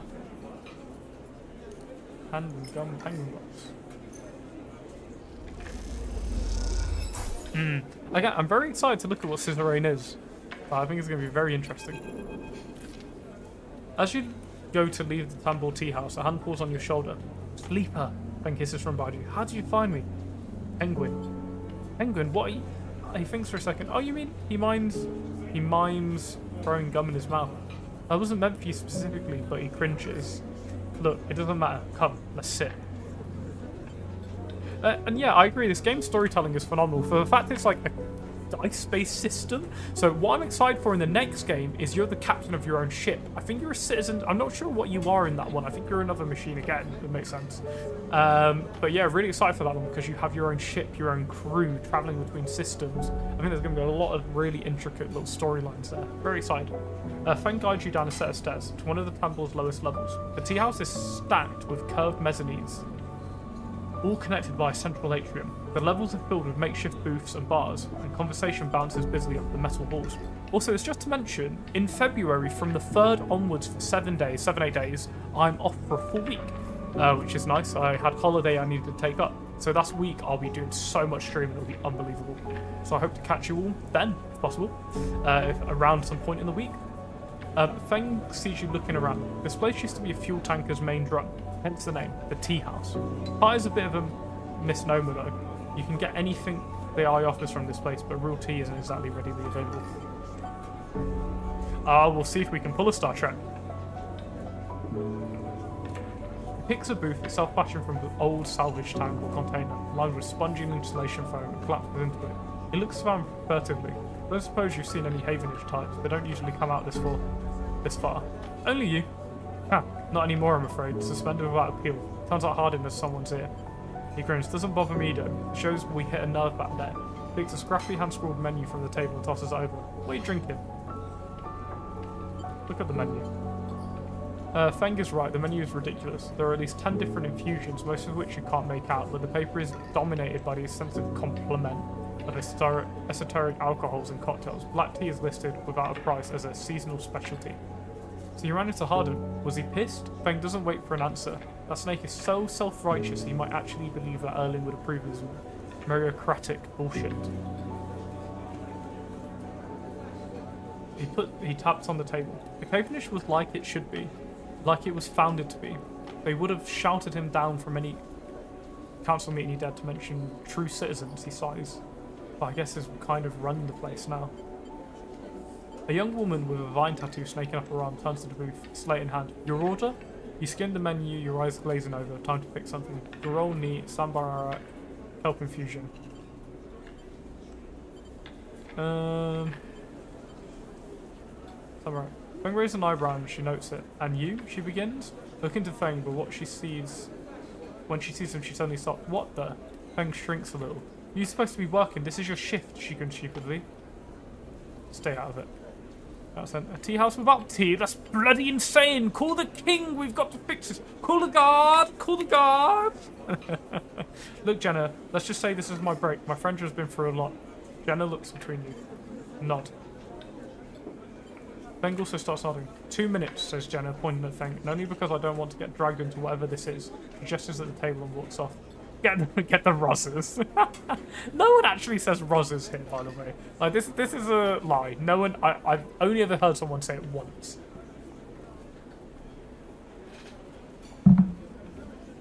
What? Faye stretches out the booth. You know how it is. We all have to eat. Plus, he leans in. This is the best place around here to find a person you might be looking for. Then someone has said it. They said it once, and it was a person who I thought was an arse. Remember the web of connections that Hardin pinged the moment we confronted him? Those were his collaborators. If we want to understand what a Solheim executive might be getting up to on the Eye, those are the people we have to find. Feng is almost whispering now. There's a couple of them I suspect in the low end, and well, almost everyone in the low end comes through this place at one point or another. He brings a modified slate out onto the table. I've set this up so that when anyone on the network signature, I'm looking for what comes to close proximity, I'll mark them.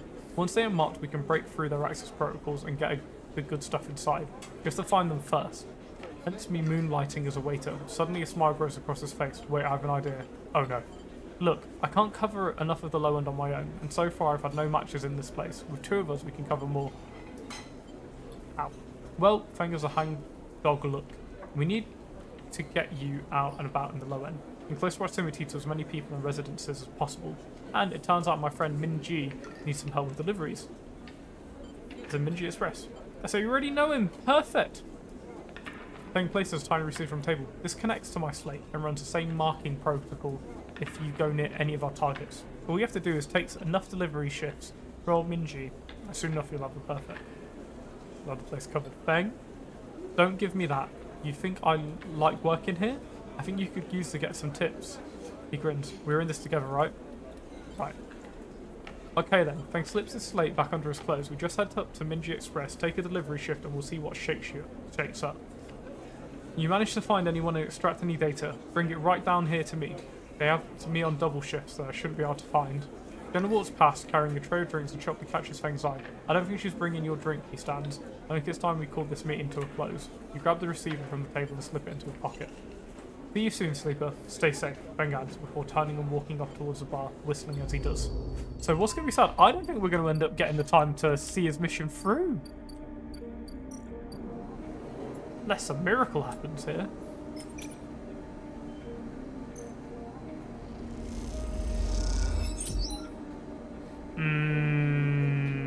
I respect that, so I don't drink coffee at all either. I will not touch it. But I do appreciate a very good hot chocolate. That was worse for me. Nice. That didn't quite work out there, did it?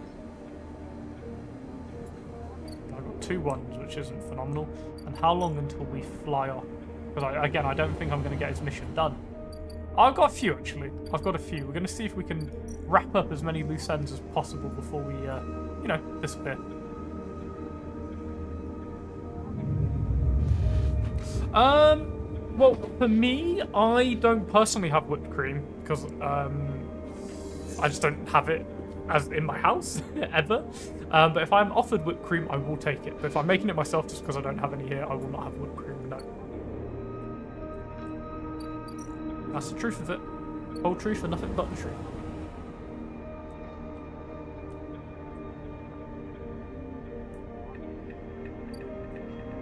Anything else we need to do over here? Really? Nice slice of that. I'd say English waffles aren't great, so I normally go for pancakes. But when I was in Vancouver, I had waffles and fried chicken, which was a very interesting combo, which I actually thoroughly enjoyed. Unsurprisingly, given that you can't see my large stomach. Oh, sorry, yes, waffles. Lovely waffles. That was a great roll. I love waffles. Sleeper, you see Feng coming up the corridor as you step out of G's. Help noodle smell still clinging to your clothes. Comes up fast and stops close, looking around suspiciously. I don't have long. Take these. Feng palms you a couple of those metal thumbnail-sized drives. Ripper worms. My slate has been buzzing like crazy. It seems your delivery shifts have turned up our 2 targets. Having squeezed your shoulders, I knew you could do it. Now let's nail those snakes. It's my fault. That's what you told me. Move the jury. Get the biscuits. Get the milk. Now, what kind of biscuits? Because malted milk biscuits. Down the hatch. Good combo. Good to hear it. He smiles. Hardin's boys are all connected by some sort of closed network. You break the access protocols on both of them, you should be able to gain the location of the nearest network ports. Pandistelle. Pandistelle? Hmm? I know, I'm going to be terrible at pronunciation. Plot the Ripper worms in those ports, one each, and they'll feed me anything and everything stored in Hardin's shadow network. He smiles. Just can't wait to see what juicy plans they have in there. You hear the scuff of boots as a group comes up the corridor, likely on the way to place an order for Min G. You turn for a second, and when you look back, Feng is already halfway down the corridor in the opposite direction. He raises a hand in farewell and is gone. You run your fingers over the tiny Ripper worm drives in your pocket and smile to yourself as you wonder just how mad Jenna will be for Feng at this little excursion. Time to slot some worms. In this world, to slot the worms? Harding agent. Yep. Ripper worm time. Bypass their security, extract their data. This will be ours. Data extracted. Where's the other? Harding agent port.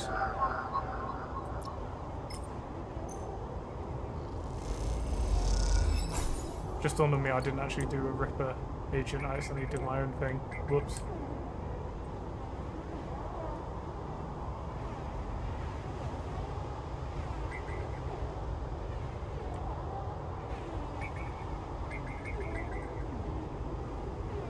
No, that is a Harding agent. Okay, so I need to hunt them down. Let's use the 4, not the 6. Bypass, extract data. I guess that's what allows me to access the Ripper. Yeah. Okay, I thought I did it in the wrong way then. Rip that data. Yoink. Brr. Bang. As you walk into the temple, you quickly spot Feng arguing with Jenna. Keep your distance, approach. Keep your distance. It doesn't look good. Feng seems to be explaining something, but Jenna is having none of it. Points at the door and Feng walks away, catching your eye as he turns. Could have done with you getting here a minute or so ago. He glances back at Jenna. Well, either way, it looks like I'm fired. Good news is that it doesn't look like I need a job anyway. Now let's take this slate, pushing the light, pulsing with the pale light. Now let's take a good look at what you really are here for. The slate is whirring with a mess of code streams coming from the Ripper worms as they dig through the agent's data and spin it into threads for the slate to pick up. Anything good? Feng scrolls the display with a finger.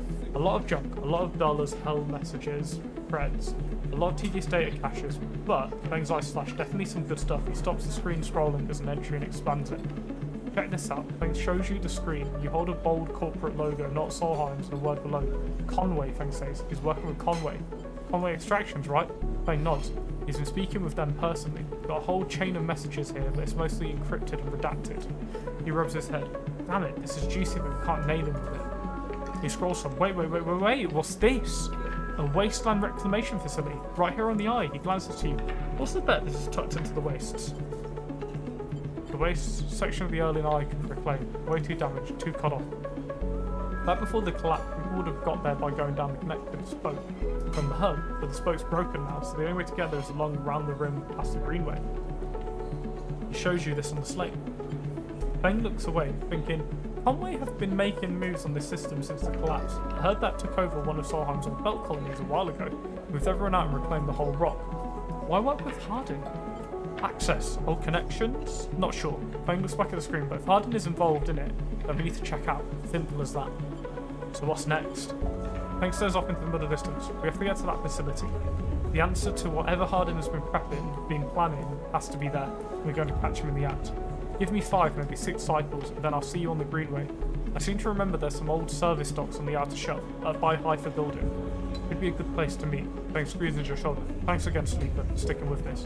I haven't forgotten about that tracker of yours either, but I'm going to need to get back in my bay to pull a solution together. He turns the slate around to face you, showing a massive scrolling code. I've been working on my brakes, he winks. Feng grins. See you soon, Sleeper, and he walks out the door of the temple without looking back. Now, sadly, I don't think we're going to really be able to catch him.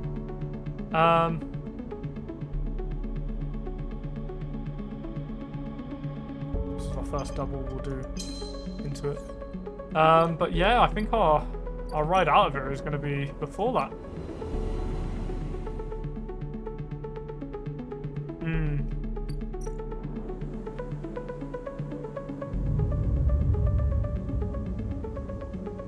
But we'll see what we can do. If not, I know we'll be able to continue beyond that. But we'll be fine. Let's eat that fine sunlight.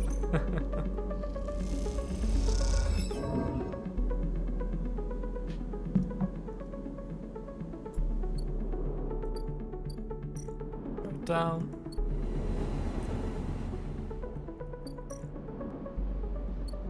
Crossover. Is our big old plant ready yet? No, we're still 2 off. Wow. Servicing dog. What? What is this? Oh, what did you? Why is it that you always have to wait for Peng? I'm going to be the one waiting for you. Storm. That and there's this. Okay. So I guess we're waiting, but there's nothing to do. Like, I think we are actually skipping time until we go. Because I'll look here, but I actually don't think. Choco acquired. Nice. Good job. Yeah, there's nothing for us to do. There's nothing that'll complete in time before we launch. So I actually think it's time for us to fly. I think it's time for us to go. I'm going to quickly go pee because I need to quite badly. And back in just 1 minute. I'm going to quickly run an ad for the Twitch side of things, naturally. I'll be back in just 1 minute. I'm going to run a 3-minute ad. In a minute, guys. What? Check my phone as well.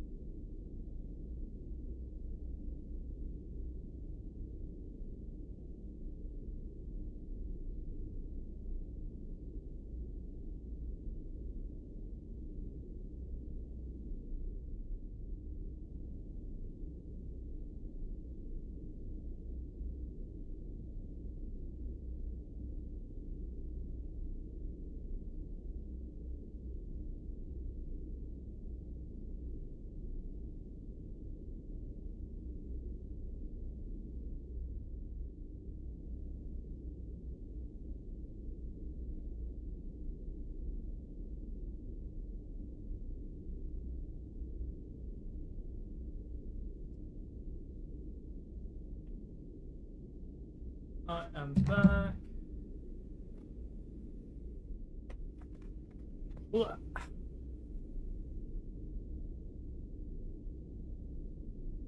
Sorry about the wait.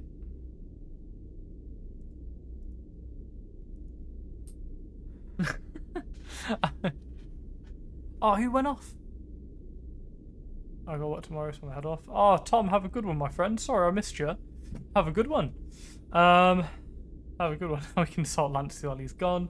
You know, think about Choco is like the first few sips are great, but then you run out of chocolate powder on top and it just becomes hot. Oh, no, I don't agree with that. Sorry, that's a hot take, Napoleon. I don't agree with that. Too late.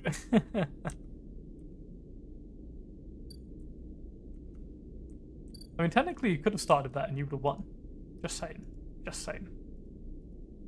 Right. I think we wait and just hop on the horizon. I think the day before it's ready is we can go and say hello.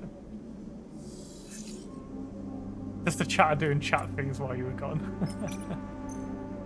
Yeah, we're just chatting. Oh, very successful. Reroll. No. We'll sleep another day, and I think that day we'll then be able to go and see what the market thing is. The tree. I don't know what that symbol was for the tree, and see what that's like. Also, when I walked past Dingbat was unconscious on my bed. She was conked out.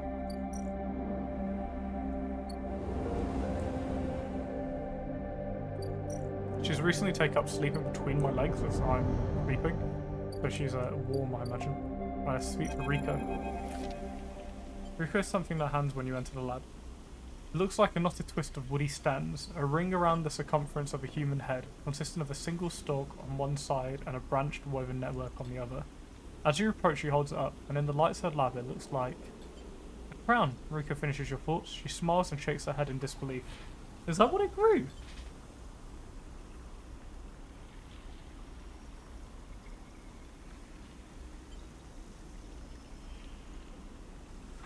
Lance, stop sleeping. You'll get sleep insomnia and sleep through the alarm before the shift. That's quite funny. It is. I came to the plant this morning, and this loop was all that was there. She points to the lump at the edge of the ring. The seed grew right back into itself, twisted up out of the soil. That being you encountered in the cloud, as you call it, was it wearing one of these? She eyes you suspiciously, still unsure she somehow embroiled in an overlong prank. No. She sighs. I suppose that would be too easy, she smiles to herself. A root crown, she places the object on the bench and shuffles her analysis terminal, face lit by the amber light in the dim corner of the room. Well, it isn't exactly a plant anyway, not from what I can tell. It gives you a serious look. No leaves, no chloroplasts, just a series of filaments encased in cellulose walls. How did it grow? It seems the seed contained everything it needed, self-contained entity, but nothing less. He beckons you over, but that isn't the good part. Look at that. Look at this. You see a cross-section scan of the crown. It layers of plant-like structure on full view until you reach the centre. There into xylem and phloem, like from transport nutrients, something French and woven glint. Are those wires you lost? I'm not sure whether to say yes or no here. These are not wires like those in electrical systems, but they are filaments of a conductive material, so yes. She leans closer to the screen. But you see those branches. They remind me of dendrites of neurons, she rubs her eyes, which is frankly ridiculous. You look back at the crown of the table, and Rico fuzzes over the scans, and you suddenly realise what it reminds you of. You remember signing the forms, the walk to the sleeper tanks, the cold metal floor. Then you remember the crown they fitted you with, the branching structure of wires and pads. No, not a crown, they called it an interface. The tool of your emulation. Your transference from neurons to electrons. An interface. If that is the gift to you from the gardener, you turn back to Rico. Rico looks at you puzzled. Something clicks in her mind. Perhaps something she heard from sleepers she helped all those cycles ago. She starts talking, partly to you, partly to herself. The clubs were made for you, then this too could be made for you. Your frame. She shuffles over quickly to the interface, a word that struck in this strange branched object quickly in your mind. You're right, that entity. Is it the entity I've been looking for? She shuffles quickly to the crown. You're the entity which is controlling the Greenway, which has been maintaining it, supporting it, and has been doing it all these decades. I know what Jeopardy is, but I can't say I've really watched it. It's not really a big show in the UK, I've got to be honest. She stopped. I mean, it is. Sorry, it wasn't in my household, should I say? She stops to catch her breath. They want to talk with you. Rico leads up to see. I will be here, sleeper. If something happens, if you wish me to remove the crown, the interface, just squeeze. Grip your hand tightly.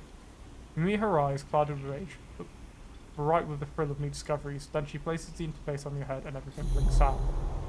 Back into the river, back into the dark flow, but something is different now. You're no longer pushed, no longer blocked and buffeted by the swarm. By the storm. Instead, it flows around you. You move and it parts, letting you pass. Something else resists, but it gives easily enough. You look back and see your body. You've left it behind. Somewhere Rico's voice is talking to you, asking you questions. It is excited, eager. desperate to know what lies on the other side, what the entity has to say to you.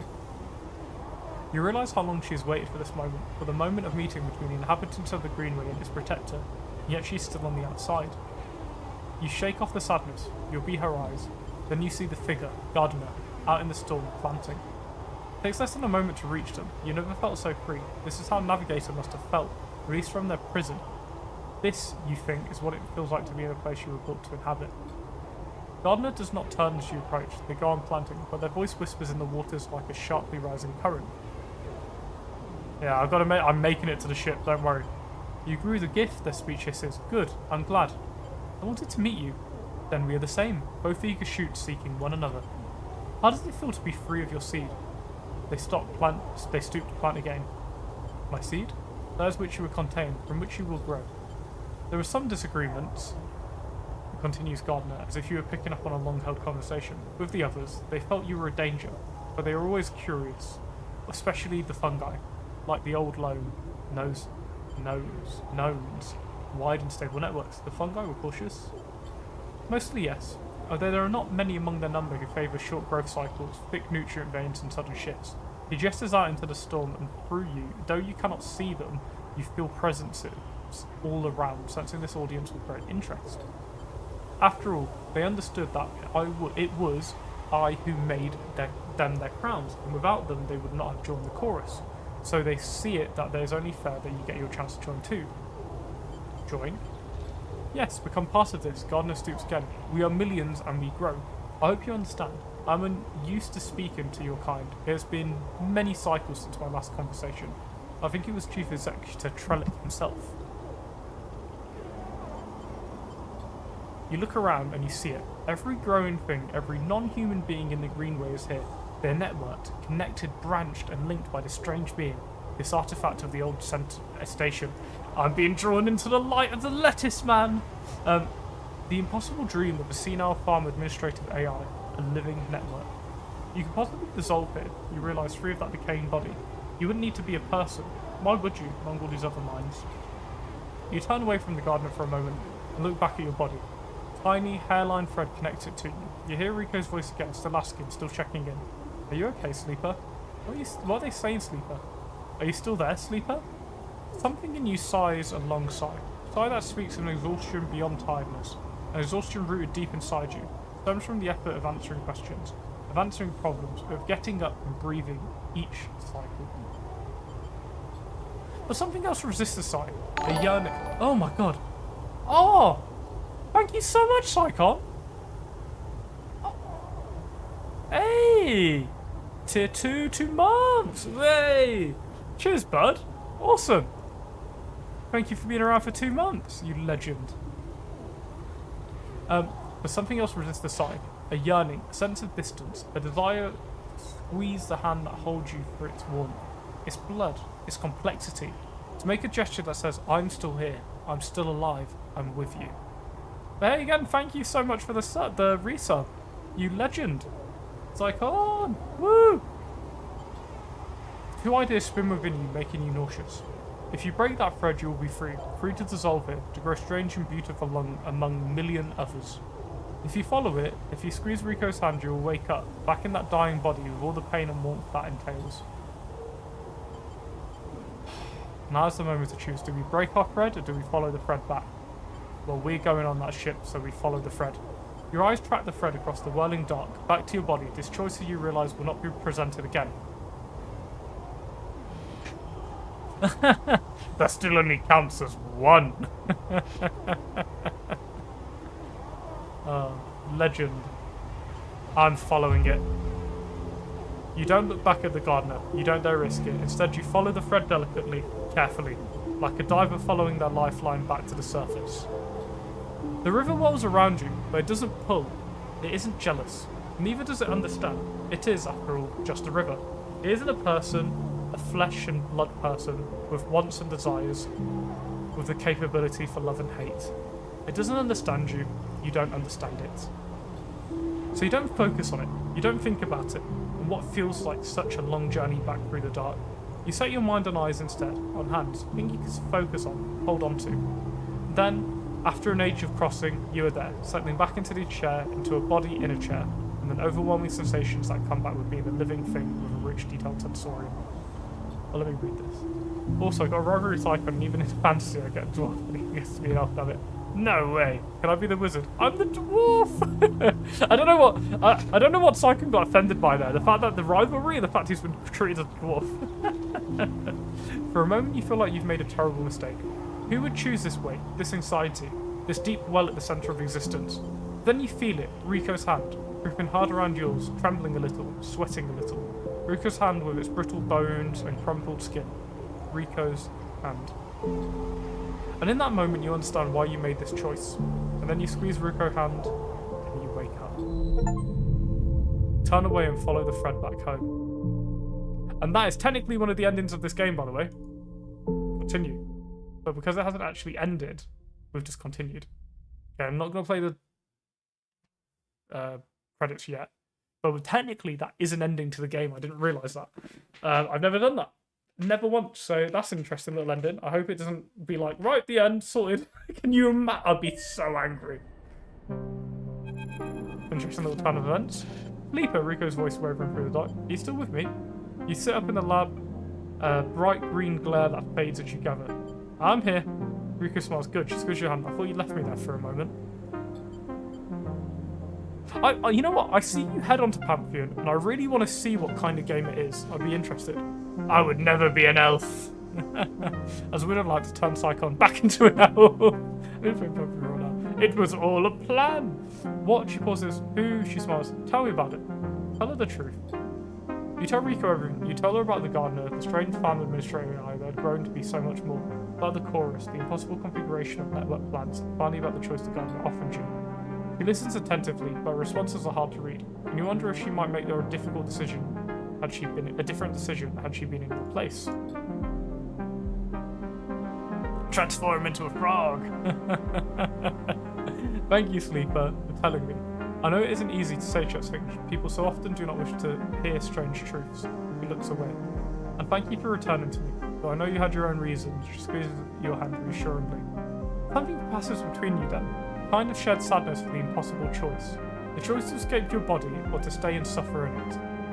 Her smile is warm and generous, and whatever the wisdom of your choice, you are glad to feel welcome in this moment, in this place.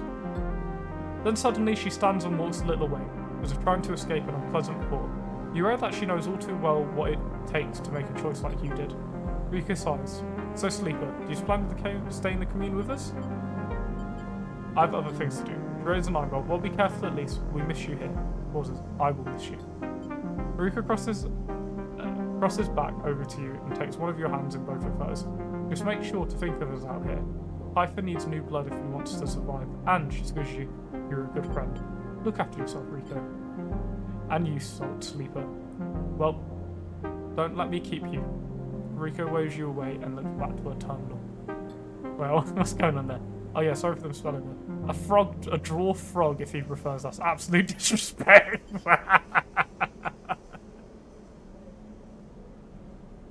That's absolutely too far. Sycon's kicking off.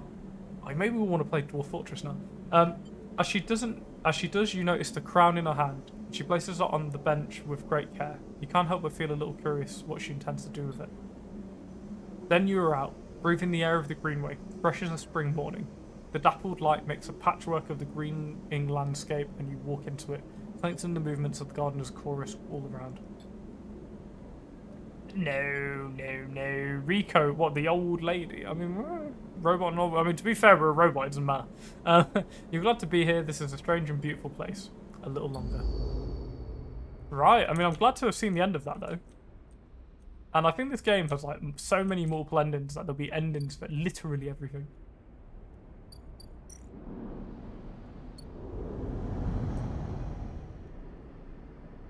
Dun dun dun! Bridge likes an older woman.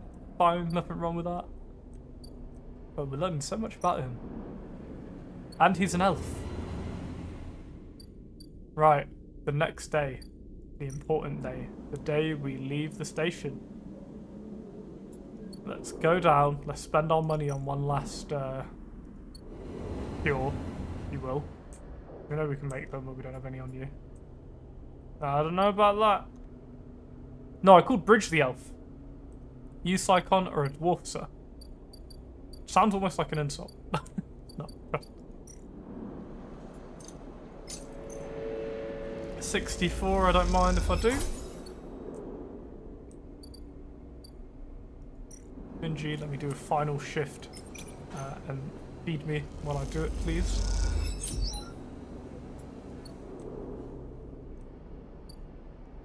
Let me go up.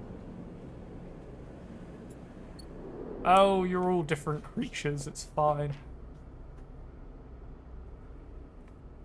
I'll shake my hair like a L'Oreal advert. Nothing moved. Nothing moved.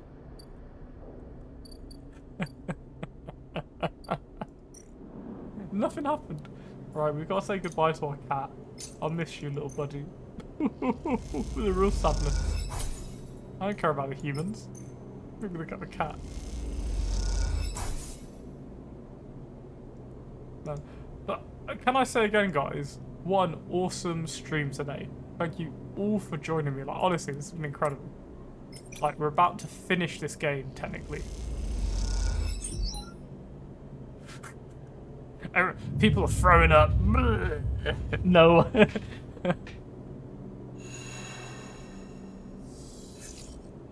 Literally. Literally.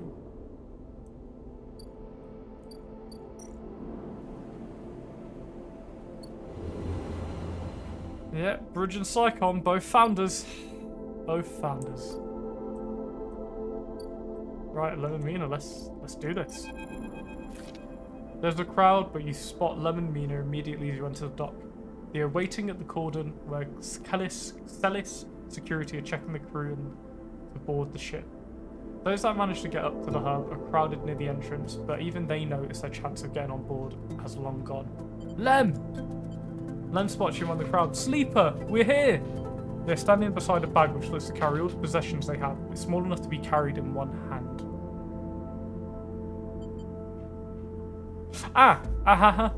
So I made Bridge a mod after we spoke about it, but if you look next to your name, Psychon, you get a little gem. I think the only person I forgot to add to this list was probably Nakula. I think he needs to get his gem. But yeah, Psychon, you got a gem. Again, one of my treasured VIPs. It's just, to be honest, anyone who I make a VIP, by the way, I would trust enough to also make a mod. Napoleon, you've got to be around a little bit longer yet before I hand them all out. I only get 10. Alright, I'll give you one, but I have to do it off stream. I have no idea how to do it on stream, especially using Streamlabs. I did it all over my phone, but I'll figure it out. Lem's watching on the crowd. Sleeper, we're here. Some beside a bag, which I carry everything. Yeah. Hi, Mina. No, you want to earn it? Alright then, bud. You stick around. We'll see it soon. No, I'm mainly just giving it to people who've been around the longest as a thank you. But don't worry, you stick around a bit longer, bud. There's not too many regulars, so we'll see you soon. Mina is vibrating with excitement. She seems strangely at home in microgravity, but then you remember she spent her whole life in space. Hi, robot.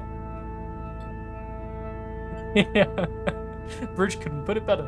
You hand over the Celis ID film to Len, keeping your own. He turns it back and forth in the light. Where did your friend even get this picture, Sleeper? Looks on my old Conway ID. You look, and shimmering younger Lenny stares out of the film, harder and clean cut.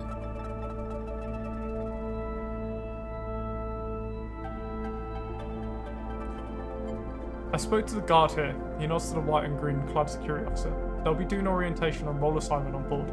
Sounds like we're going to be working under the core crew. Kind of like an intern, he laughs. What do you think, Meanie? Am I too old to be an intern? Following in Lem's lead, you inspect your ID. As you lift the film up to the light, you see something strange. Something that makes you flinch. The face printed on the film is one you recognise immediately. But it's not you. At least it's not how you look now. You squint at this ghost, confused why you hadn't noticed it earlier. Bridge, Psychon and Robo, the three musketeers. You're not more love Psychon. Again, you're at a trust level. If you want to be a mod, you message me, I'll make you a mod. I'm just saying. Is a picture you remember being taken. A memory that you didn't know you had. You remember signing the forms, and the walk to the sleeper tanks, the cold metal floor. You remember the SNF employee who helped you in. A smile clean and surgical. I'm the cool and loved son. You'll learn it eventually. I'm not loved. Oh, you are all loved. You are all loved. You freeze in place, thinking of you that still sleeps somewhere in the SNR facility. That won't wake until you are recovered and disposed of.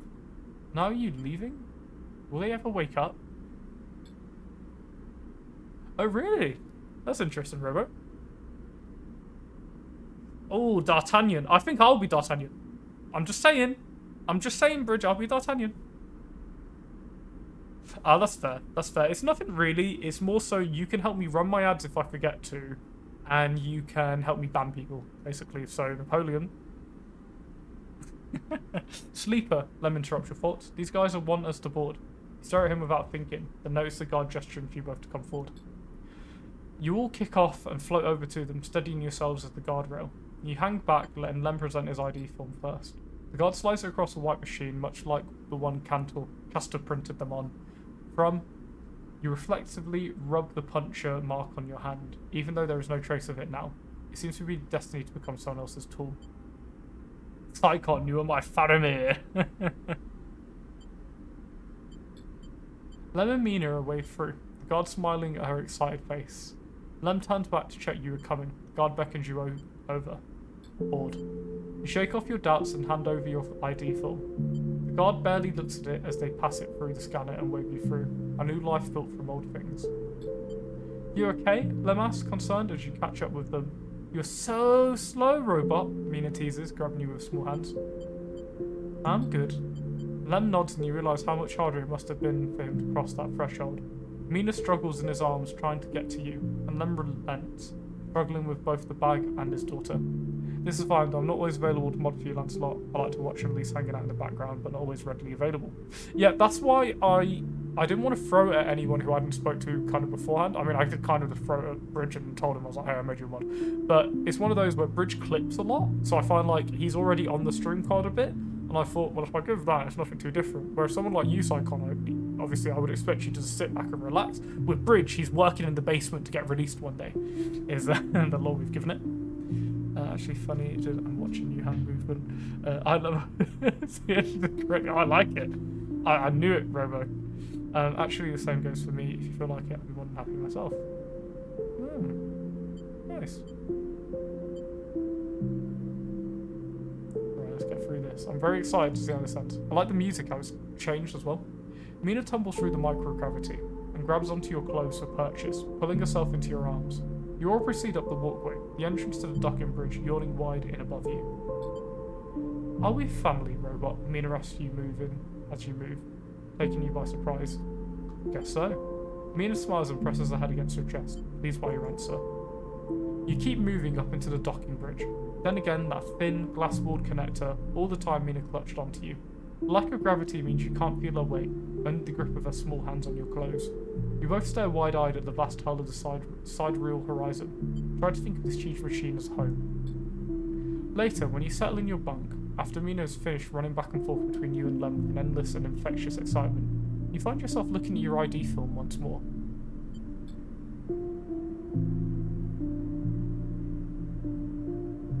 Somehow, since the last time you looked at it, the image seems to have changed. It's still a picture of the old you, the person that signed up to have their consciousness copied and placed into the ownership of SNR. But something else has crept into that image, an underlying sense of self-identification. This is also a picture of you, you know. You now.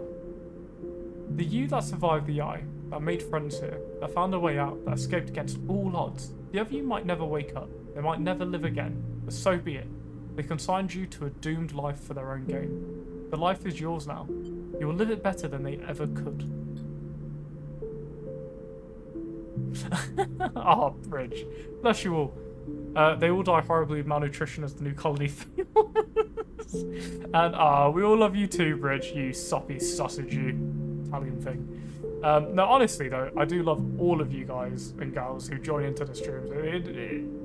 It's like a dream come true, to be quite honest with you. So it's very nice. Thank you all for joining me.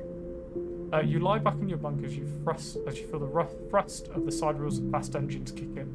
This feeling, this rumble, will be your constant companion for the next decades. We'll be there when you work, when you watch Mina grow, when you dream of the planet at the end of the journey. It will stay with you when your body starts to fail, despite the best attempts of Lemon Mina as the years stack up and it exceeds its safe operating period by a decade. It will be with you when you wake up on those rare moments of consciousness between which Mina will keep you frozen in a frozen state in the hope of preserving you until your final destination is reached. It will be with you when Weena makes you with tears in her eyes to tell you of Lem's inevitable death, and it will not relent despite your desire for a moment of silence. It will be there, it will be the final thing you hear, as Mina shuts down all but the most vital of all your functions, and hopes beyond hope that you will make it to your final destination, all the while doubting that you will. But for now, in this moment of departure, it is still a new sound, a new feeling, and because of this, it is filled with promise of the future. And so, you settle back on your bunk and close your eyes, and in moments you are sleeping perfect, dreamless sleep. The most peaceful that you can ever remember.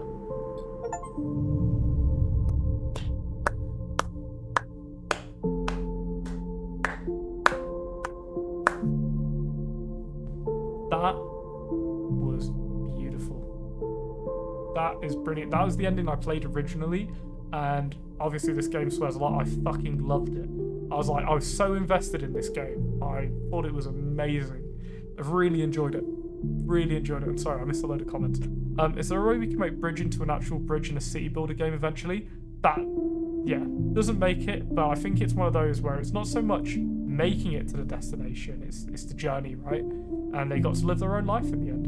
And what's really funny where you say make Bridge into a bridge, there is actually a bridge in one of the games we play, in Songs of Six. That's really funny. I'm going to let the credits play out. I'm really going to sit and reflect on that.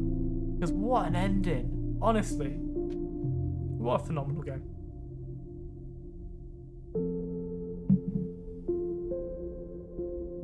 What were your guys' thoughts on that? Obviously, I know a few of you have been around for a little while, not much others, but what we thought of it. I know obviously the story might not be too familiar to a few of you, but that did feel incredible. This game does hit pretty hard. Like, wow, that's it. It hasn't got a huge team either, so it's a pretty good game. I'm very excited for the second game.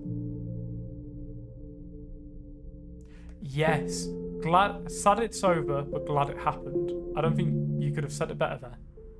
Sad it's over, but glad it happened. And then you can continue. So I'm not going to do this now, but you can continue from that point, I think just before it actually, and then you can take a different decision. And then look at everything else and get the other achievements and whatnot. But yeah. Long journey to a small unknown planet. And in a few weeks, we will have Citizen Sleeper 2. Look forward to it. I wanted to head up. Does it get rid of it, or does it set us just before? I think it sets us just before, so we can take a different decision. We're not going to look at that now. I'm not going to end the stream, but I'm just going to end the YouTube video. But thank you so much for joining me for this end of Citizen Sleeper. In the next episode I'll be doing the DLCs. So I hope to catch you all again soon. You have a wonderful day. Bye for now.